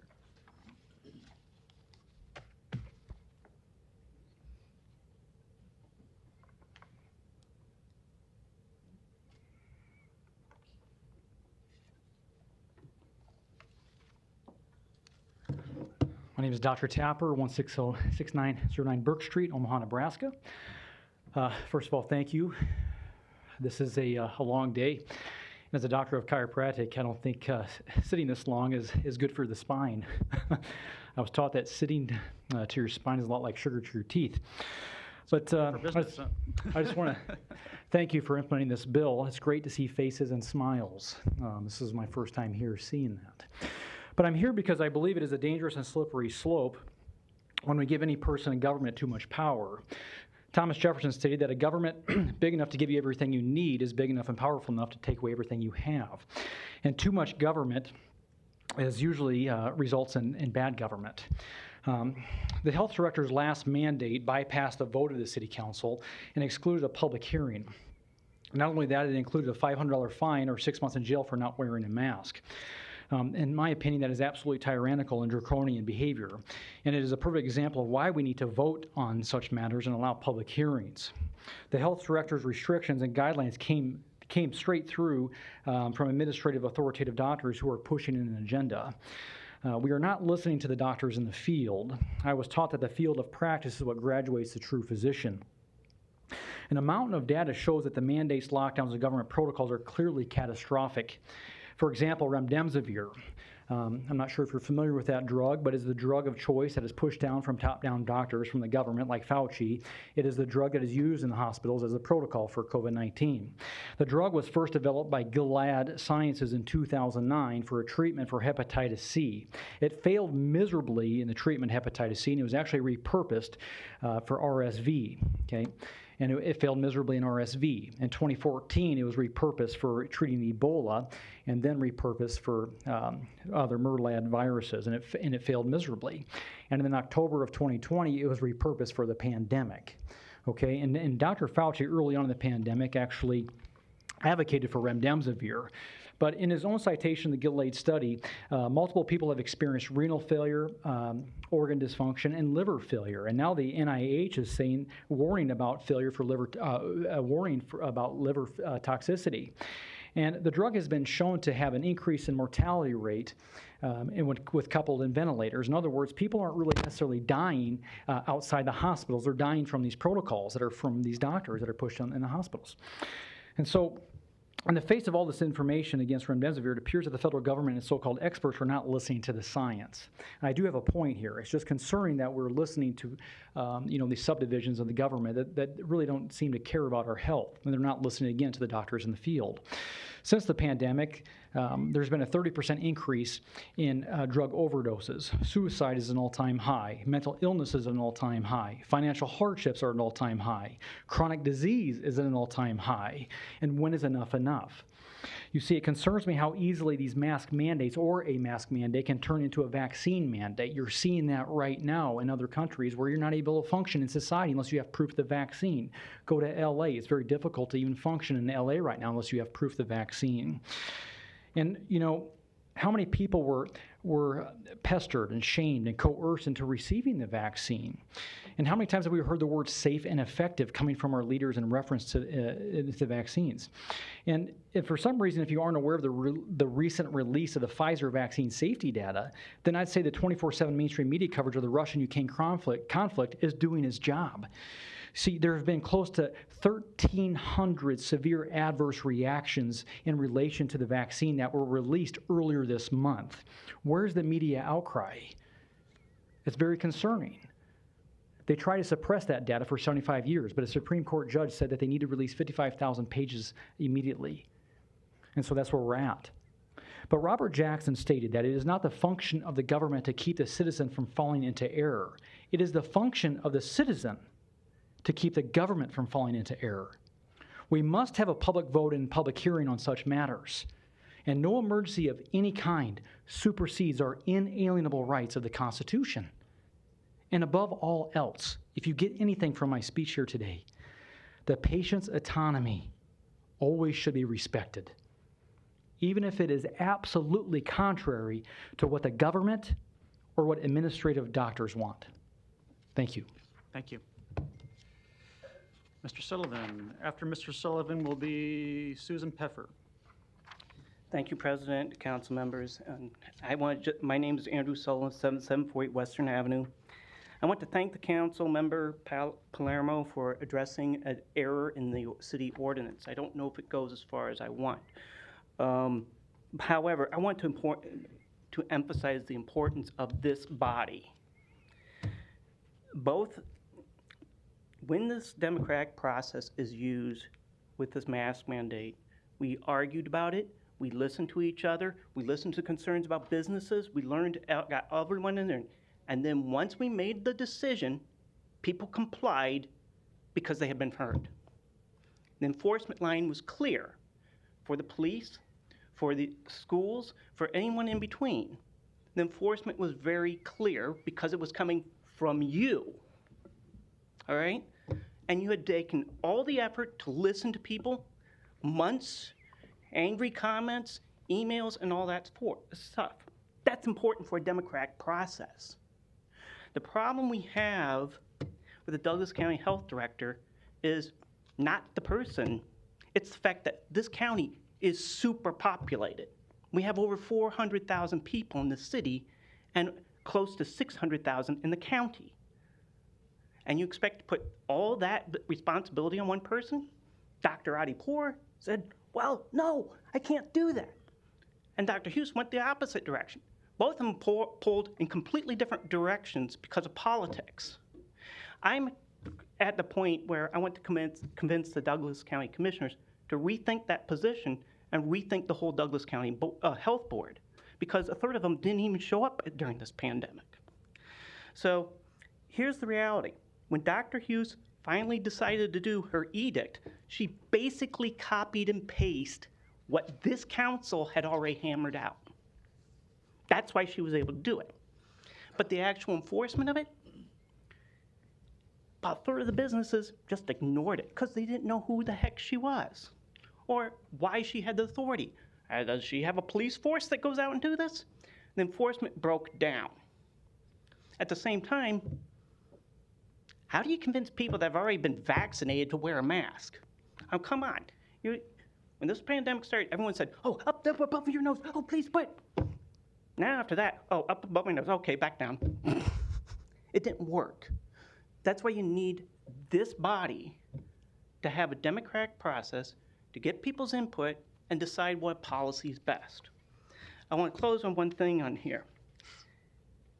Basically, the health directors that we have in this community should have been just replaced with a parrot that said, Dr. Fauci says, Dr. Fauci says, because there was no review of the data for over the year.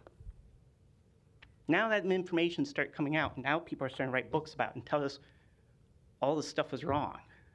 The masks have done damage to our children. These vaccines are not true inoculating vaccines. They're basically molecular immune treatment, and they don't last that long. And people were told if they got COVID, stay home and take Tylenol, instead of many therapeutics out there that actually can do something about it. And finally, we never addressed one of the underlying illnesses of airborne virus transmission, which occurs in winter. That is vitamin D deficiencies. We don't get it from most of our food. We get it from the sun. And when the sun goes south for the winter, we're deficient in it. And then we all come indoors where the virus can't be exposed to any sun, and the doors are closed, we get infected and get sick. You would think we would have an annual campaign in October to address that. But the Douglas County Health Board doesn't do it. Douglas County Health Director's not doing it. So I really think we should rethink the authority of putting it in charge of one person. It didn't benefit people when it was under Dr. Adipur, and it didn't benefit people when it was under Dr. Hughes. So while this ordinance change slightly helps, I really think you should consider removing it, maybe have ability for the city to set up a committee, or just make certain that there's a procedure where you can address a pandemic in a more timely manner. Thank you for your time. Thank you. Ms. Peffer. Okay. We'll proceed to Cheryl Concanon. She's not here. Okay. Allie French. I'm here. After Allie will be Karen, I think it's Mangini. Alrighty.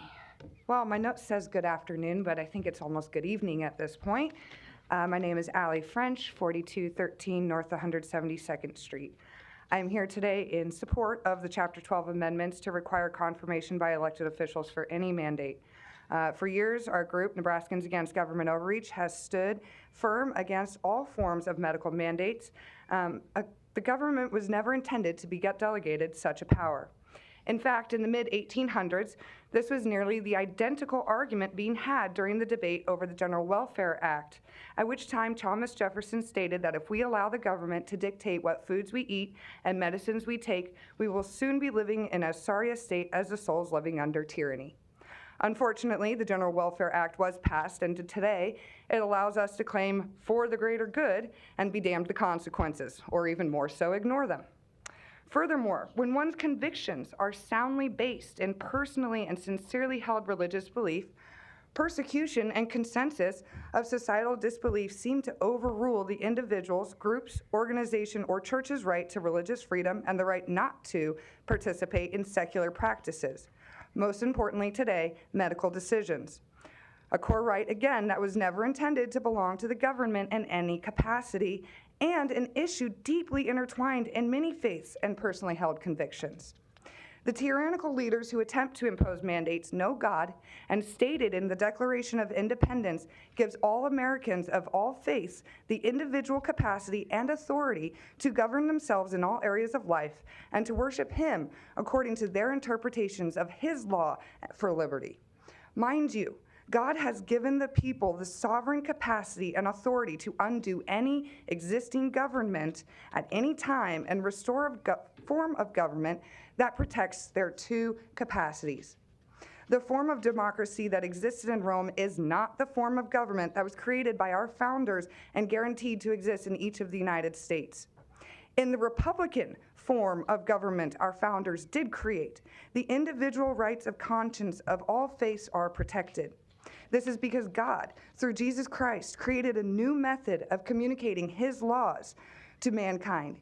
He gave to each adult individual the capacity to understand the purpose of those laws without the aid of another human being. Recommend all you like, till you're blue in the face. Recommend, recommend, recommend. However, you cannot force even science on the general public. The people have no obligation to adhere to it, especially as science is often the excuse made today to ignore one's moral compass, i.e. abortion. I, for example, and I know I'm not alone, have zero need for your tests, for treatment, for prevention, or for the allopathic model. And the government, nor any agent acting on its behalf, can require me to abandon my right to conscience and my personal and sincerely held religious beliefs.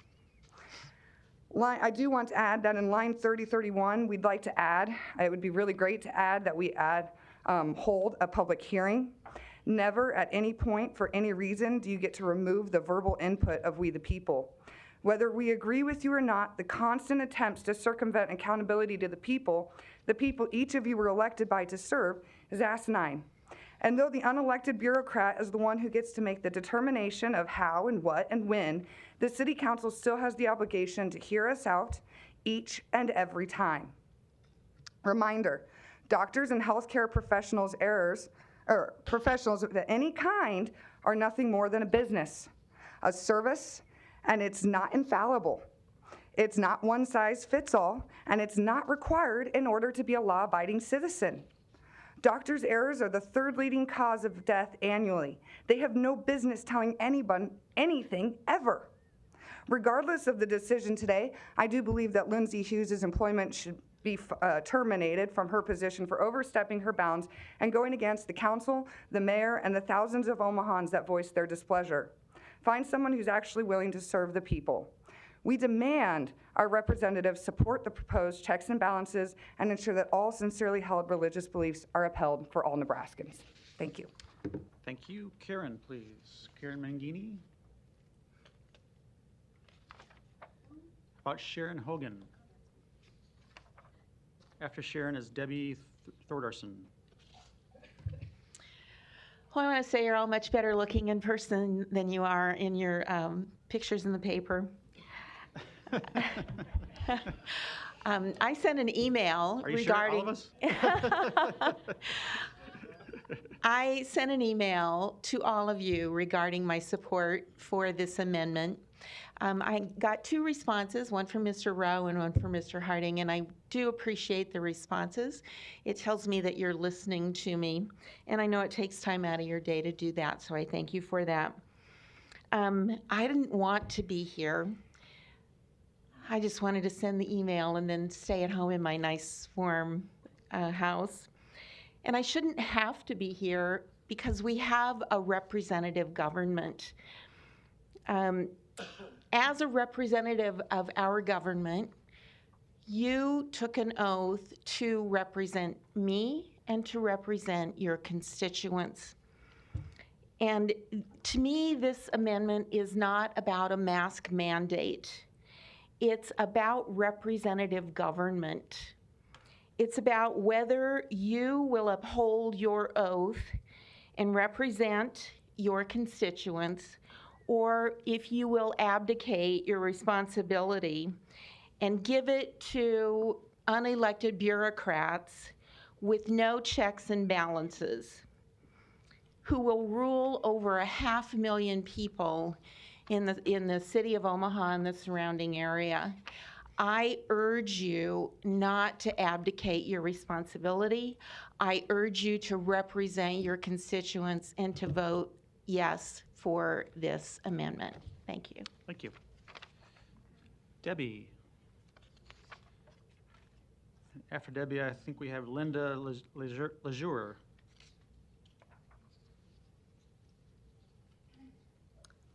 Hi, I'm Debbie Thorderson, 12322 C Street, Omaha.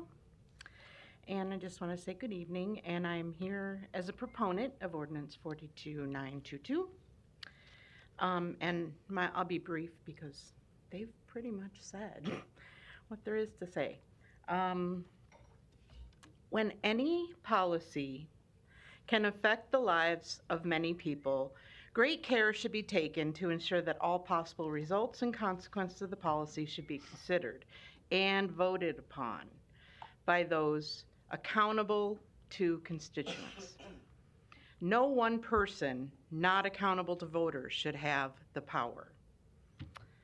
Whether you agree with masks used for COVID or not, the accountability of an order being passed is the issue.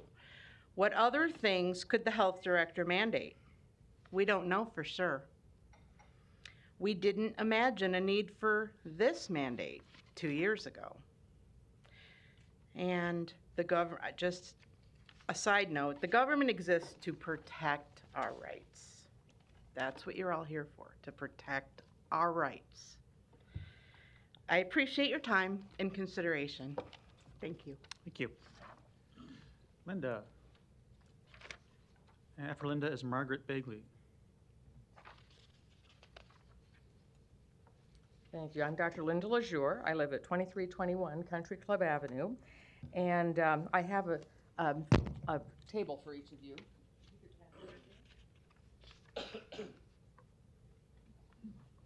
And I'm a former Nebraska Board of Health member and chair for the state. I was the chair from 97 to 2009, and with experience in healthcare policy and associate professor emerita from the Creighton University College of Nursing.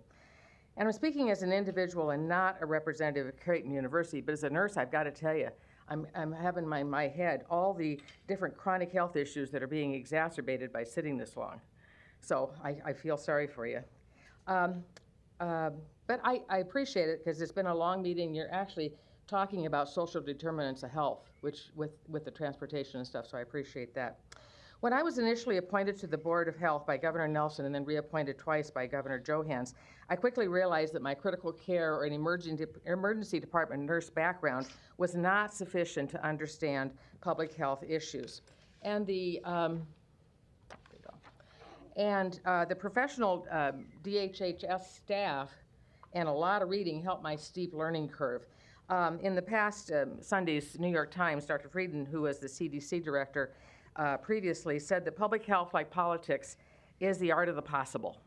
And rigorous epidemiology, meticulous response management, and well-communicated science need to be the foundation of public health action.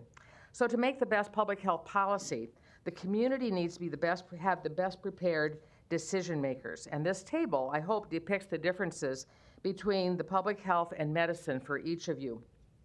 I'm not going to go through all of it. You can certainly look at it. But please note that the public health discipline is not limited to physicians, and the content needs to be added on to a professional healthcare degree. And I don't know if you're aware of it, but being with the Board of Health, I had a lot of time looking at statutes.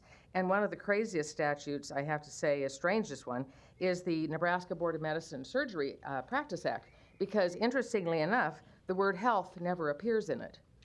So that's not part of the scope of practice for the Nebraska Medicine and Surgery Practice Act.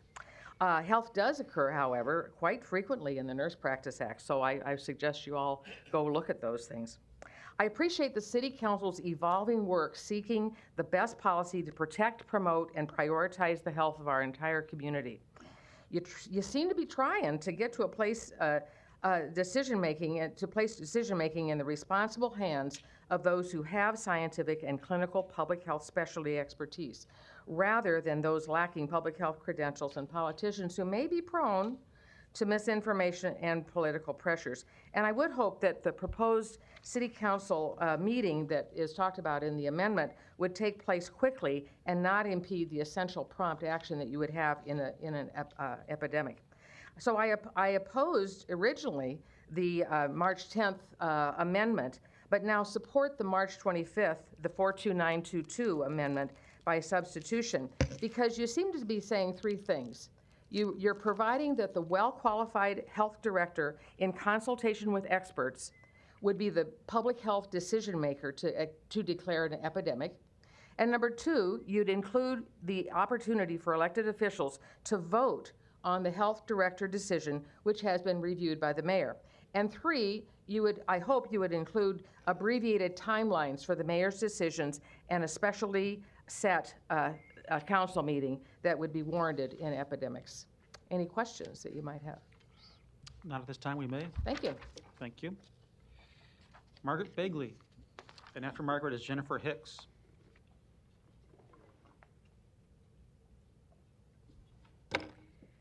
My name is Margaret Bagley. My address is 6527 South 170th Avenue, Omaha, Nebraska 68135. Good evening. I get to follow my previous professor, Dr. Lejour. And so, as a student always, I guess, I want to thank you for allowing me the opportunity to appear before the council. I'm a lifelong resident of Omaha. But today I'm appearing in front of you as a professionally licensed registered nurse with over 31 years of practice and a leader within my profession. Throughout my career, I've worked primarily in critical care. I worked in the operating room as well as the intensive care units. And then I transitioned to the arena of academics. And what I've come to learn and appreciate throughout my own professional journey is that learning is an ongoing process. It's guided largely by science, which grounds sound policy. Public health advocacy has always been a top priority for nursing profession. It's what we as nurses do so well. We promote health and we work tirelessly to enhance the overall well-being of the community. But public health, just like any of the specialty areas that I worked in throughout my career, requires a specific skill set. The combination of education and skills required of the Douglas County Health Director make that individual an expert, in my opinion. I further recognize that sound policy should never be based on individuals, but rather on evidence-based standards. Long-term, our community deserves to have a person making decisions who is highly educated and experienced in the field of public health. Anything less is just not acceptable. Therefore, I'd like to acknowledge Councilman Palermo. I'd like to thank you for advancing policy that will better protect the citizens of Omaha well into the future. I was prepared to stand before you today as a staunch opponent, very concerned about the council's proposal to delegate decision-making authority to an appointed medical director within the city's fire department. Decisions of this magnitude that have the potential to affect the community should be made carefully, backed by solid rationale, and that didn't appear to be the case in your original proposal. But authority and decision-making should be retained with individuals who are properly trained in public health. As you continue to perfect this policy, Please keep in mind the timeliness of decision-making, especially when you're navigating epidemics. Keep in mind also that epidemics include things like the yearly management of influenza cases, outbreaks of norovirus, and all of those other things, not just COVID and a mask mandate. I think it's critically important to keep management of epidemics and public health in the hands of those who are experts. With the recent amendment presented today, I applaud the council for their due diligence in researching, reassessing, and most importantly, listening to the constituents of their districts, all in an effort to safeguard our rights, interests, and the well-being of Omaha's community. So thank you for making sound decisions and advancing policy that's in the best interests of Omaha for many years to come. I hope you consider voting in favor of the amendment, and also, as just an aside, not unduly burden the process of decision-making when you're making this policy. So I thank you for your time. Thank you. Jennifer. After Jennifer is Tina Lassick. My name's Jennifer Hicks. I live at 73274 644th Avenue in Peru, Nebraska. And I support this because it provides a level of oversight, a check on an area where power should not be concentrated. But I still question whether or not that's actually going to fix anything, and I would really implore you to look at where the real problems are. Where is common sense being used in our government anymore? It isn't. Where are critical thinking skills being used in our government anymore? They're not. And so we have a health director who's going to go and consult with the experts.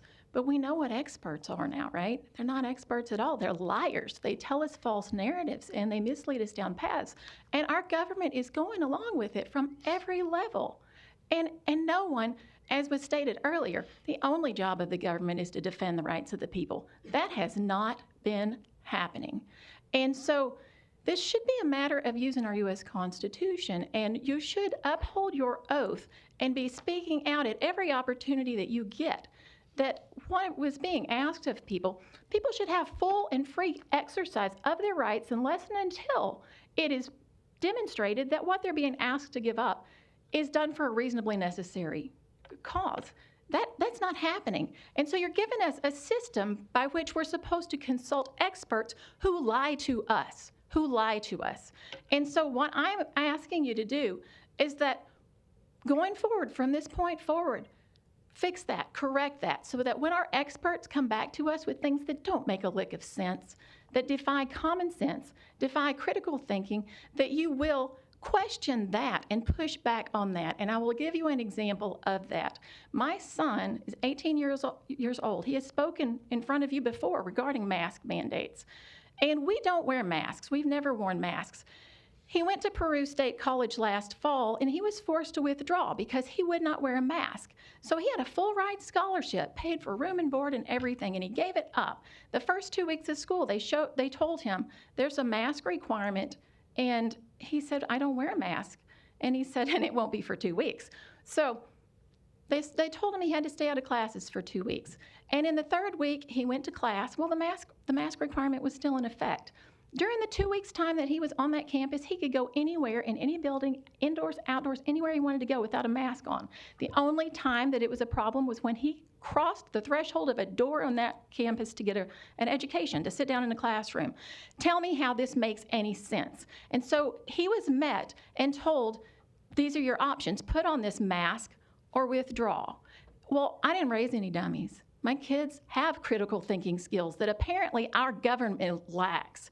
And so he stood on his principles. And you know what? No one's standing up for my kid. No one's standing up for my kid. Why is that? Why does my kid, who's worked so hard to get a scholarship, full-ride scholarship, have to give that up? And I know that happened in Peru State College and not in Omaha, Nebraska. But this is what's going on across our state and across our entire nation. And where are the voices of common sense, critical thinking skills, and reason? I want answers to that. I want accountability. I want accountability because this is my kid's future. And And he has it taken away because he stood on principle. We have freedom of religion, and that means not only freedom to express our religion, but also freedom from religion. The government has no right to impose a belief system upon us. And when what we're told from the experts is what we must accept, and it defies all reason, and we can prove it to be basically, I call it the cult of COVID. It's a belief system that we're asked to adopt because there's no science that justifies that a mask is a measure of a protection of health when my son can go anywhere on campus, but a classroom is the only time that it's necessary. And that has been the case in all throughout COVID. And here's the giveaway. Even when you had mask mandates here, every mask mandate had an exception built into it for sports. Why is that? It's to give the people their bread in circuses. And so this exemption for sports violated absolutely every risk factor for COVID. And it made no sense. See, now, if we were really concerned about protecting people at the peak of mortality rates during the COVID response, then we wouldn't have been allowing that exception. We would have said, absolutely not. You can't do this. You can't gather as many as you want to make a team and engage in physical contact and remove your mask. We would have said that would pose a real threat to people, and we don't want them to die. But that's not what happened. We said, we're going to make an exception for that because we want people to have their entertainment. And so I'm going to have you summarize if you could. that's it. I'm done. All right. Thank you. Thank you. Tina Lessick and then Ron Anderson. Hello. Hello. What a long day. I'd like to read a quote. If you think back, here's the quote. If you think back to the beginning of the pandemic. I'm sorry, we need your name and address just for the I'm record. sorry. Even though we have it here. Yeah, Tina Lassick, 13005 Woodridge Circle. Thanks. I live in Bellevue. A couple of years ago, I didn't think it was appropriate to talk to you, but you guys upended my life. So I feel like it is appropriate when you make decisions that affects me in Sarpy. So if you think back to this is a quote, if you think back to the beginning of the pandemic, when our science was changing, almost on an hourly rate. Sorry, my phone's messing up. You have to have somebody who is literally keeping an eye on that around the clock. That was Lindsay Hughes who said that. I don't know why she would think it's okay to say science can change hourly. As far as I know, it takes careful study over many years or decades before scientists can say, we learned something new. We need to let people know of our findings. Unless, of course, you actually believed what Fauci said when he said he was the science. He certainly did change his public statements often, but not hourly. A person who believes that science can change hourly leaves me with a complete lack of confidence in their judgment. The Douglas County Board of Health wants the status quo, not surprising. But we're no longer talking about eliminating their appointed position. I believe that any future epidemic health director will keep an eye on things daily or hourly as needed. That will be their job. What we need here is to make an unelected official accountable in some way to our elected representatives. I don't believe that's asking too much.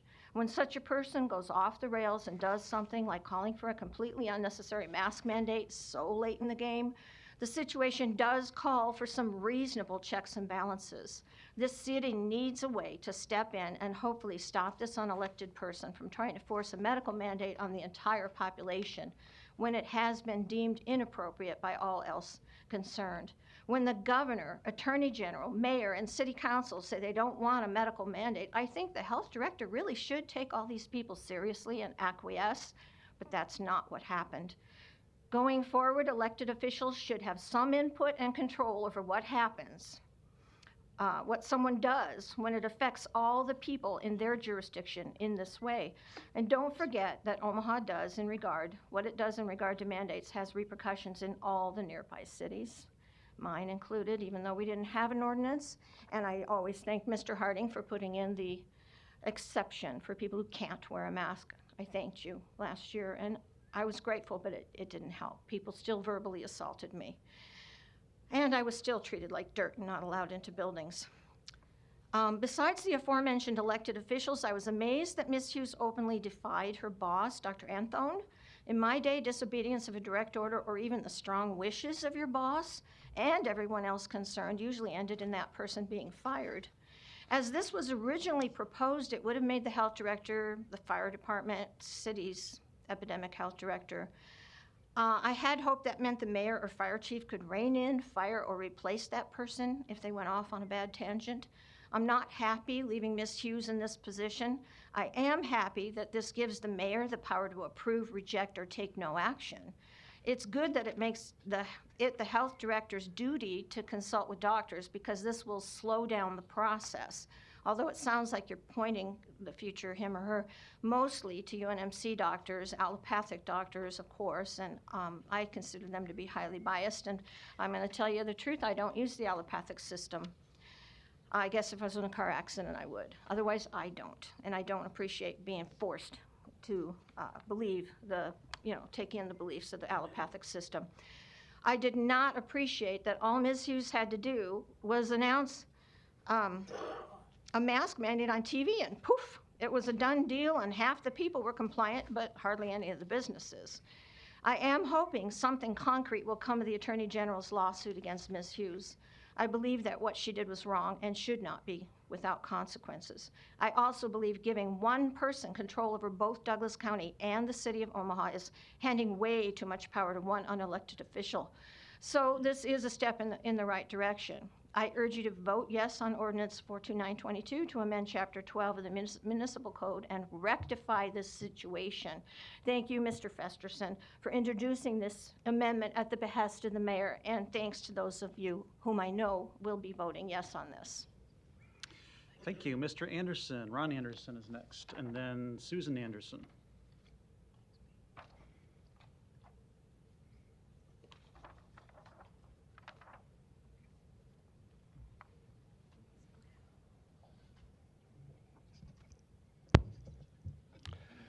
Honorable President, members of the Omaha City Council. My name is Ron Anderson, 231 North 97th Court, Omaha 68114. I am a licensed physician specializing in internal medicine, and the proposed amendments to Chapter 12 are an improvement, but I remain extremely concerned about the nature and authority given to one individual. And that's what I'm going to be talking about now. I've practiced in the Omaha area for over 35 years as an independent consultant, called in by specialists generally to offer insight into the care of critically ill or medically compromised patients. I also have a PhD in hematology and immunology. I am active in clinical research, including COVID-19 vaccines, and I attempt to remain current in medical literature pertaining to my areas of specialty, which includes data pertaining to contagious and infectious diseases. I would like the Council to be aware that a literature review and a meta-analysis of the effects of non-pharmacological interventions, which I will subsequently just call NPI, on COVID-19 mortality was published in January of 22. I've given this to the Council President, and it's a 61-page review article. The meta-analysis conducted by the reviewers included, quote, systemic and comprehensive search strategy to identify all papers which were potentially relevant to determination of the efficacy of NPIs, which were defined to, quote, describe any government mandates which directly restrict people's possibilities. Our definition does not include governmental recommendations, governmental information campaigns, access to mass testing, voluntary social distancing, etc., but do include mandated interventions such as closing schools, businesses, mandated face masks, etc. And you'll find that on page 5 of the document. The reviewers are careful to distinguish between the government's role to educate and not dominate. Throughout the article, the reviewers refer to lockdowns. However, the reviewers were careful to note we define lockdown as any policy consisting of at least one NPI as described above, again on page 5 of the article. The reviewers concluded in relevant part, quote, studies looking at specific NPIs such as lockdown, face masks, closing non-essential businesses, border closures, school closures, limited gatherings, find no broad-based evidence of noticeable effects.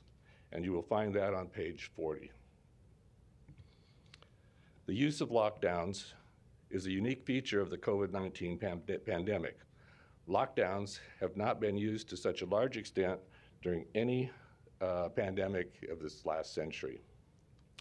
However, lockdowns during the initial phase of the COVID-19 pandemic have had devastating effects. They've contributed to reducing economic activity, raising unemployment, reducing schooling, causing political unrest, contributing to domestic violence, and undermining liberal democracy.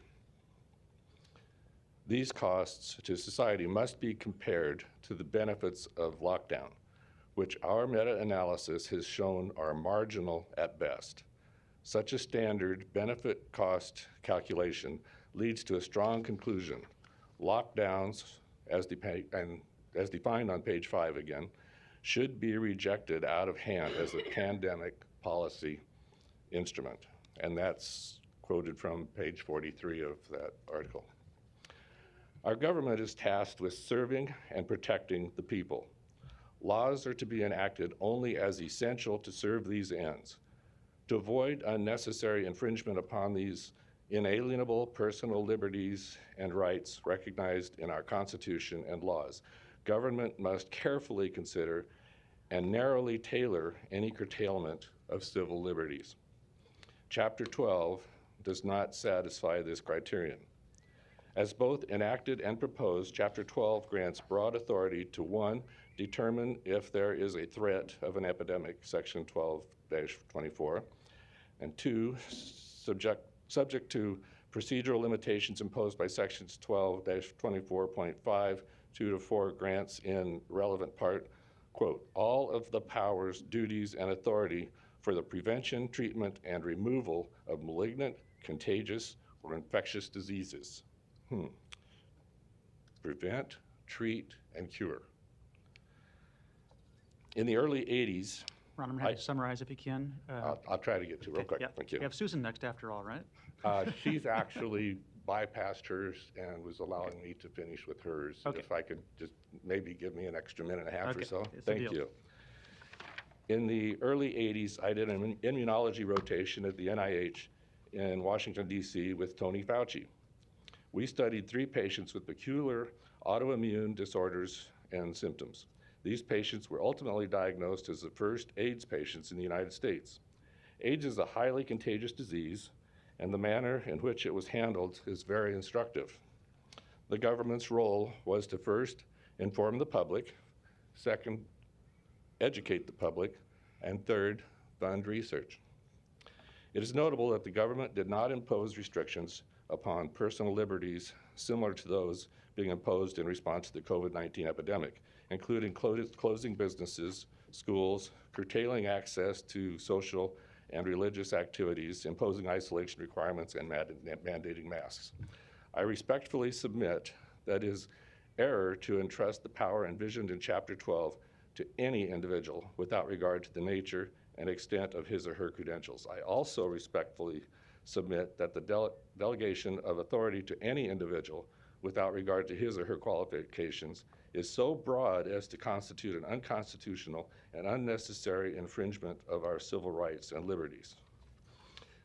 Plenary power granted in Section 12-24.5, 2 to 4, is an improper and dangerous entrustment of broad authority, quote, for the prevention, treatment, and removal. Prevent, treat, cure. And it's for malignant, contagious, or infectious diseases. Dr. Maureen Tierney, on behalf of the Nebraska Infectious Disease Society, in her letter, focused on the term epidemic. She correctly includes the following examples at the bottom of the page: flu, syphilis, highly resistant microorganisms, hepatitis, Legionnaires' disease. It goes on and on. The Centers of Disease Control and Prevention describes an epidemic as an unexpected increase in the number of disease cases in a specific geographical area, yellow fever, smallpox, measles, polio are prime examples of epidemics. There's other epidemics, according to their definition, that are not infectious. For instance, increase in smoking, which is an expected occurrence in community that's exceeded. Other examples would be heart disease, hyperlipidemia, gluten sensitivity, peanut allergy, latex allergies, and diabetes mellitus. Here's the final part. I urge the council to reconsider the nature and extent of the authority delegated in Chapter 12 to avoid unconstitutional and unnecessary infringement of our civil rights and liberties. Bottom line is good news for you, I think, is I don't feel you need to give all this authority to anyone, no matter how well credentialed. The discussion section of the meta-analysis article discusses how well the population limited their own personal risk even without mandates. Thank you. Thank you. That's the end of those who have signed in as proponents. We do not have any proponents by Zoom. I will give a chance, though, if there's anyone who is not signed in that wants to speak as a proponent right now. Is that you, Larry? I'm an opponent and I'm tired. I'd like to speak. You're an opponent? I am an opponent. All right, well, we'll give you a minute because we're still doing proponents. Any other proponents that are here? All right. We will move to opponents, and we did have a sign-in sheet, Larry, so we'll proceed with those folks first, but we will get to you. So the first sign-in person is Lindsay Hughes.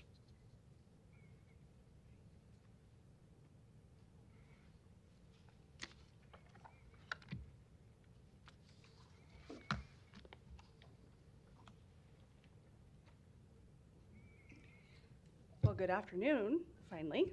It's been quite a day for all of us, and I just want to start out by introducing myself. I'm Lindsay Hughes. I'm the Health Director for Douglas County Health Department, and I also serve as your City Health Director. And I just want to thank you for the opportunity to be here today to speak regarding Ordinance 42922. First, I want to start out thanking Mr. Palermo for his wisdom in striking the previously read ordinance that would have created a separate epidemic health director. Today, I'm not speaking to that, but I do want to speak to the current one that has been amended. The amended ordinance, while it's an improvement, brings with it several issues that could be detrimental to the health of the people who are living here in Omaha. Unfortunately, as this amendment was just proposed, there has not been sufficient time or collaboration at this point to adequately understand the impacts that the ordinance would have broadly. To begin, I want to point out a concern that I have with the wording of the ordinance as it currently reads with the amendments, and I believe some others that you may be hearing from today may point this out as well, and that is to point out the word epidemic. So an epidemic, as our previous speaker noted, really refers to an increase in the number or the expected rate that you would see for a certain condition. So that particular rate is above normal, and that can happen whether that is something infectious or even not infectious. However, this is a very different definition than pandemic, and they require sometimes very different approaches. We have epidemics somewhat regularly, outbreaks of disease that happen in, we'll say, very localized environments.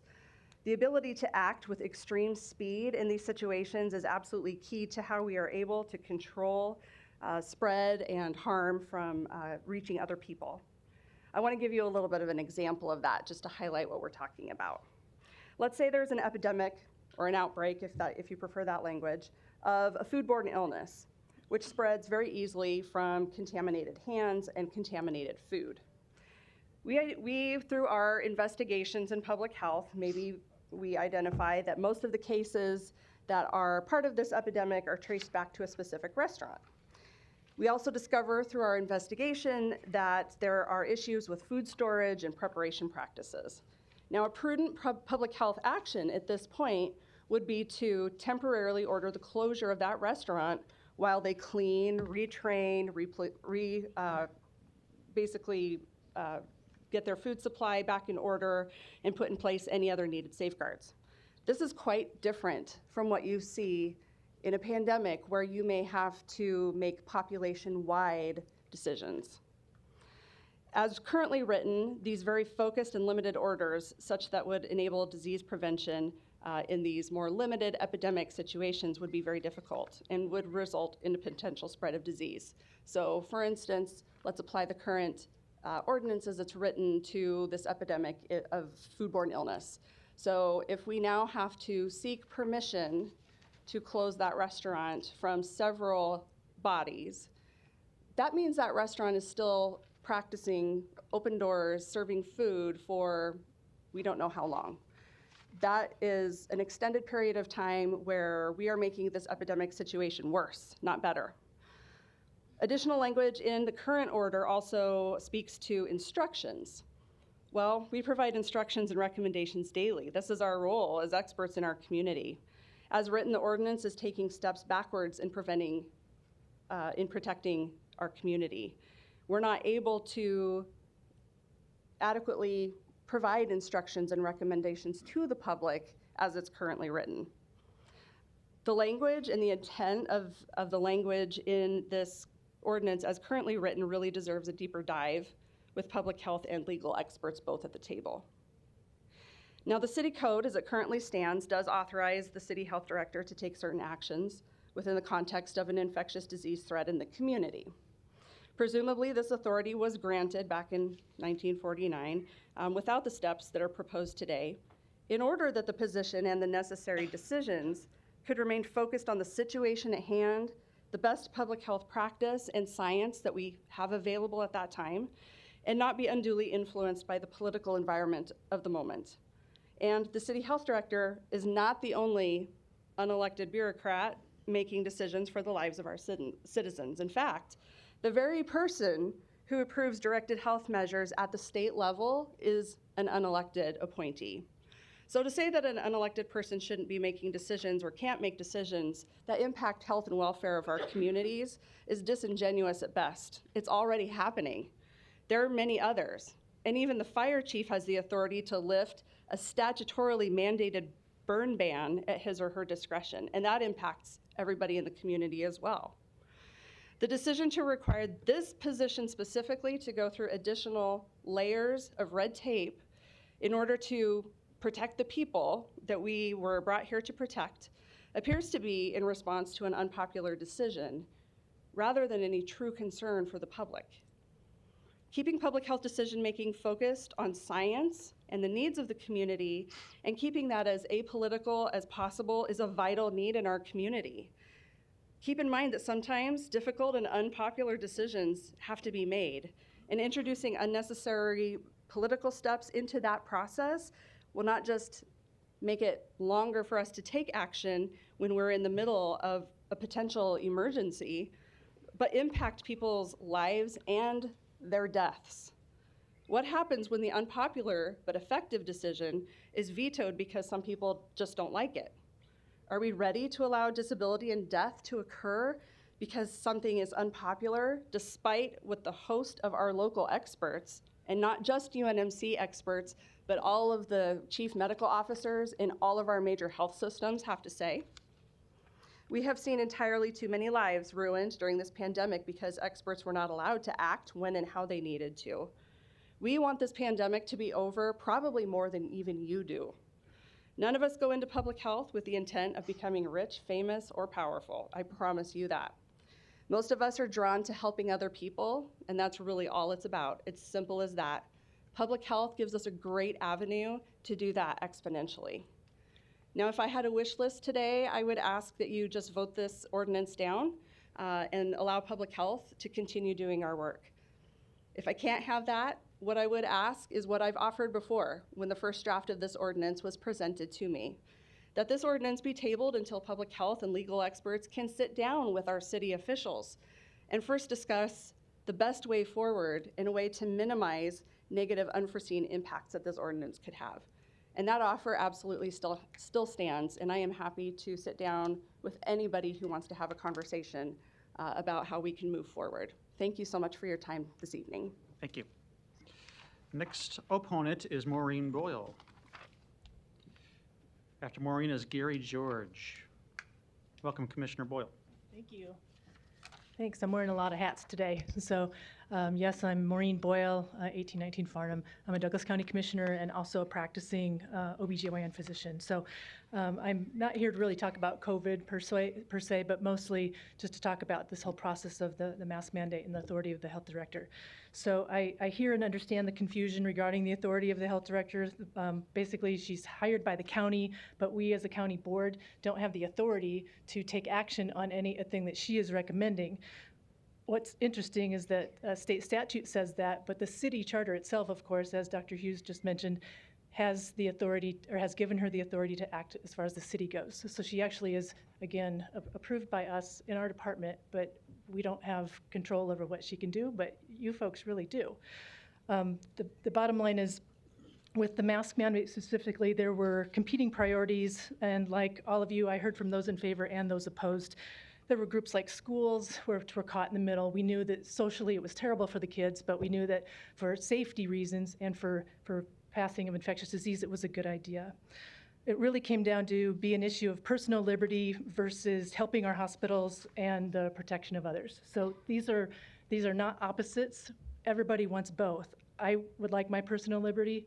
I like the fact that my hospital was able to prepare better and work with the pandemic because of the mask mandate and vaccines. So after feeling and seeing firsthand what happened in the hospitals, the mask mandate was really the right choice to make, to give us some breathing room so that we can help those folks that were coming through our doors. And it took a lot of community sacrifice, and that's totally acknowledged, but we're all now at this point better off for it. My fear is that with this new process, public health recommendations will be put to a vote. I respect all of you and your areas of expertise absolutely. Similarly, public health has experts. As an MD, I also defer to their expertise. I am not a public health expert. I am an expert in obstetrics and gynecology. So the bottom line is public health decisions will be made by folks who really might feel political pressure. And like me, I'm sure with the mask mandates, you all received threats of removal from office, threats for other reasons, tons of emails that told us, if you do this, we're coming after you. If you don't do this, we're coming after you. So the bottom line is it was a lose-lose situation from a political standpoint. I also feel and understand the importance of being accountable to voters. But we need to be careful not to be accountable to get votes. So, and there's a difference in that. I think it'd be very easy to go to our constituents and have what they say be the reason we choose a side. But public opinion should not always dictate public policy. An example actually is earlier today with the TIF talk. I mean, all of you voted in favor of it. There was a lot of public opposition to it. Sometimes you have to do what you think is right for the community. The difference with this is that we have a public health expert who is telling us really what the safest thing to do was. And it's tempting, because of what constituents are saying, not to follow that advice. So if we can get beyond the politics and stay beyond the politics, I think the real careful thing is if the current proposal passes, is that there may be a tendency to follow what your constituents think because that's right for the business or community, but this is public health. So you have to put a public health hat on and say what is right to save lives. So with that, I appreciate you letting me speak today. And I, again, oppose the motion for that reason. Thank you. Thank you. Gary George, and after Gary is Beth Furlong. Gary George, 2565 Newport Avenue, Omaha 68112. I am also a registered nurse and happy to be having a couple of my instructors out in the audience today speaking to this for or against this amendment. While I appreciate the substitute ordinance brought forward, I stand opposed. First, I submit the ordinance is poorly timed. It's too soon. Even if we are hesitantly hopeful that we are in the waning days of the pandemic, it's much too soon to be proposing changes in pandemic oversight. It is also poor timing because some elected leaders have filed a lawsuit against actions taken by the Douglas County Health Director a few months ago to protect the citizens of Omaha for a period of time. That lawsuit ought to be allowed its hearing and ruling before taking further action. Next, it's poorly conceived. The plan is to place the approval of public health recommendations during a pandemic in the hands of the mayor of Omaha and potentially the Omaha City Council, typically none of whom hold expertise in population health, much less managing and quelling infectious diseases. Finally, it's poorly veiled as not political.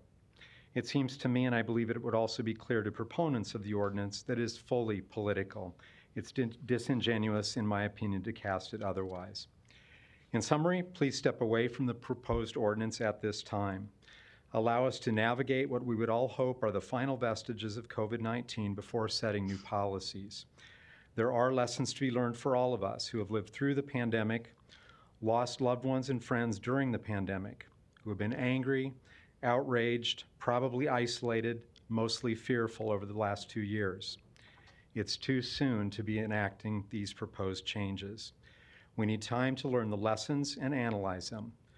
I trust all of us want to be able to persevere through subsequent pandemics with more wisdom and more grace than has been the case with COVID-19. I urge you to vote against this proposed ordinance and allow us time to heal and to breathe. Thank you. Thank you. Beth, and then Larry Storr.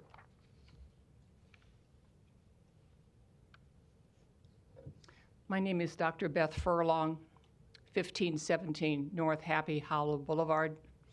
I speak as a registered nurse with 54 years of experience in public health nursing and public health nursing education. I speak against this ordinance for 2 reasons. The first is that the current system is working because we have a specialist. Dr. Hughes has the education, the knowledge, and the experience. The system is working. I value the collaboration between the city and the county. I celebrate these 2 things. The second reason, I'm concerned about decision makers making decisions in areas of specialization and non-specialization. My knowledge is that the mayor and the 7 of you do not have the education, the knowledge, and the experience in making public health decisions. I'm going to give 2 perspectives of the phrase, the patient. For people like myself in the area of public health, the word the patient means the public, a population.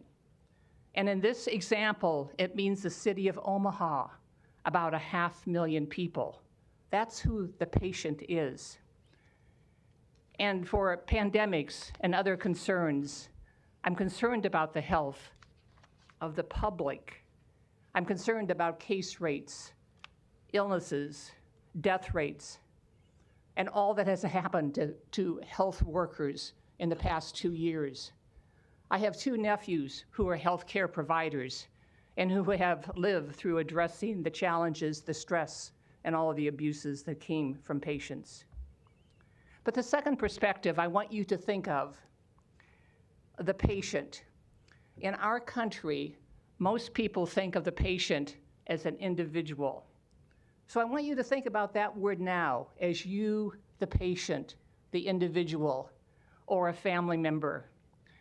And when it's time for you to go to a specialist, your primary care provider has referred you to a specialist, or you have sought that person out, and the person says to you, this is a plan.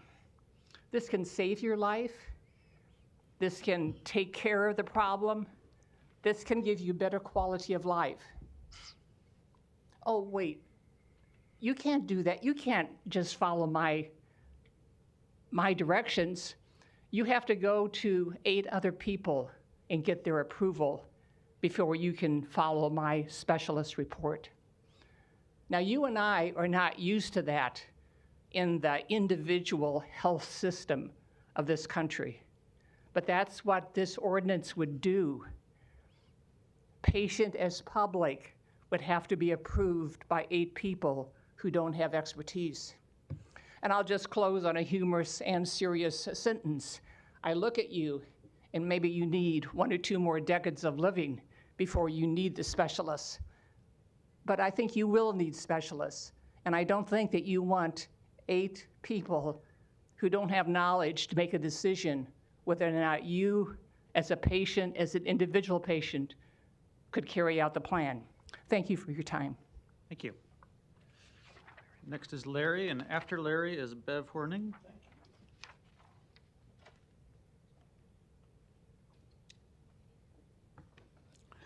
Larry Storer, 5015 Lafayette Avenue, Omaha, 68132. I'm against both the original and the amendment because I don't think it's necessary. I think it's a usurpation of power. You've heard a lot of citizens here today that normally don't show up. And most of the citizens here know something about the Constitution, which apparently this body and the one that meets in the morning must not understand. It's totally unnecessary. The federal government, Constitution, under the concept of federalism, did not give you that power. They didn't express it, they didn't delegate it. But it so violates citizens' rights that it is unconstitutional. So you need to back up, retract, whatever you can do. You can't change what you've already done. But you need to think about this. We are a republic, not a democracy, never was a democracy. Well, maybe during the time before the Declaration and the Constitution was actually signed. But we fought tyranny against a king that thought he was everything. He even overruled the legislatures here in the colonies and told you to mind your own business and disbanded some of you.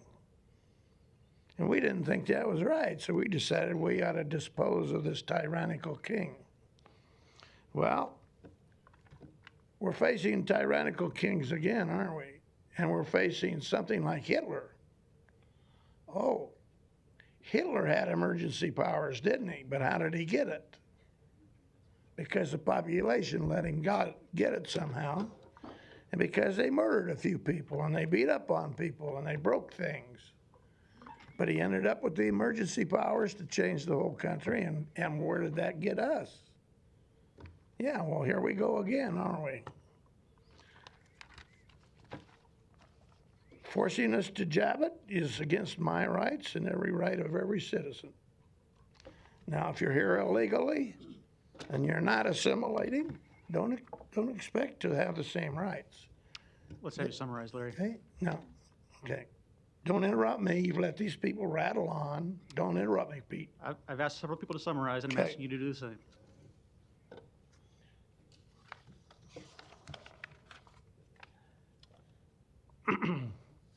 Here's one news organization that's a little more stand-up than the Omaha World Herald, the Epic Times, and I want to read something since everybody else has read.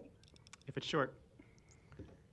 The title is Our Democracy, Their Oligarchy, by Rob Nadelson, very accomplished historian, constitutional expert.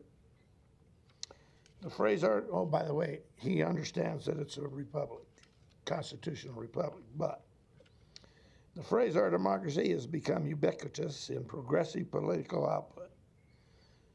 Nancy Pelosi is sick of it.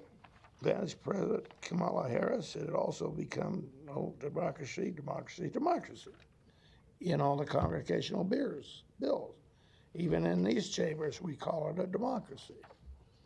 But you shouldn't confuse our democracy with real democracy. The initial modifier serves to debase the noun, much as subhuman means less than human, or social justice, rationalizes acts of individual injustice. Conservatives sometimes answer the phrase our democracy by responding that our form of government is not supposed to be a pure democracy. That misses a larger point. Our democracy is not any kind of a democracy at all. All right, Larry, we need to address the ordinance at hand and not political philosophy, okay? Never mind. All I right. didn't come to be interrupted. You break all the rules. You know, we have a strong mayor and we have a strong council president that makes the rules as they see fit. Thank you, Larry. We appreciate your When you break participation the, today. when you break the act, Bev, you're next, please. After Bev will be Margaret Sandelar. Bev Hornig, 1613 Crawford Road, Omaha.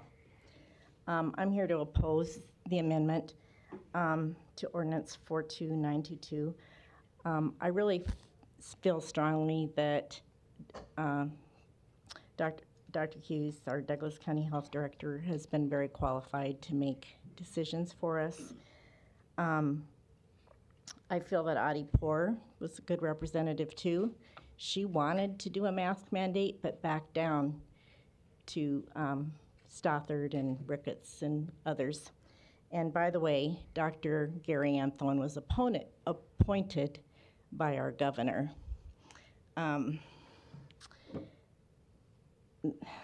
While the mask mandate is not exactly a law, it's kind of a temporary law, I don't feel that it infringed on any of our rights. We still had all our rights given to us in the first Bill of Rights and all other laws. It didn't prevent us from doing that. It's kind of a be kind, because nobody was being kind during the pandemic. And we have a lot of laws that are designed to protect the good of all, like speed limits, seat belts, and assault.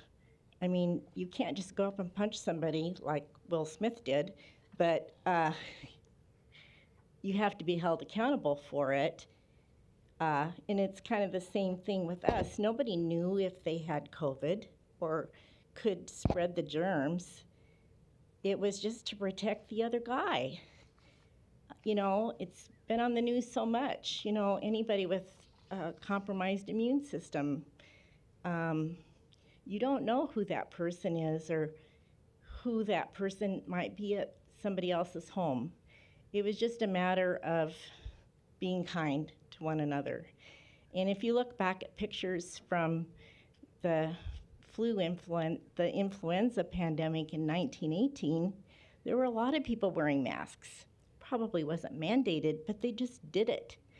I really appreciated Dr. Hughes giving the analogy of the urgency that we were faced with, that 2 months' time additional of wearing a mask didn't really infringe on us. Yeah, it's uncomfortable, especially if somebody has to wear one all day, but it was the urgency. It had to be taken care of, so I don't feel that whatever the Douglas County Health Director mandates, if it has to come back to you and have another hearing in 2 weeks, that really doesn't work in the situation of a pandemic. And I feel that people that are experts in their field deserve to have the respect. I feel like during this that I've been able to trust them more than elected officials in many cases, because it always seems that they kind of lean toward the people that have money rather than the everyday middle-class citizen in listening to them and honoring what they feel. Again, I thank you all for all that you've done. I was just going to read the preamble to the Constitution that kind of says this: we, the people of the United States, in order to form a more perfect union, establish justice, ensure domestic tranquility, provide for the common defense, promote the general welfare, and secure the blessings of liberty to ourselves and our posterity. Do ordain and establish this Constitution for the United States of America. And I know people can interpret that in many different ways, but I don't feel like our rights were taken away by having a mask. Thank you. Thanks. Margaret Sindlar. Is Margaret here? Okay. After Margaret's Christy Knorr.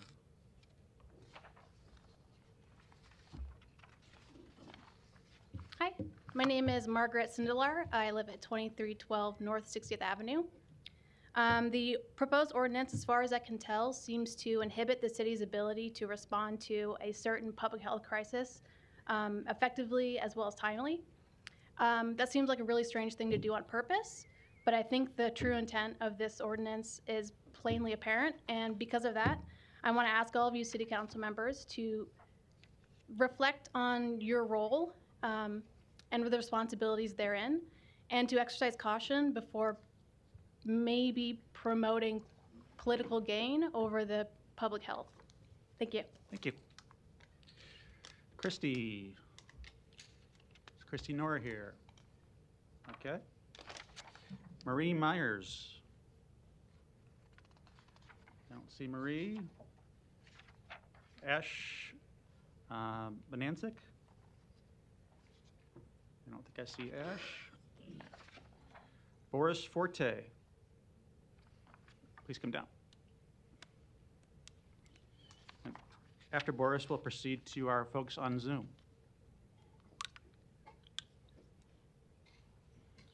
Greetings, Mr. President and Councilman.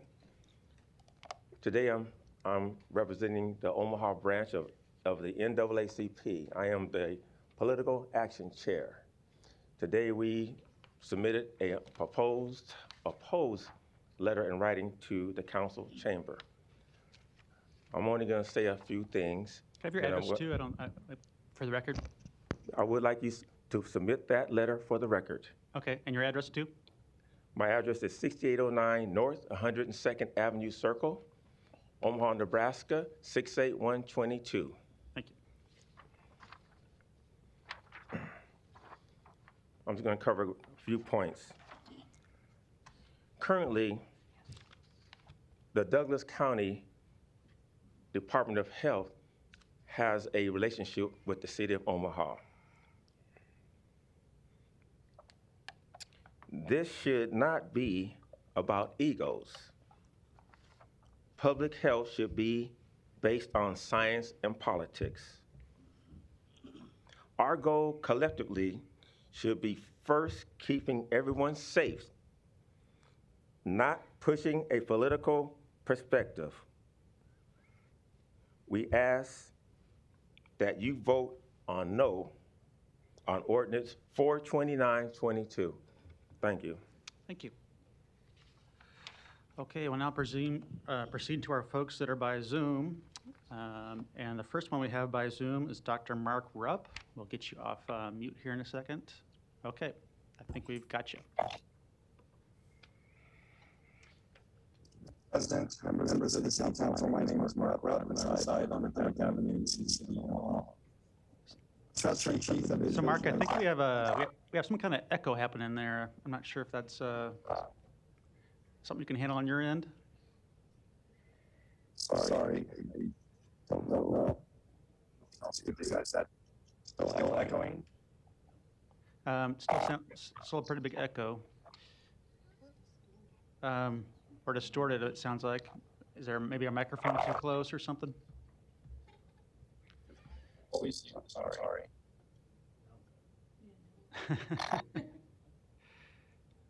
Huh.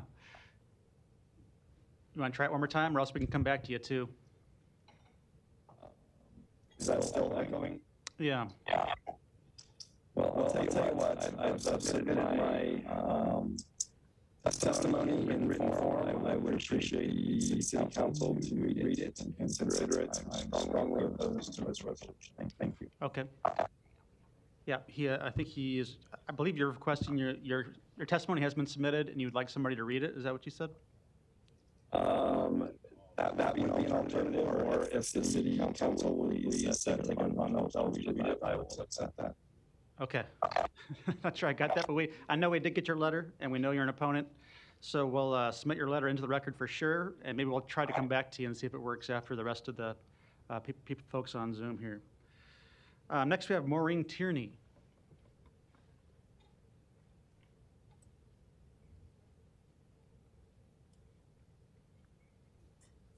Hello, my name is Dr. Maureen Tierney.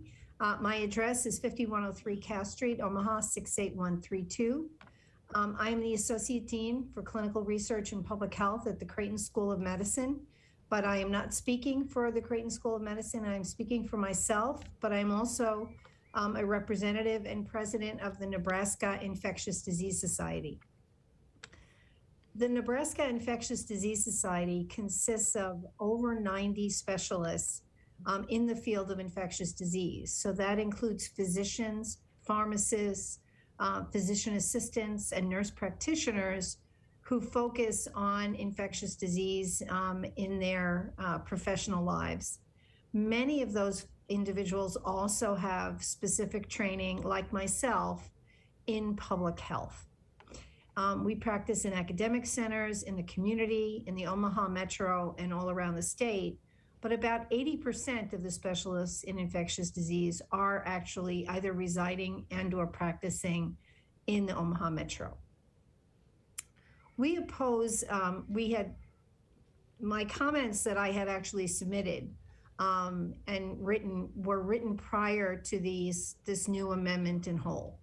So I'm going to amend those comments because those, I think, included a lot of details that really weren't necessary in terms of discussing this particular amendment. But I would like to thank the council for listening and for Councilman Palermo for changing the amendment. But we are still in opposition, and I'd like to now describe why. The health director of Douglas County, who you had the pleasure of hearing earlier, who's also the city health director, but whoever that person is hired based on having public health education and experience that provides the understanding of both detecting and managing outbreaks of disease. Dr. Hughes has this knowledge and expertise because she gained a Doctor of Nursing Practice degree, and she earned a master's, both in Masters of Public Health and as well as a Master's of Public Health Leadership. She has extensive experience in communicable disease epidemiology and infection prevention.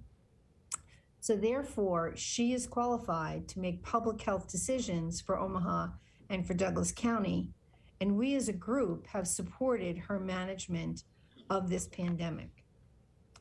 But as many before me have mentioned, this proposal is really being based on a 1 in 100 years event. Epidemics occur daily, actually, in Omaha. And the term epidemic is not the same as pandemic.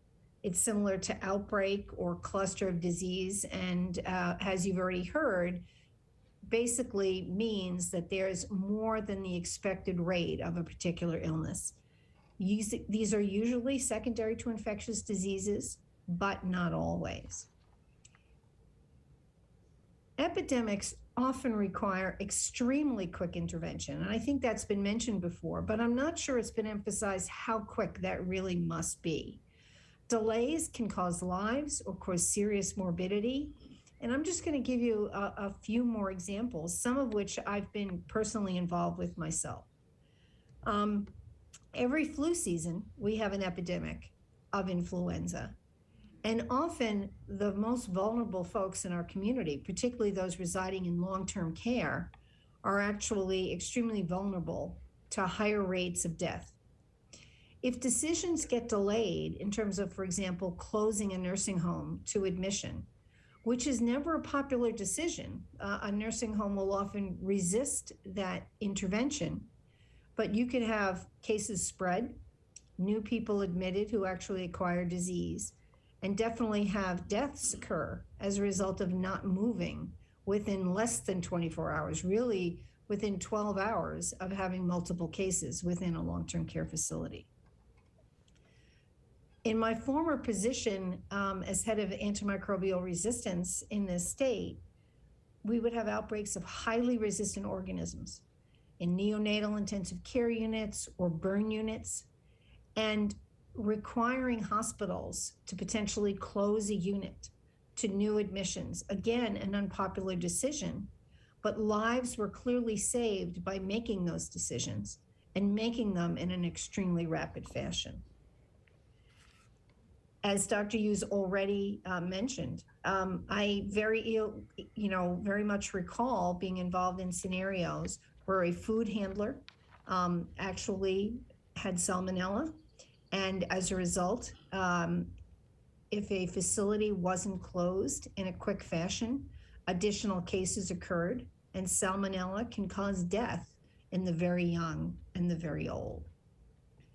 So we would argue that managing an epidemic involves very complicated decisions. It's not only the capacity to pick up and recognize that an epidemic has occurred, but how you manage that epidemic is dependent on the particular organism that's causing it, how that organism is transmitted. So for example, one of the proponents discussed the AIDS epidemic. Well, AIDS is transmitted in an extremely different way than COVID is. And so therefore, the methods you need to put in place to manage that particular illness are markedly different. So it's based on the pathogen, how it's transmitted, the population you're concerned about. And so those complicated decisions actually have to be made, as I think I've argued, in an extremely rapid fashion.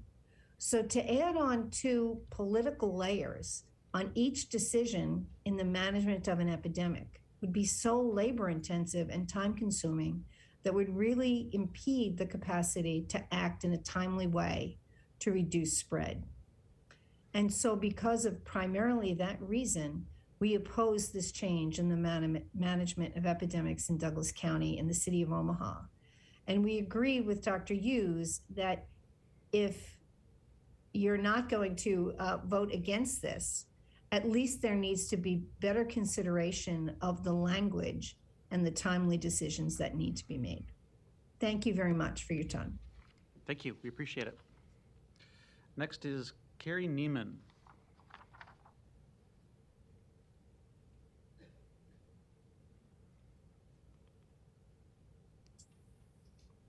Okay, try that. Hi, can you hear me? Yes. Awesome. My name is Dr. Carrie Neiman. My address is 10108 South 124th Avenue.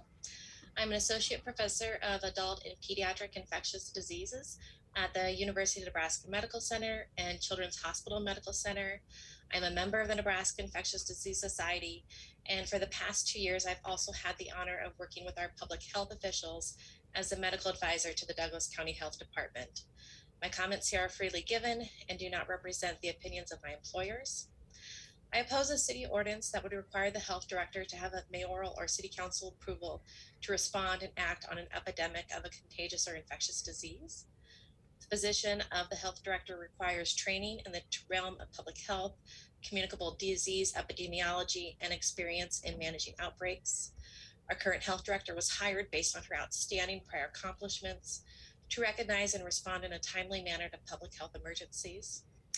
If we have an active case of tuberculosis in a school or daycare, should the health director wait till the next city council meeting to acquire approval to go into that school to begin contact tracing and screening of the exposed children?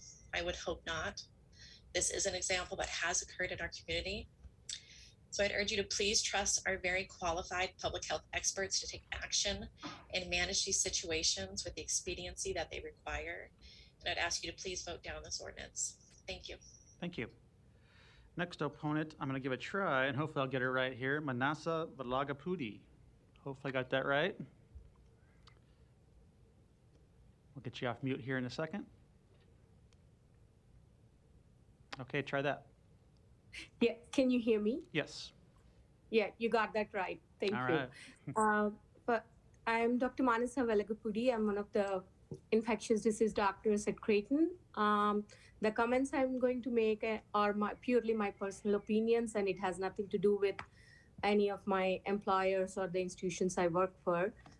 First of all, thank you very much for the opportunity to testify today. And I strongly believe, I echo everything what my colleagues said. And public health, it's a self-explanatory term. It's guarding the health of the public.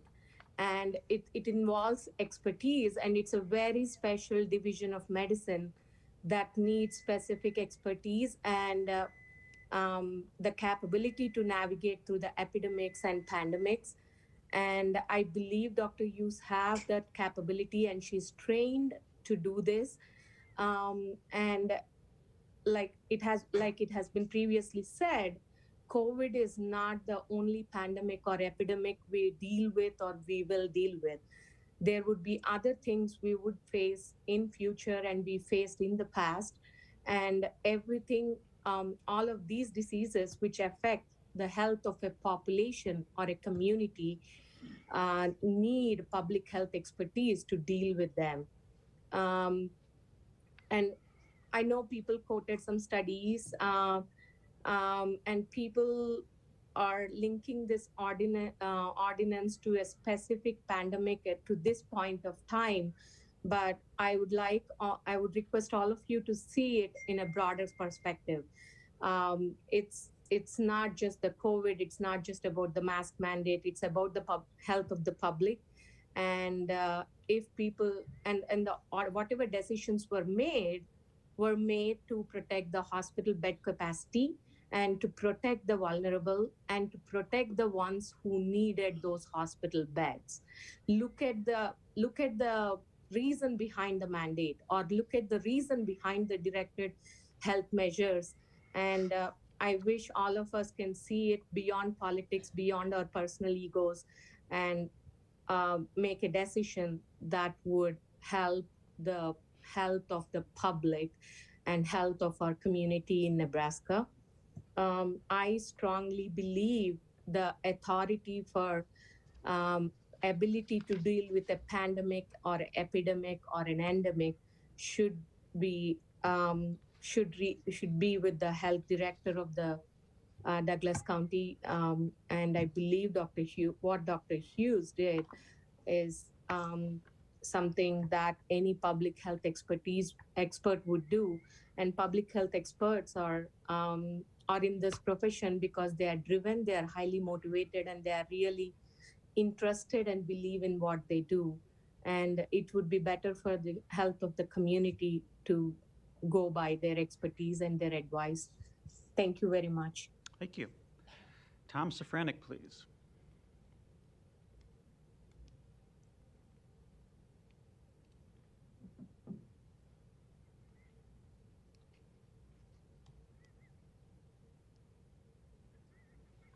We're working to get you off mute here, just a minute.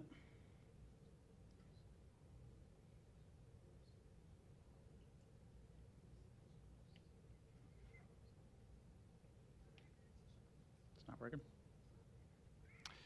Well, maybe we'll try to come back to Tom here in a minute. That's not working in terms of the Zoom link. How about Ann O'Keefe?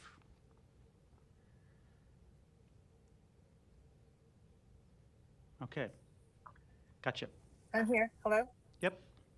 Hi. My name's Dr. Ann O'Keefe. I live in Omaha, and I have an exemption from providing my address.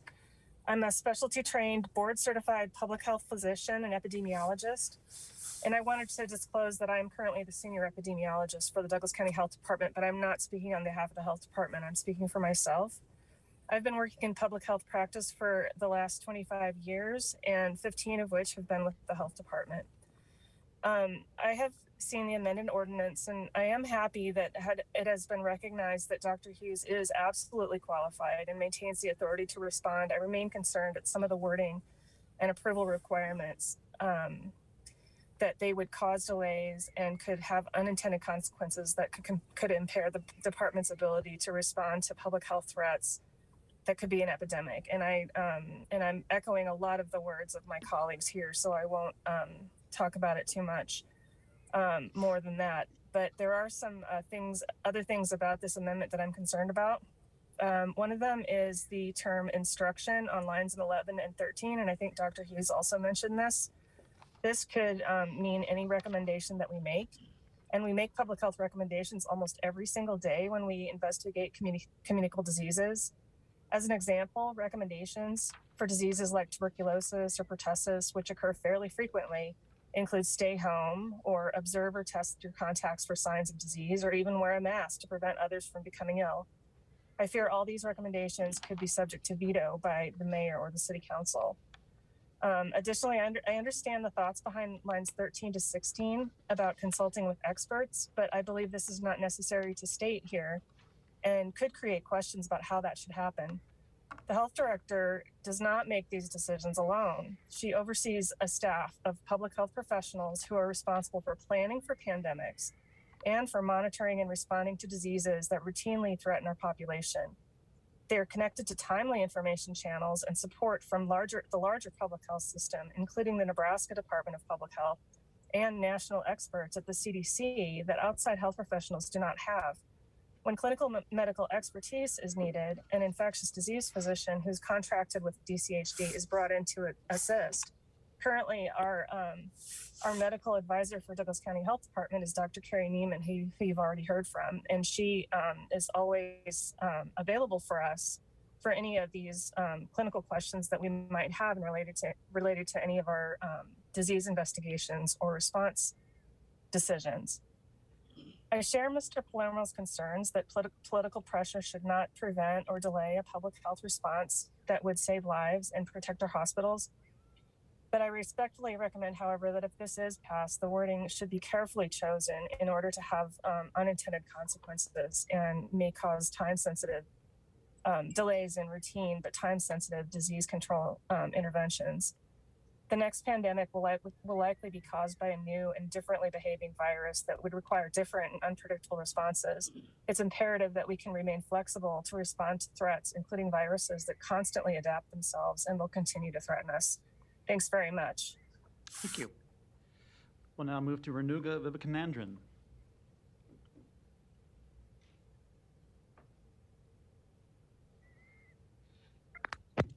Okay, gotcha. Hi, my name is Renuga Vivekanandan. I'm an infectious disease physician in Omaha. My opinions are not of my employer. I have been helping with the pandemic for the last 2.5 years, very much involved in how infectious disease processes work.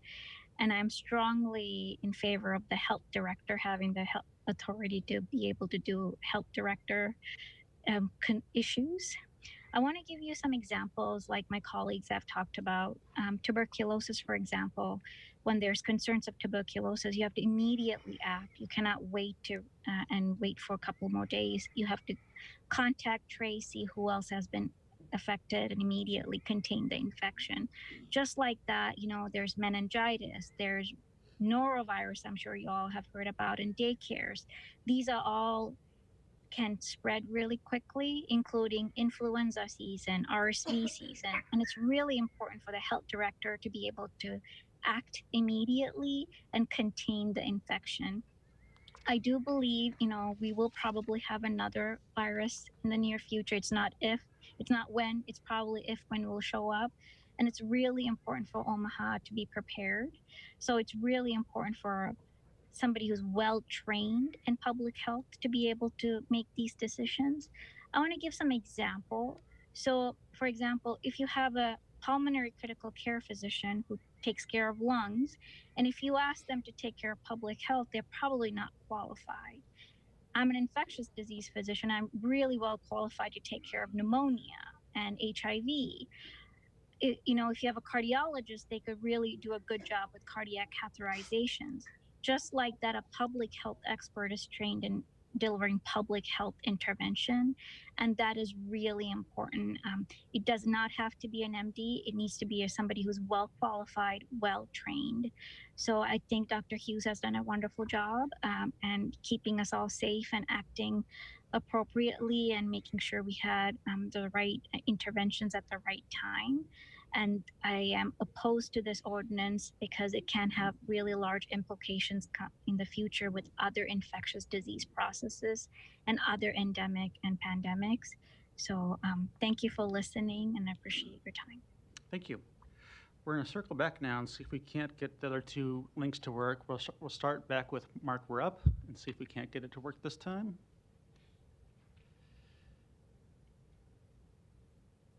Okay, try that. Is that better? Unfortunately not.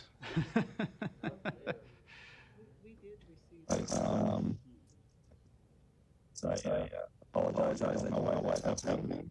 Okay. It's almost unintelligible, so we'll definitely submit your letter for the record, and we appreciate you being here.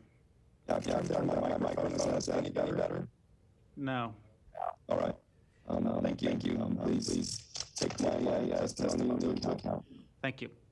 And we'll try Tom Safranek, too, one more time.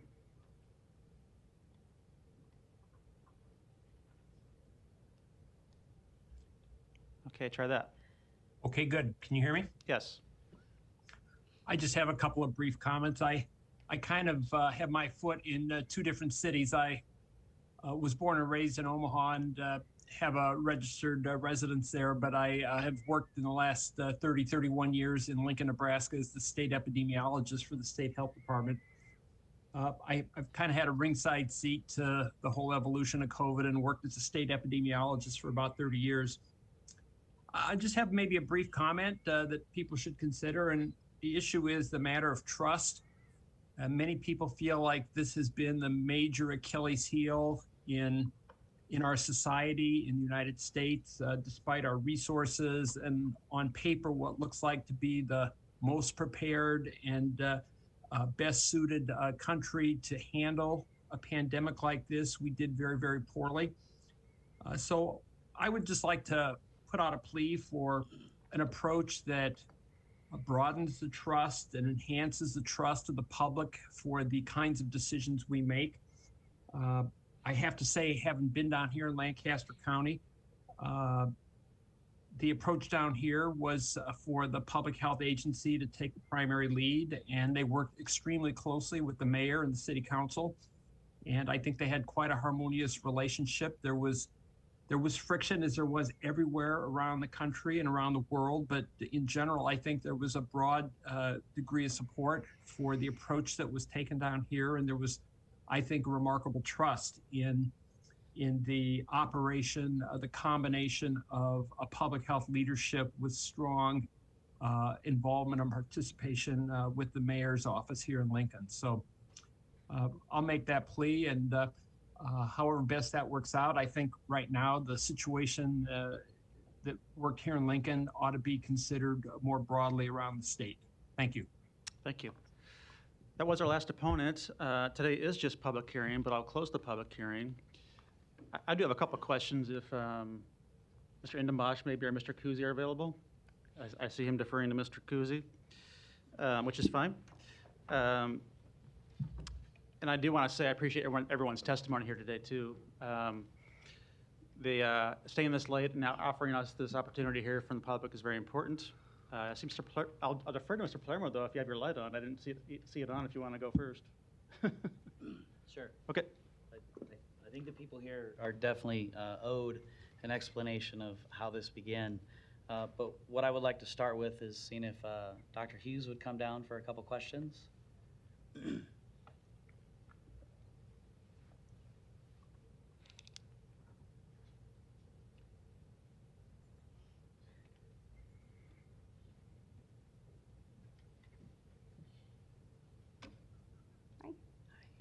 You gotta say it. Oh, I got to say it again. Sorry. All right. I'm Lindsay Hughes. I'm here as the Douglas County Health Director and also the City Health Director for Omaha.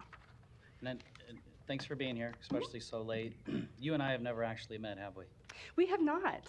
It's nice to meet you, sir. I told that to people before, and they just didn't believe me, so we've never actually met. I can confirm. So nice to meet you. You as well. Thanks for being here. Now the hard part begins. Received an email from Dr. Rupp, and I quickly glanced through it, and I grabbed a paragraph, and I want to ask you this question. Okay. Because I'm not sure if you'll be here next week or whenever we... I will, yes. You will, okay. Plan to. Well, that'll help with the rest of my comments as well, but this will help me to move forward. Okay.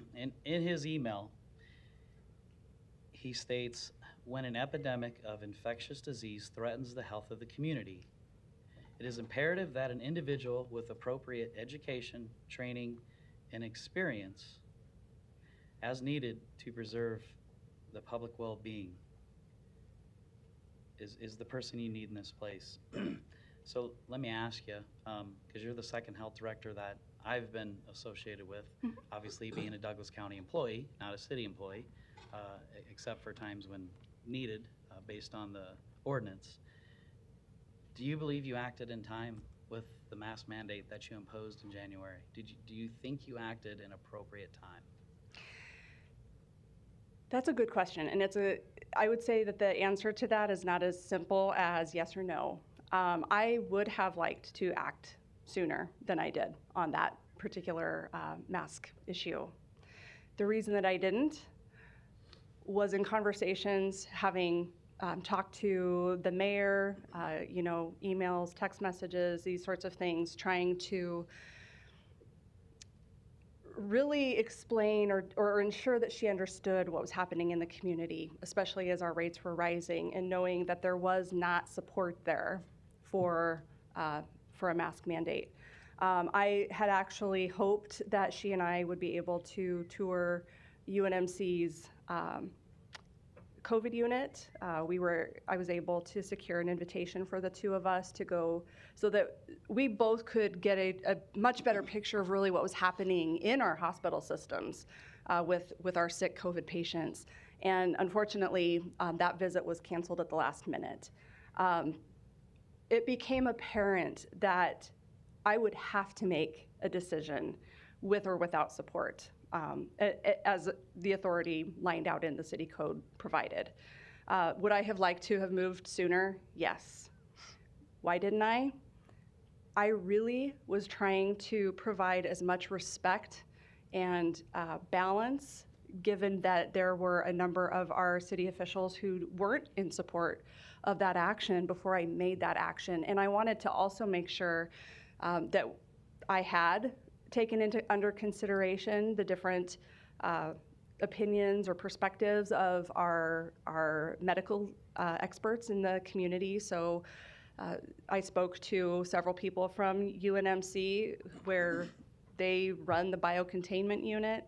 I also brought together all of the chief medical officers for our major health systems and said, is this something that you can support? Is this something that you feel like we need? So there was a lot of legwork that went behind that action before it actually happened. So yes, it would have been lovely for it to have happened sooner. However, there were a number of factors that came into consideration with that. And I appreciate the answer, because this is exactly why, at this point in time, I feel it necessary to change this ordinance. With all due respect, we've never met. I'm not judging you based on your credentials. I know you're highly certified in exactly what you do. When we talk about knowledge and managing, and just as I said, education, training, experience, you have that to make the decision. But what happened with the public health of our community is you didn't make that decision in a timely manner, as you just said. So for every expert, and we're not in the medical field, for every expert that we've heard from today, that I've heard from over the last week, for those I haven't got back to yet, I appreciate the knowledge they have, and I'm listening. But the reason I'm moving forward with this is because of just that. And let me back up. Let me ask you one more question, and I'll have you sit down. I think others will have a question for you. It was tough to make the decision, but when you made the decision, did you first reach out to Councilman Festerson to say, I will not make this decision without the majority of the council's support? Could you find out where they are? I did ask. I had talked to Mr. Festerson earlier, well, late in the previous week, and said, this is where we're moving, this is what we're thinking. And he said that he knew that there were four individuals who were in support, 3 who were not. So I was aware that we had majority support, essentially, for moving in that direction. But we have never spoken until today. Correct. Okay. Stay close. I may have more questions, but I'm going to back up because people close to me still question because they see an ordinance change with the mayor, myself on there. Obviously, the mayor's staff, the law department wrote it, so her name's part of it as well. But what happened was 2 years ago, See, a majority of this council have lived through the DHMs and the inaction of those in the community who have the power to make a decision but haven't made it. I've lived through 2 different health directors in a relatively short time frame that made 2 different decisions. So I don't sit here and act like I have the answers, but what I do sit here is I have the knowledge and the privy to have that behind the scenes knowledge that quick action helps our hospitals not be filled up, and the schools not to be flooded, and the teachers overworked, and our nurses overworked. And I know that happens with quick action, and we lacked it both times. So as I sat here exactly 2 years ago, not this president, but the former president, Chris Jerem, sat here, and we lived this. It was a very difficult decision. And maybe I should have practiced what I preach, because my new colleagues here, I told them day one, there's no win with masks. It is so divisive in our community, whether you're for it or against it. Well, that being said, the knowledge that I got from former President Jerem, who said, at the end of the day, it's for the public health, well-being, and the citizens of Omaha's safety, that you should always make that number one, your number one choice. Otherwise, nothing else matters. And he was exactly right. So a couple years ago, we started the discussion of we need a city health director. This didn't happen with your decision that you made in January or when you got the job. It started a couple years ago because we knew that the citizens in our community were affected by this indecision, especially those in my community, the marginalized communities. I mean, and I'm going to skip around because I like to take notes, as we heard today. And there was a gentleman who represents the Omaha branch of the NAACP who handed us something, and right in number 1 it says, we write in opposition to this proposed ordinance. Number 1, in times of epidemic and crisis, timely decisions are essential to result in saving lives. He's exactly right. So maybe if he was here and he heard me, he would probably change his letter, because that's exactly my point to this. So this is a 2-year process of us saying we need a city health director. We need somebody paid by the city, that works for the city, that answers to the city. I haven't heard from you, although it's not your job to tell me what your thoughts are, because you have the power to make that decision. But if I had a city health director, I believe there would be communication there. And that's what I firmly believe with the facts that I have lived the last 2 years. So with saying that moving forward, that public health is of utmost importance, ultimately this ordinance change reduced to its basic form is that it's a proposal about creating a reliable process to protect the public health, the citizens of Omaha. That's what this is for.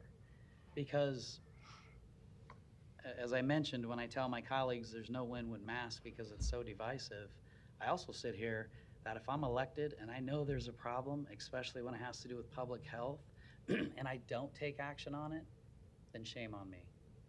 And I've lived through it. And I know people that I represent, those who maybe don't have health insurance or the best health insurance, those who can't miss work, those who end up in the hospital, they're bankrupt.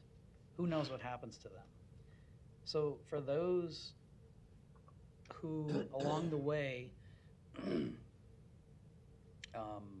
maybe presented at the Douglas County Board of Health, who I don't know who them people are, quite frankly, I really don't care. They passed a resolution, which to me means they didn't read my ordinance, because if they had, they would have flipped the page and seen that there was still a requirement in there. It's unfortunate that sometimes Douglas County pays people to be activists in the community, and they're no more professional than I am, except for I answer to 70,000 people to make a decision for them. So I take offense to that, and especially those people on the Board of Health.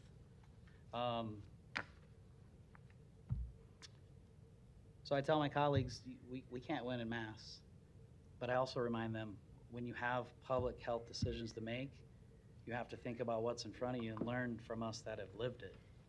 The previous health director failed us miserably. And I was a strong vocal advocate against the decisions that were being made because there was pressure. We know, we lived it. We know there was pressure from all around. Even though the power was there to make, there was pressure and the decision wasn't made. So as we're moving forward from the 2 years of thinking back of living this, we actually changed and wrote the ordinance for a mask mandate. We're the ones that brought it forward.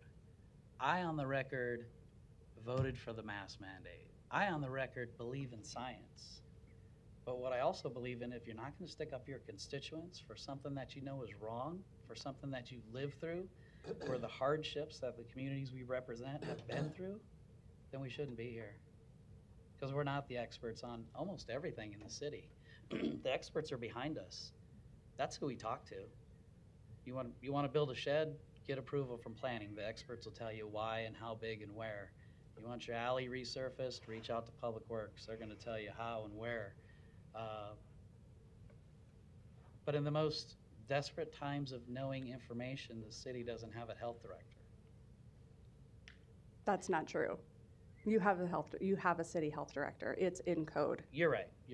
The code that was written in 1949, that now we know is a problem because decisions can't be made. They're pressure decisions. Well, I wasn't here 2 years ago, if I may respond to you. I'll give you time. Are you sure? Yeah, I can talk a long time. I promise I'll give you time. If you need me to stop, because No, I just want to make sure I have an opportunity to speak to your concerns. I promise we're not going anywhere. Pizza's on the way.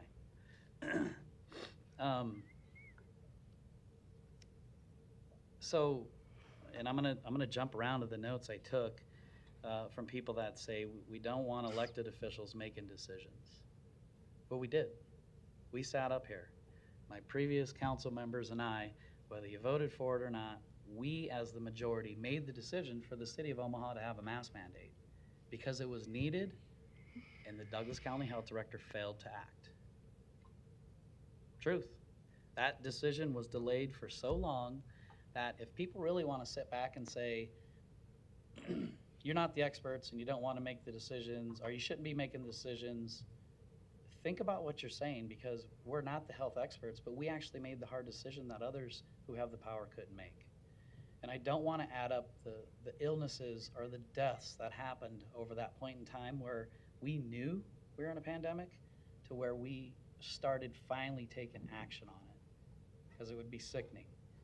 And you would know why I'm so adamant about this. And I'm in a different lane than the co-sponsor, right? I've said this all along. I am in my lane for my own reasons of being in the seat and knowing the failed issues we've had before us.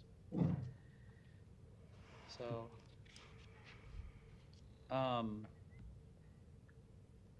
we heard from a commissioner here that said, don't make decisions for votes.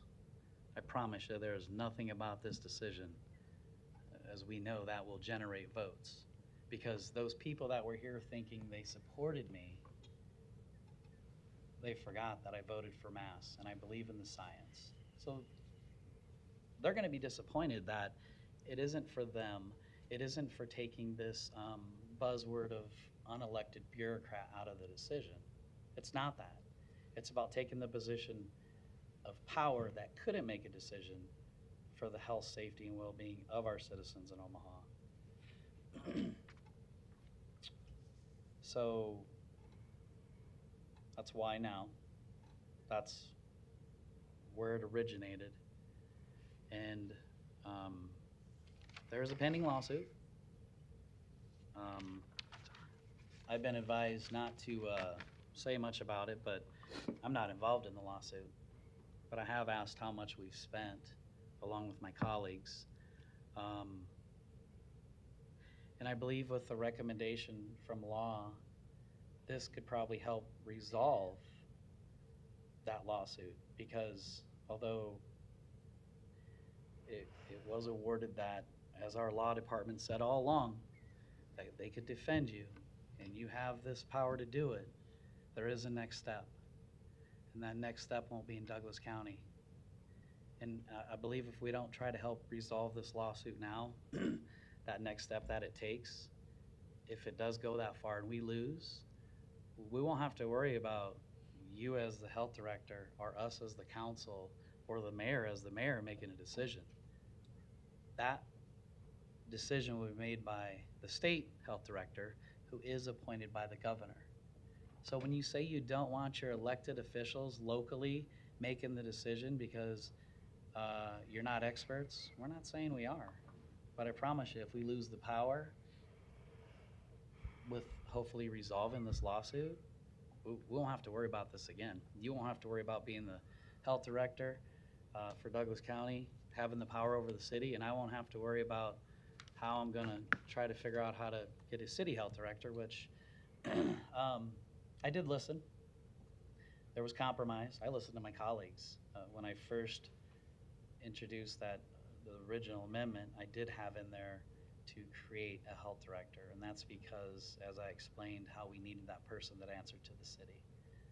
But I'm open for change, but I cannot consciously sit here and know what I know about the inaction of the power of the Douglas County Health Director to benefit our citizens in their most desperate needs of that health care that they need when I know it didn't happen on time. So I got a lot more, but you look like you want to say something, so please do. I'm happy to listen as long as you need. Did you want to add something or I say something? wanted to just, first of all, there's a lot there, and I probably will miss a lot because, yes, a lot there. Dr. Poor and I were making decisions in extremely different environments, believe it or not. Dr. Poor was up against some constraints with the state in terms of funding. Very early on in a pandemic, when we really did not know what was happening, what was going to happen, what our needs were going to look like, what this pandemic was even going to look like. It's a very different environment for her than for me. I was not here. I was not privy to those conversations. I was not here to witness what the city council did or did not do, or how deliberations around that happened. I know what I've heard, but I was not here, but what I do know is that Dr. Poor was up against completely different challenges than I was. Now, I was still up against this threat of lawsuit from the state if I acted in either capacity, whether as the county health director or the city health director. Both times, I went through all of the appropriate steps, if you will. So as the Douglas County Health Director, I reached out to Dr. Antone, made an official request for a mask mandate for the county, and at that time, he declined that.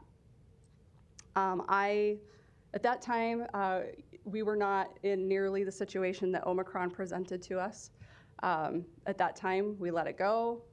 We were using some other mitigation methods to keep transmission rates low in our community.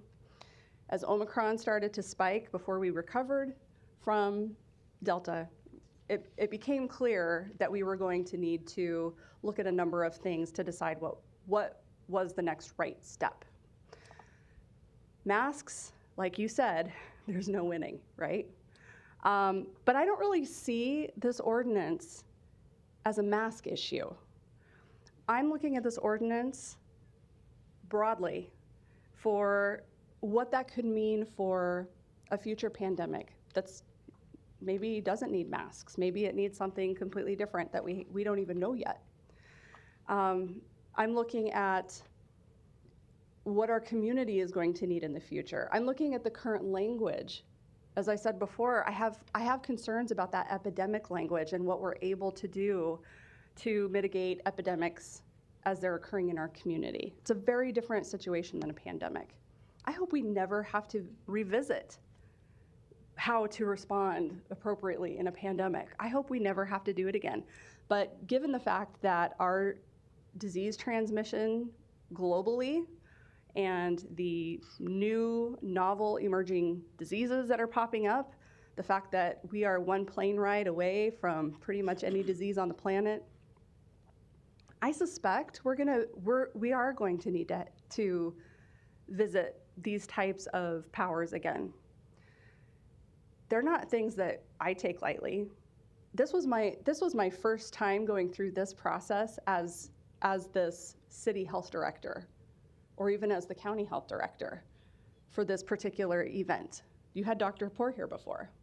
So when your colleagues came to my office to visit individually as I first arrived, and thank you very much for taking me up on that offer and coming out to visit, we talked about masks. Had I met you, had you taken us up on that offer, I would have loved to have heard your perspective on this. I actually want to work with you. I want to sit down and be able to find the best way forward for us, for the people who live and work in this community. It's not about power, it's about serving the public. I think we're kind of on the same team there. How we go about it just needs to be a way that is going to best serve those people. If we're going to layer on steps, that stretches that process out. That means it's even longer. Yes, we had, it was a little further on in a particular spike when masks were brought up, or the mask order was implemented. There were a lot of things. Leading to that. There were so many conversations leading up to that I would have happily shared with you. I talked to Mr. Festerson about why I had gotten to where I was and why it was the right time. I didn't do that before because I was balancing all of the different things that are happening in the community, all of the different perspectives that are in the community. That's what it means to be apolitical. To look at, yes, this side feels and thinks this way, they want this side wants this. How can we best keep everybody healthy and keep everybody's economy moving forward and keep all of our balls in the air and still protect people? It's a balancing act. It's not always do it right now. It can't always be a knee-jerk reaction. There are many things that we have to take into consideration. So it's a little different in an epidemic because we're talking about very localized and very environmentally constrained actions usually. We're not talking about shutting down an entire city. We're talking about shutting down a restaurant or two or a child care center or two for a couple of days. It's just very different approaches depending on the situation that you're in. And Dr. Poor and I were we were in very different environments making that decision. She probably would have pulled basically undertaken that action to implement a mask order at that time had she not been basically told that she would lose funding that was necessary for us to respond in the pandemic. That was money that we needed to be able to supply PPE to our healthcare providers to make sure that we were doing all of the various activities that were necessary to protect the public. So I need to say that and make sure that it's understood that it's not black and white. Yes, she didn't do it, you did it. She did it late, you did it late. It's not that black and white. I agree with you 100% that better communication needs to happen.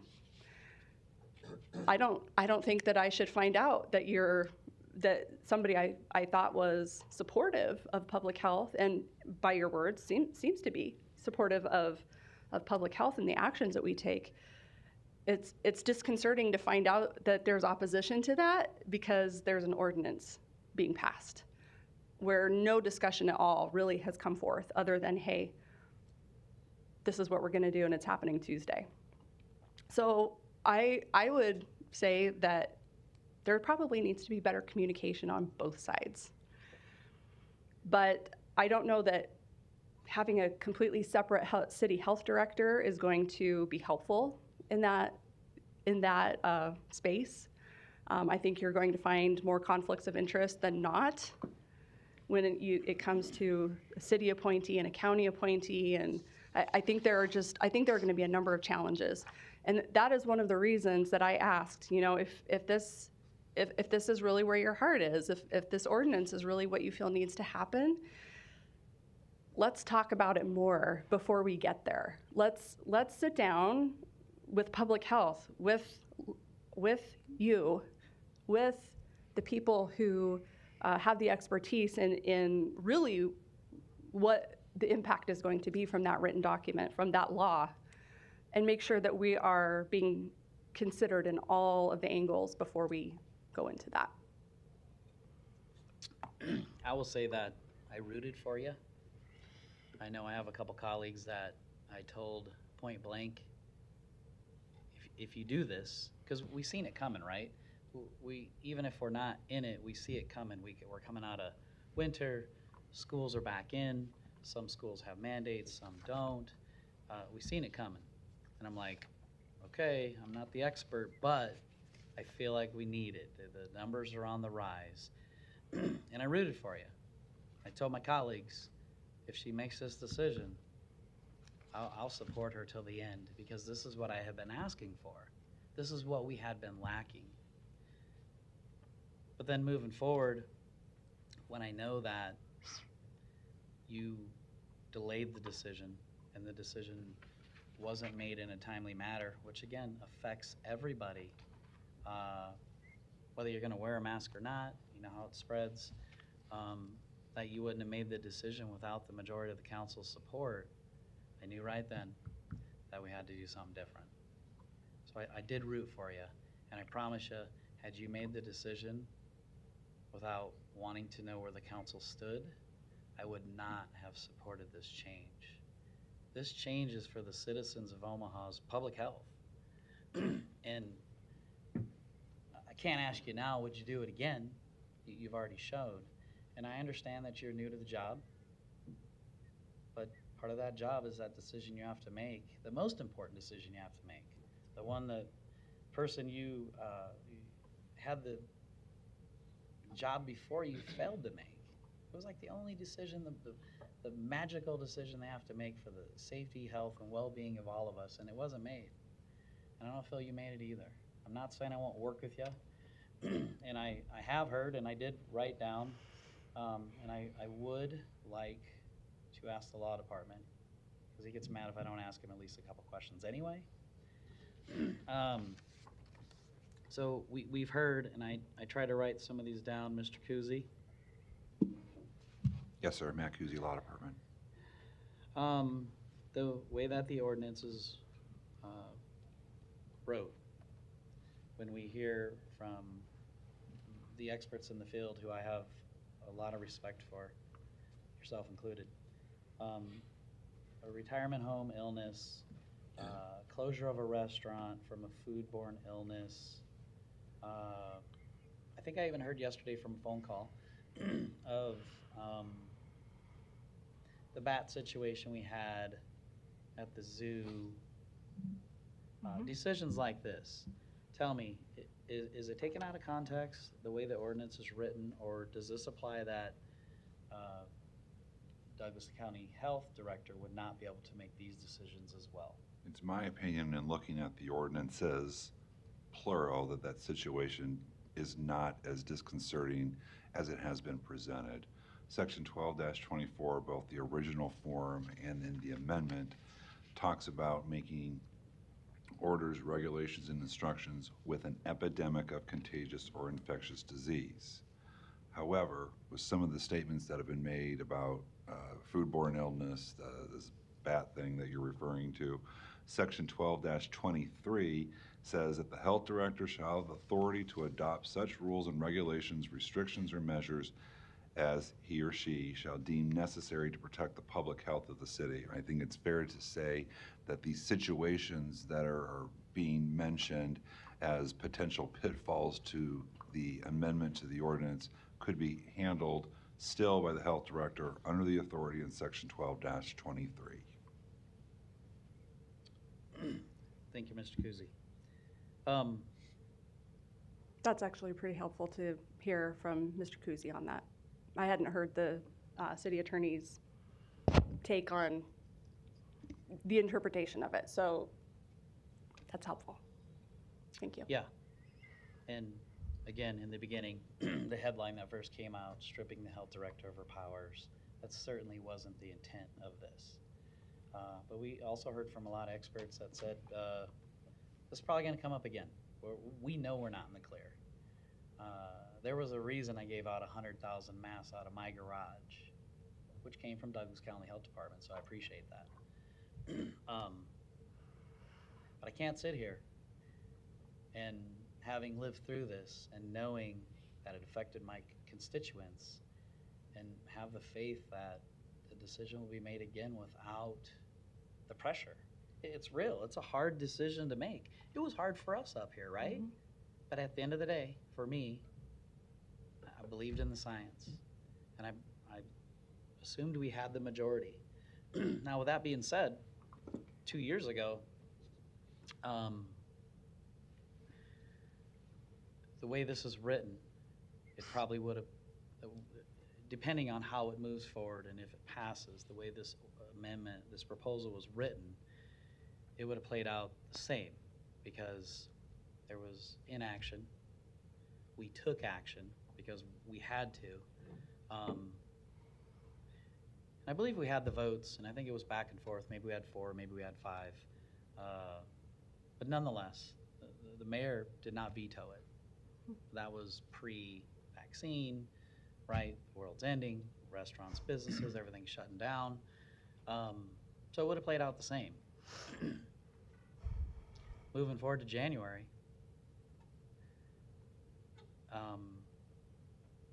you would have just had to make a recommendation, and you could have probably made it sooner, as you admitted.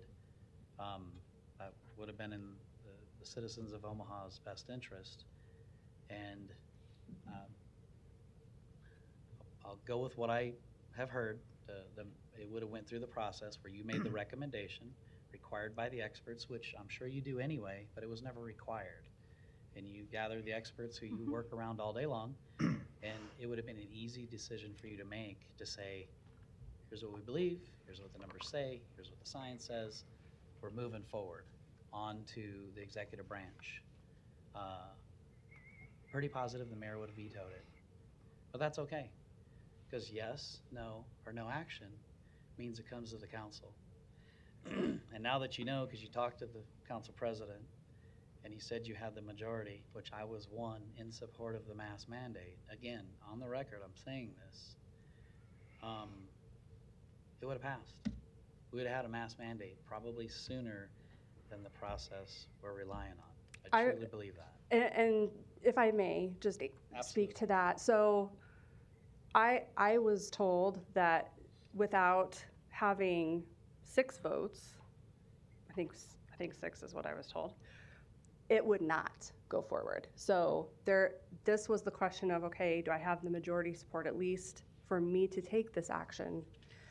But if otherwise, it would have had to go through essentially this process that we're going through right now with this ordinance. So a first reading, a public hearing, a third reading, and then, waiting to implement that. So it actually would have taken 6 or more weeks to actually get that implemented. And so that is why I didn't go that route of saying, here's my recommendation, please consider moving forward with this. Maybe I wasn't clear when I said both ways it played out with the previous health director, with us taking action where it was not vetoed, to saying this proposal was in place, you making the recommendation to the mayor in January. If this is in place, it would have been vetoed. It would have came to us, and you have the majority support. It would have been a yes. You're saying that's what I'm saying. You're saying with what the proposed ordinance right now. Proposed amendment in place. Thank you. Both times. Well, I'm so sorry. I was interpreting. Yep. It's fine, and that's why I what you wanted were to saying clarify differently. to those who are still with us and those that are still awake here. It, it, it, it wouldn't have changed either outcome, except for the fact that it would have happened sooner. And that's my point of all this. Thank you, Mr. President. Thank you. I'll have just a few questions to see. I think we had some other lights on and off during this period of time, and we'll see if somebody else dials back in. But I greatly respect my council colleague to my left here from South Omaha. And we agree on a great many things, and we've been through a lot on this particular issue together as well. And I think he largely did repeat my recollection of the turn of events over the last year or two and the ups and downs with the previous public health director and the process we had to go through and all the unknowns, frankly, that everybody was dealing with at the time, which was pre-vaccine and so very challenging. But I think we just come to very different conclusions about it in the end. I, for one, appreciated what the public health director did when we did have the surge and took the initiative to contact the mayor and the city council and say, I think this needs to happen on behalf of healthcare workers and teachers and first responders. And the mayor indicated she did not support it. Majority of the council indicated they did. I want to be clear, it wasn't all the council, it was 4 members. But you asked if we did, and I asked around, I said, yeah, I think we do. And you took action, and I don't think that would have happened otherwise because of the process. The current city council process is very ill-equipped to handle something like a surge when that current process takes 5 or 6 weeks, as noted. And I do share, though, also the frustration previously when the council did have to address this issue because it was also a timely concern. And we felt the public health director at the time could have taken the action. In fact, we know she could have taken the action and did not. And so I share that concern with Councilmember Palermo. I don't share the concern about the lawsuits. I think it's unfortunate we have been sued, but that happens from time to time in city government. I know we're confident in the city's position and in what city code says, and I know you are too, or else you wouldn't have done what you did. And I'm not confident that either of these proposals would resolve that issue, but I don't think that should be our main concern. So I'm not supportive of the ordinance that was introduced, and I think I'm hearing that's not on the table anymore, but I thought it made no sense to try and authorize a special epidemic health director that was not an expert in infectious disease or public health. We should be advised by those folks no matter how we organize the approval process. And I am open to considering the approval process, but I just thought that was a total afterthought and not an improvement upon what we've experienced over the last couple of years. So I'm hopeful that it's no longer a thing. I'm sure Dr. Chaplin is a capable physician, but he's a pediatrician, and that's much different expertise than what we're looking for here. I'm also very interested in what we heard today about the terms epidemic and pandemic. I don't know, Mr. Kuzi, if you want to address that issue as to why it was drafted using the term epidemic as opposed to pandemic. Mac Husey Law Department, I guess I can't attest to 1949. So we just left, when the law department drafted this at Councilman Palermo and the mayor's request, we left the term epidemic in there because that's the term that was originally in there when it was first drafted in 1949. There wasn't any request, or quite frankly, I guess, any consideration in the law department to change that particular noun. Is that something that you're open to, or open to having a dialogue with the health experts that have testified here today as to the implications of that term? Was that to me or Dr. Hughes? To you. Oh, sorry, Mac Husey Law Department again. If the council wants to have this terminology changed, that can certainly be done. It will involve probably a change in that an additional ordinance would have to be written rather than the full amendment to the one that exists now. There might have to be one that would be requirements for the health director to act in a pandemic as opposed to an epidemic. Mhm. Well, it sounds like that's a discussion we should have over the next week for sure, right? And you're willing to have that conversation? Yes. Okay. A couple other questions. This came up this morning as to section 1224.3. As designed in both the original ordinance and in the amendment of the whole, it indicates that the mayor may approve, reject, or take no action on an order that would come to the mayor, and then it would go to the council.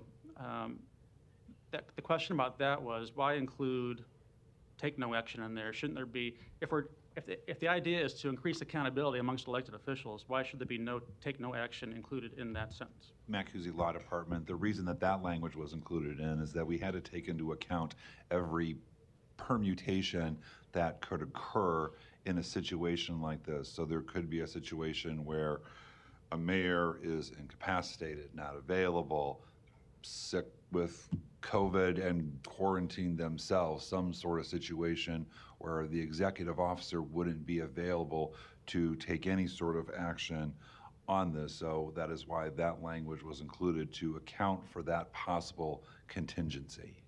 Okay. I see Councilmember Bagley's light's on too, so I'll let him follow up on that. Maybe I think that was a concern he had this morning as well. And then section 1224.5, number 4. This came up, there was a few questions about this today as to the process. So should it be recommended, and should it, and regardless of what the mayor does, it comes to a city council at its next meeting. At that city council meeting, does that include a public hearing? The matter would come before the council in the form of a resolution for the council to vote on, and just as resolutions now are entitled to some consideration of a public hearing, that not necessarily having one, but it would come to the form of a resolution for the council to vote on. Okay. And so a resolution, for those that aren't familiar, can be done if it's placed on the agenda. Presumably, it has to time for our agenda, I suppose, for a Friday afternoon, or I suppose as late as a Monday at noon to be considered on a Tuesday agenda. But should it be then considered on that agenda, it's a public hearing and a one-time vote that day, right? Correct, and there's also a provision within the amendment to allow that for the council to call a emergency meeting. And we can do that, but as Dr. Hughes was observing, that takes, I believe, 6 votes to do, or certainly 6 votes to approve something at an emergency meeting, right? Which we did do early on in the pandemic, but not since. I think that was to suspend the rules and to have the ordinance process go through much faster.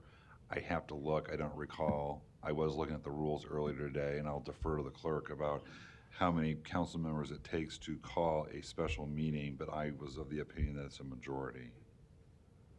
Okay. I think it was an emergency ordinance, not an emergency meeting. Correct. Yeah. Mm-hmm. But to have something go into effect immediately under the current rules, that's the 6-vote threshold that was problematic, frankly, early on in the pandemic. A couple more questions about that. So it comes to the city council. It's been written presumably by the public health director. It's accepted or not accepted, or no actions taken by the mayor. It comes to the city council. There is then a resolution with a public hearing. Can what's been written be amended by city council members at that point? The order that was looked at by the mayor first, is that what you're referring to? Mm-hmm.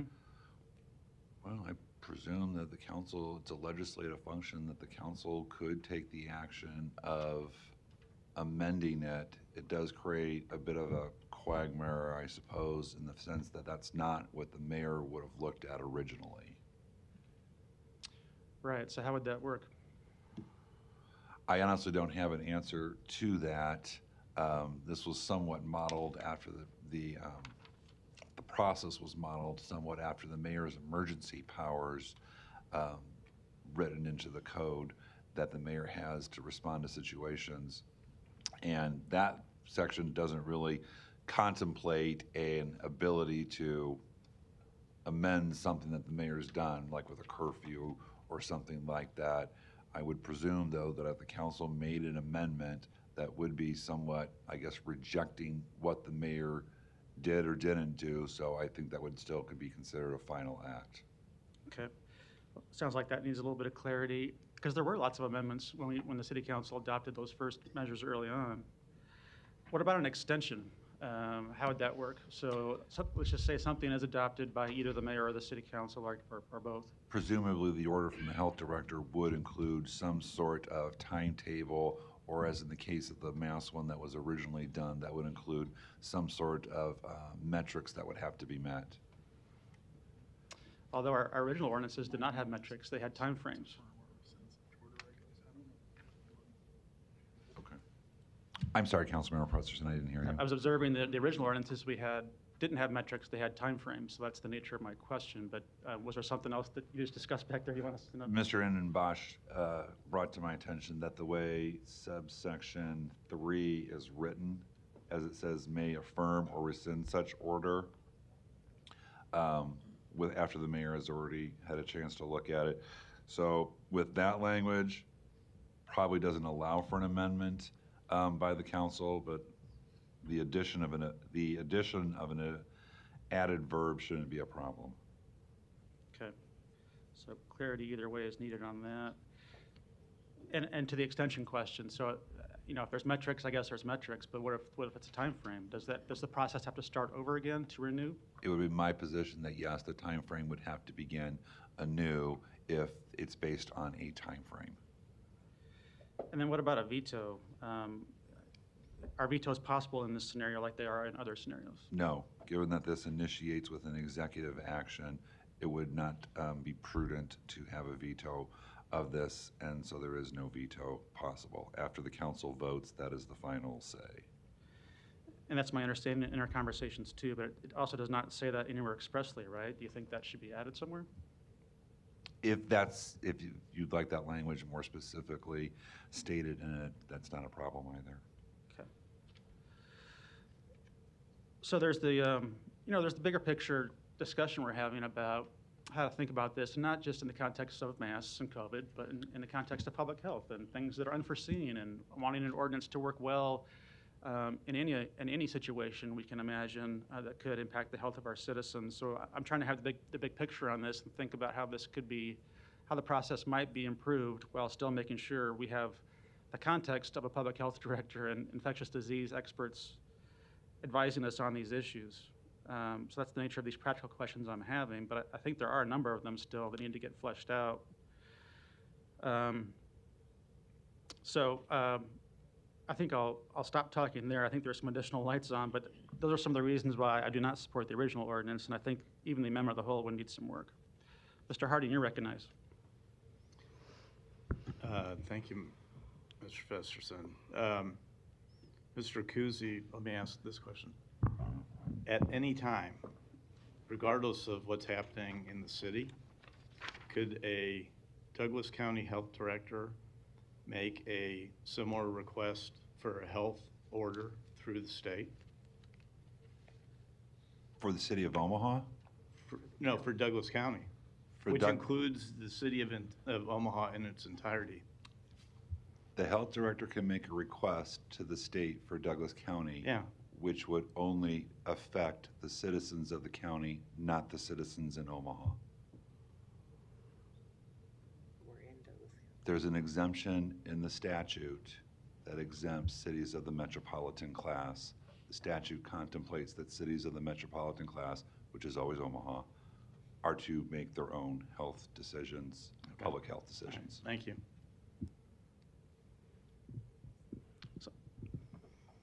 I'm trying to digest that one. Can you repeat that one more time?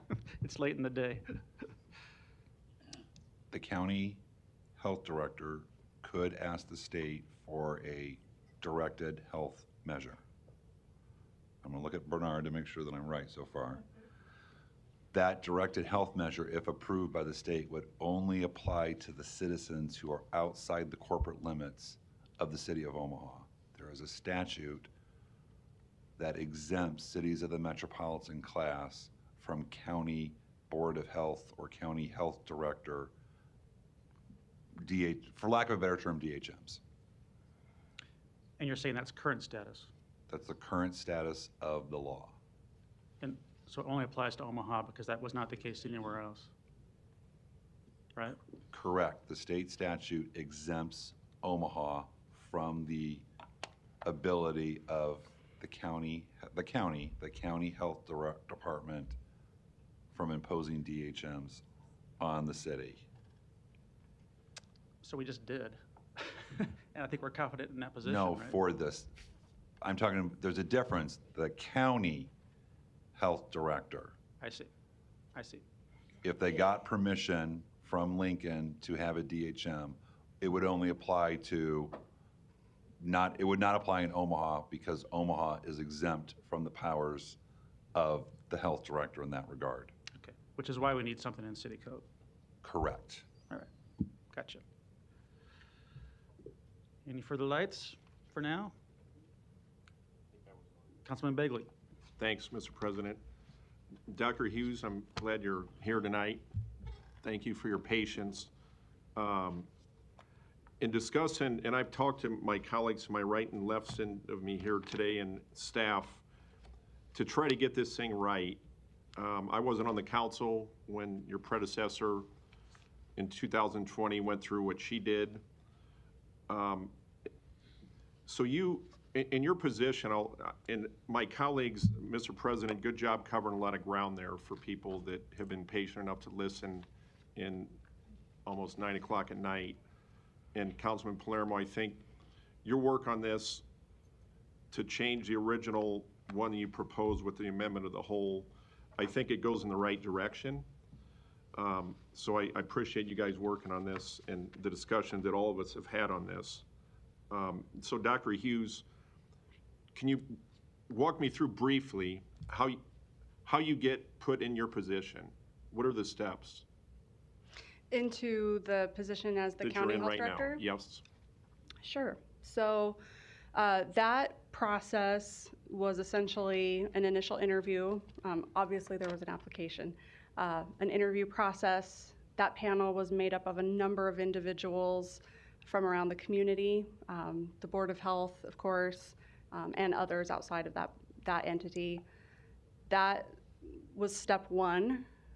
Following that, when it was essentially decided that I possessed the skills, the training, everything that they presumably were looking for, they brought me here to Douglas County and set up a number of public meetings, essentially. I'll walk you through what I'm getting at here. Okay. I don't mean to interrupt you. So the Board of Health, that's one, correct? Mm-hmm. Yes. Douglas County Board of Commissioners. Yes. Is that correct? Yes. Please correct me if I'm wrong. And then the last part is the state director. That would be Dr. Anton. Is that how you pronounce that? Right? Dr. Antone, yes. Antone, okay. So the Board of, the Board of Public Health, unelected bureaucrats, and I don't use that in a bad way. That's some people do, but I don't. Elected Douglas County Commissioners, one that is still patiently sitting here tonight, and then Dr. Antone in Lincoln, the old unelected bureaucrat. And again, all these folks, including yourself, when I look at your resume, public service with the military and public health, you got a great resume. I think you got great credentials. Thank you.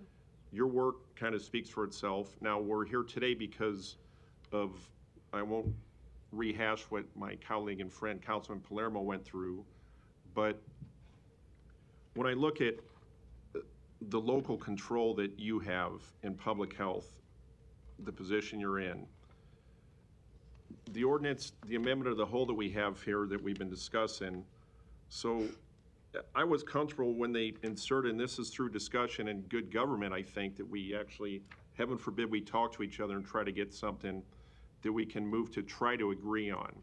So when it says, prior to issuing an order, regulation, or instruction, it shall be the duty of the health director to consult with experts in the field of infectious and contagious diseases, physicians, epidemiologists, and other relevant healthcare authorities. To me, not a doctor, but I trust in those folks we just that I just articulated there. That's who I listen to. And the reason I'm glad that's in there is because I didn't want to speak for you or your predecessor, that I'm assuming they and you already did that. Is that fair to say? Absolutely. Okay, but I'm glad it's spelled out in here, so when people are reading this, they know you just don't roll out of the rack one morning and say, hey, I'm gonna do this. You actually are consulting with a lot of the people I see, Dr. O'Keefe, Dr. Rupp, many others that are people in your profession that you rely on for information. Absolutely. Okay. And quick question, Matt, Mr. Kuzi. The salmonella, TB, and norovirus, are those things that would be covered under this, or tell me how that would work under this as it's written now? Matt Kuzi, Law And you might already cover that. I did, well, I did, but I still need, I gotta log back in. So I'll buy time by saying Matt Kuzi, Law Department. The preceding section, which is section 12-23 of our code, the health director shall have the authority to adopt such rules and regulations, restrictions, or measures as he or she shall deem necessary to protect the public health of the city. And it's my position that the situations, these anecdotals is not the right word, these non-pandemic type situations that have been mentioned that maybe affect a handful of people are covered under that particular section. Thanks. That's how I understood it when we had talked like a week ago on this. So, and again, in the sake of time, I know this will be coming back, but I trust certainly the judgment of the professionals in public health, the experts. In all due respect to Dr. Chaplin, a great doctor, but I wasn't comfortable with a great doctor like him making a recommendation on infectious disease. That's why if there's babies being born, Dr. Boyle, you're the right hander out of the bullpen we call. That's who I'm comfortable with. So I know when we're going through all these different layers of bureaucracy or government, whatever you want to call it, to me, the work that Councilman Palermo's put in and talking to us, and we're going to still have discussions, that we'll try to arrive at something that I think hopefully it'll be good, and it'll spell out for people that in public health, at least speaking for myself, I'll trust the experts making the recommendation, and I'm comfortable with, and we can kind of get around the edges of it going forward, but that it goes to the mayor can make a decision, and it comes to this body. And again, it's not ignoring your recommendation or the experts that you are relying on. So that's the comments. I had a lot of things that you guys already covered, and I know we'll have more discussions. This is something that you try to get a compromise on that doesn't, in my view, doesn't endanger public health, because I know you certainly don't want that, and I don't think anybody up here does. So I look forward to having those discussions with trusted experts, that we don't deviate from that. The lawsuit's a separate deal. That's something on its own. And I look forward to at least having something that, and again, I think we've made a lot of progress here, and I look forward to continuing to do that. So thanks again for staying so late, and that's my comments for now. Thanks. Thank you. I also want to thank everybody for being here and testifying and still being here, both in person and on Zoom, and the conversation to be continued. Thank you. Thank you. Madam Clerk. Consent agenda. Any member of the City Council may cause any item placed on the consent agenda to be removed. Items removed from the consent agenda shall be taken up by the City Council immediately following the consent agenda in the order in which they were removed, unless otherwise provided by the City Council Rules of Order. The public hearing on agenda item number 19 was held on March 15th. Roll call. Johnson. Johnson. Yes. Melton. Yes. Palermo. Yes. Rowe. Yes. Bagley. Aye. Harding. Mr. President. Yes. Item 19 is approved 7-0. We've had a request to remove items number 29, 30, and 31 from the consent agenda. So first we'll take public hearings on the agenda items number 20 through 28 and 32 through 33. If you wish to address the City Council regarding these items, please come to the microphone, indicate the agenda item number you wish to address, identify yourself by name, address, who you represent, and if you are a proponent or an opponent. Seeing none on those items,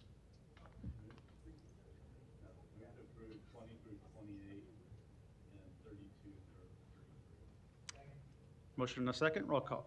Johnson. Melton. Palermo. Rowe. Bagley. Harding. Mr. President. Yes. Motion passed 7-0. So we'll now return to items number 29, 30, and 31.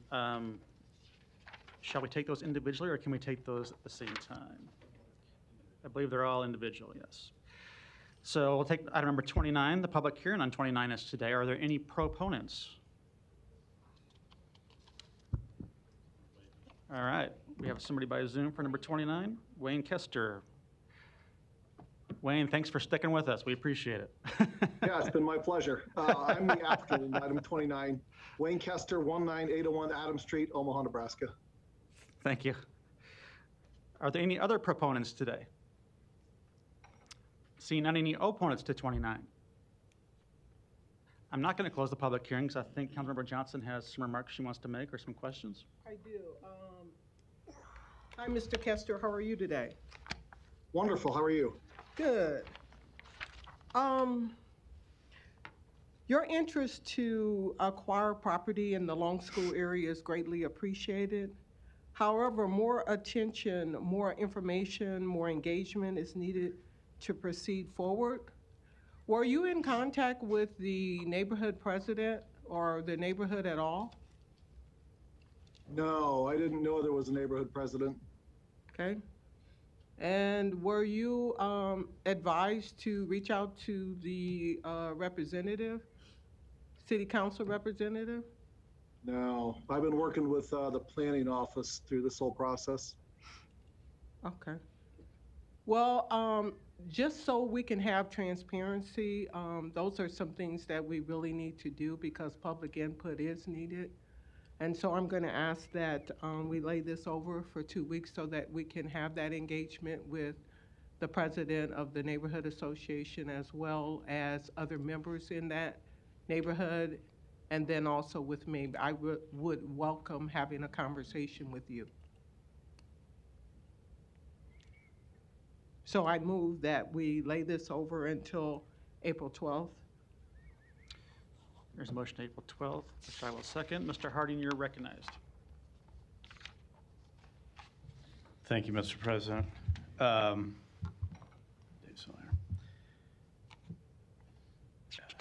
There's a process, Mr. Fanslow and Mr. Kester, please stand by.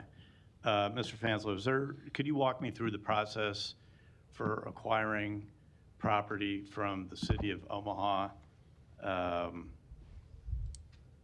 Sure. Yeah, There you Dave go. Fanslow.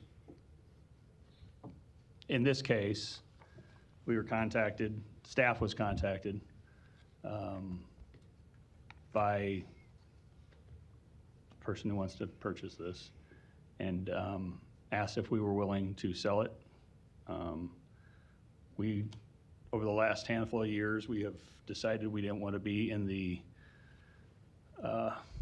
property business as far as ownership goes. So yeah, there's a process where once they contact staff tells them to send a letter to me.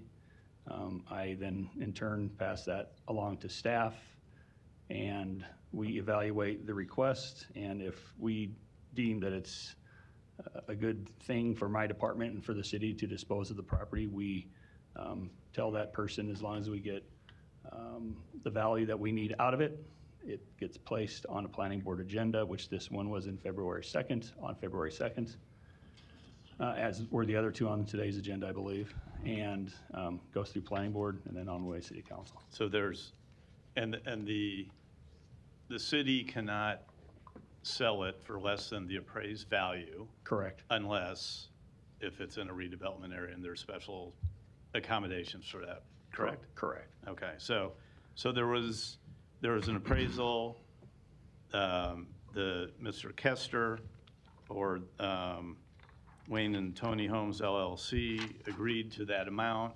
It went to planning board at a public hearing, correct? Correct, on February 2nd. Yep. So different set of scenarios. So that's the city of Omaha owning property. If Councilmember Palermo owns a home or a piece of property, and I want to buy that piece of property Are there any requirements of me as a potential property owner?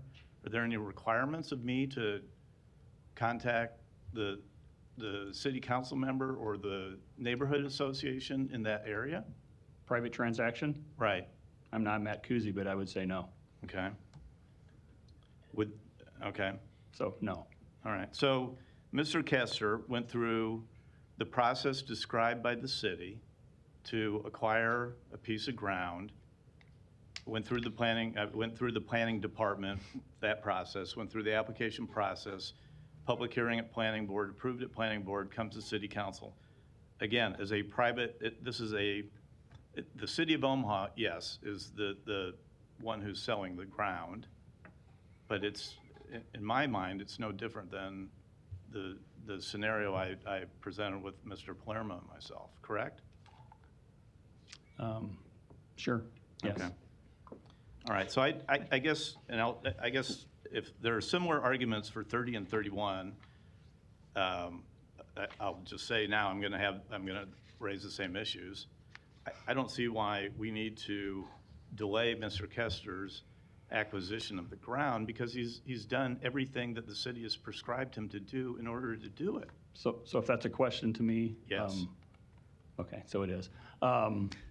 Yeah, I mean, we wouldn't advance this on to planning board, and then staff would not have advanced this on to city council if we didn't think all of our requirements were met per code. All right, thank you. Thank you. Ms. Johnson, you're recognized. With all due respect to my colleague, I appreciate your concern. However, District 2 constituents voted me in on office on May 16th or May 10th, and they did not vote you in office. So you don't have any idea what the will is for that community. Have you ever gone into District 2 to ask what the will is? We live in a impoverished community. We have community development laws. We have different programs put in place to ensure equities are there so that people in poverty can have a uplift in life. That's why we have this community development law. So the city of Omaha owns this property. And this gentleman, I have no problem with that. However, the neighborhood has a weigh-in as to whether or not we can get information from him what his intent is. Currently, the city owns the property. I would agree with you if you own the property, you could do whatever you want to do with that property. However, the city owns that property, and the city needs to be respectful of the community in which it resides owning that property. So I disagree with you. And until you walk a mile in the shoes of District 2 in terms of what the constituents want, until you go and ask them what they want, you can't really speak to what their needs are. I was called into office to speak for District 2. Please respect that. Thank you. Mr. Harding has his light on, which I'll get to him next. I saw Mr. Kester waving, though. Who I think we forgot was there. I want to recognize you if there's something you would like to add at this point. Hey, I'm sorry, my internet's dropping, and I did miss a couple of minutes early on. Happy to meet with the community.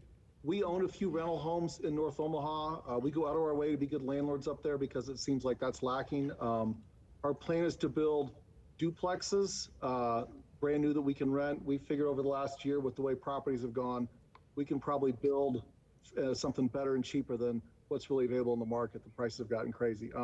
Happy to meet with community leaders. You know, I think we have a good plan for that area, but if it's something the community's not interested in, you know, that's fine. I'd love to meet with you folks. Like I said, I've not heard of anything about a neighborhood coalition or anything until just now. Okay, so a short delay wouldn't concern you in that respect? That's fine. A short delay wouldn't concern you in that respect? Yeah, that's fine. Okay.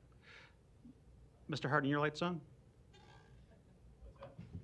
Is your light on? Yeah. Okay. Thank you. You said with all due respect, Councilmember Johnson, so I'll ask for the same. I represent the taxpayers of the city of Omaha. I don't care where they live.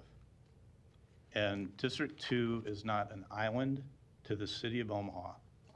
And this gentleman has gone through the process that we have set out for him to legally acquire property.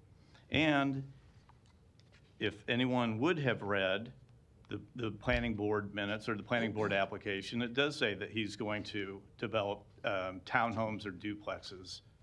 So he has told the public what his intentions are with this property. And if you're telling me that I can't make any decision about what happens in District 2, well, I was elected for the City Council of Omaha. By district, yes. But for the city of Omaha, yes. Thank you for putting words in my mouth. I am telling you that as District 2 representative, I was voted in office to speak for the needs of District 2 representatives. I am also telling you that you have not walked one day in District 2. You haven't spoke to any members in District 2. Have you attended any meetings in District 2 to understand the needs of District 2? Yes, I have. Really? Yes, I have. Well, I've sat in this meeting, and every time something is coming up in your district, do I challenge your decision regarding what is being voted on by you? Have at it. You can, Okay. if you have a question with something that's happening I'm not in any asking about district, a question. I'm asking, have I ever done that? that's your prerogative. Okay. You can question it or I'm not. not asking that. I'm asking, have I ever done that? Not to my knowledge. Okay, so, and I'm asking you not to do that at this time. This gentleman just said that he was okay with speaking to the public or speaking to their neighborhood to get their way in on what he's doing. So why are you in objection to that? Because he's gone through Because the process that he's been asked to go through to acquire surplus property from the city of Omaha. Thank you. And I believe your reason is to pull a political move. That's the way it looks. Well, that's not what it is. Okay, but then why is this worth you dying in a ditch over? No, it's not. Okay, okay. You know what, time is money on projects like this. Right. And I know maybe someone will say 2 weeks isn't that much time. Okay, we just had people in this room today talking about Mutual of Omaha and not having the right for their voices to be heard. And you're taking this lightly, in my opinion. It would appear that you're taking this lightly, that the community and what they might want to have a weigh in on city property in this community doesn't matter. District 2 has come up time and time again to talk about not being heard, not having their voices heard. So you would like everyone making a property acquisition in District 2, and District 2 only, to touch base with the neighborhood association, the council member, we might as well add in the county commissioner. Is that what's being required now? I didn't make a requirement. I simply said on items 29 through 31, I would ask that we lay this over. Yeah, so that he could meet with you and the neighborhood association. If we want to consider an ordinance or a resolution to address what you just asked me, then perhaps we as city council should do that. We don't have to do that. There's Okay. already a process in place for him to do this. And thank you very much. Council members, I might suggest that you take this conversation off the line. There is a motion and a second, just to delay until April 12th, unless there's further lights. I would encourage us just to vote on this item since it's 9:15. Any other lights? I don't see any. There's a motion and a second to delay to April 12th. Roll call. Johnson. Yes. Melton. No. Palermo. Yes. Rowe. Bagley. Aye. Harding. No. Mr. President. Yes. Motion passed 4-3. Public hearing on number 30 is today. Proponents, please. I don't believe we have anyone on Zoom or in the audience for this one. He's number 32. All three of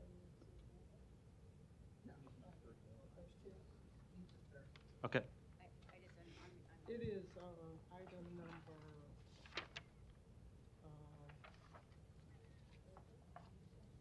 it's going to be item number 29.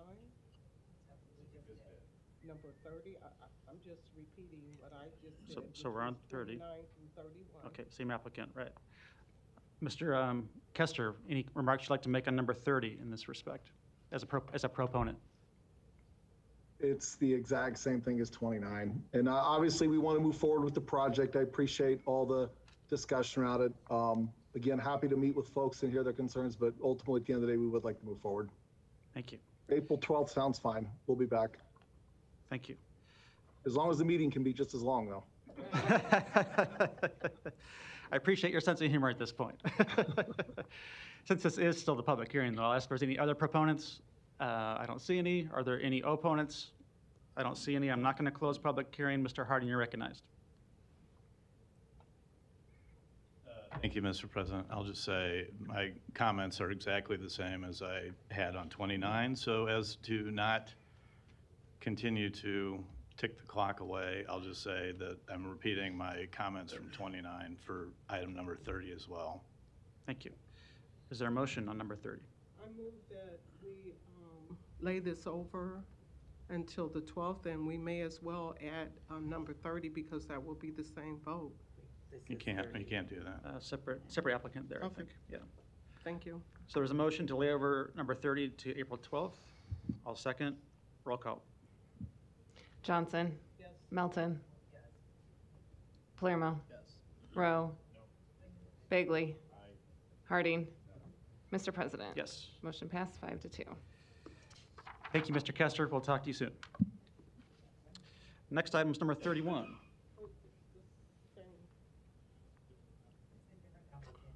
Public hearing on 31 is today. Are there any proponents? Seeing none, any opponents? Seeing none, I will not close the public hearing. Mr. Harding, you're recognized. Different applicant, same comments for 29, 30, go to 31 from me. Thank you. Thank you. Is there a motion? There's a motion to lay this over for the same reason as 29 and number 30. Until April 12th? Yes. Second? Do we know that, Go ahead. do we know that this applicant hasn't met with the neighborhood association? That would be correct. Do you know who the applicant is? It's stated here. There's no name, so I didn't know, maybe you've met with them. Do you know the I name have of the just applicant? as much information as you have, Ms. Melton. Well, no, that's why I was just wondering if you knew. So, no, the neighborhood has not been contacted, nor has city council rep has been contacted on this matter. Okay. Okay. There's a motion on a second to lay over to April 12th. Roll call. Johnson. Yes. Melton. No. Palermo. Yes. Rowe. No. Bagley. Aye. Harding. No. Mr. President. Yes. Motion passed 4-3. Next item. Item 34, an ordinance to approve an agreement with UNL for justice research in the amount of $26,994 is amendment of the whole requested by the law department. The vote on number 34 is today. There's an amendment of the whole. Is there a motion? Second, roll call. Yep, thank you. Amendment of the whole, and I'll second that. Roll call. Johnson. Melton. Palermo. Yes. Rowe. Bagley. Harding. Mr. President. Yes. Motion passed 7-0. Items 35 through 37 can be considered together for agreements with Union Pacific for special billing rates for sewer services. Public hearings and vote on number 35, 36, and 37 are today. Are there any proponents? Seeing none, any opponents? Public hearings closed. Is there a motion? Second, roll call. Johnson. Melton. Palermo. Yes. Rowe. Bagley. Harding. Mr. President. Yes. Motion passed 6-0. Johnson abstains. Item 38, an ordinance to approve the contract with Midwest Laboratories, Inc. for laboratory testing services at an estimated annual cost of $82,980.50. Public hearing on number 38 is today. Proponents, please. Seeing none, any opponents? Public hearing is closed. Item 39, an ordinance to approve sanitary sewage system revenue bond series 2022 in the amount of $24,500,000. Public hearing on number 39 is today. Are there any proponents? Seeing none, any opponents? Public hearing is closed. Item 40, an ordinance to approve the Third Amendment to the 2001 redevelopment agreement with the Omaha Performing Arts Society. Public hearing on number 40 is today. Are there any proponents? Matt-Kuzi Law Department, I'm drawing a blank now. Tolkien was here with his client regarding this. He did leave a couple of hours ago. He would have said that this was being done several years ago. We had an agreement with the Omaha Performing Arts Society and provided them a certain amount of money. I believe this agreement went back to the 90s. Our contribution has ended, and this is just taking out the provision that the city-appointed member to the Omaha Performing Arts Society, that will no longer be the case, that the city is appointing someone to that board. So I felt an obligation to do that for Mr. Tolkien since he left. Yes, thanks for that background. I did see Ms. Squires was here too for a long period of time, and I do think she's talked with all council members at this point. Are there any other proponents here today? Seeing any opponents? Public hearing is closed. Item 41, an ordinance to approve an extension of a lease agreement with USS Hazard, Inc. Public hearing on number 41 is today. Proponents, please.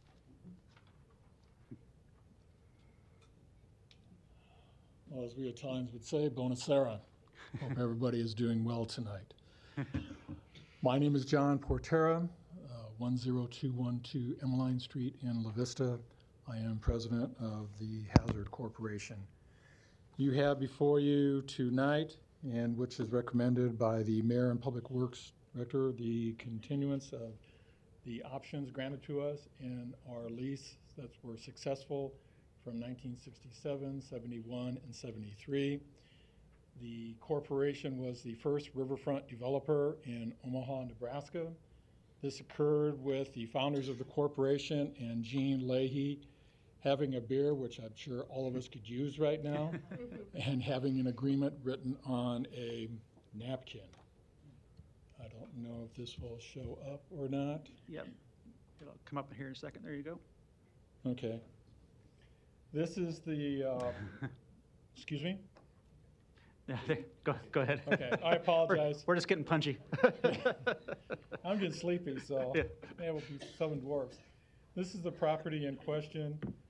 This part is, if you see down here, the swing out bridge, if I can, which our property ends at, goes along up through the line, up to here where, I'm sorry, apologize, where Carter Lake is, and that transferred over to them in 1994, I believe. So if you look at this section right here, there's about 5 acres that went back in the 35 acres that went to Carter Lake, that provision. Therefore, the property in question that we're requesting has 67.952 acres. This is a little bit more of a definitive line. As you can see, this is the swing out bridge over here. This is the railroad right-of-way. It comes down along the Missouri River. So on the east side is the swing out bridge. North and south side, the Missouri River, the levee right here. And then on the west side would be the line across from Carter Lake.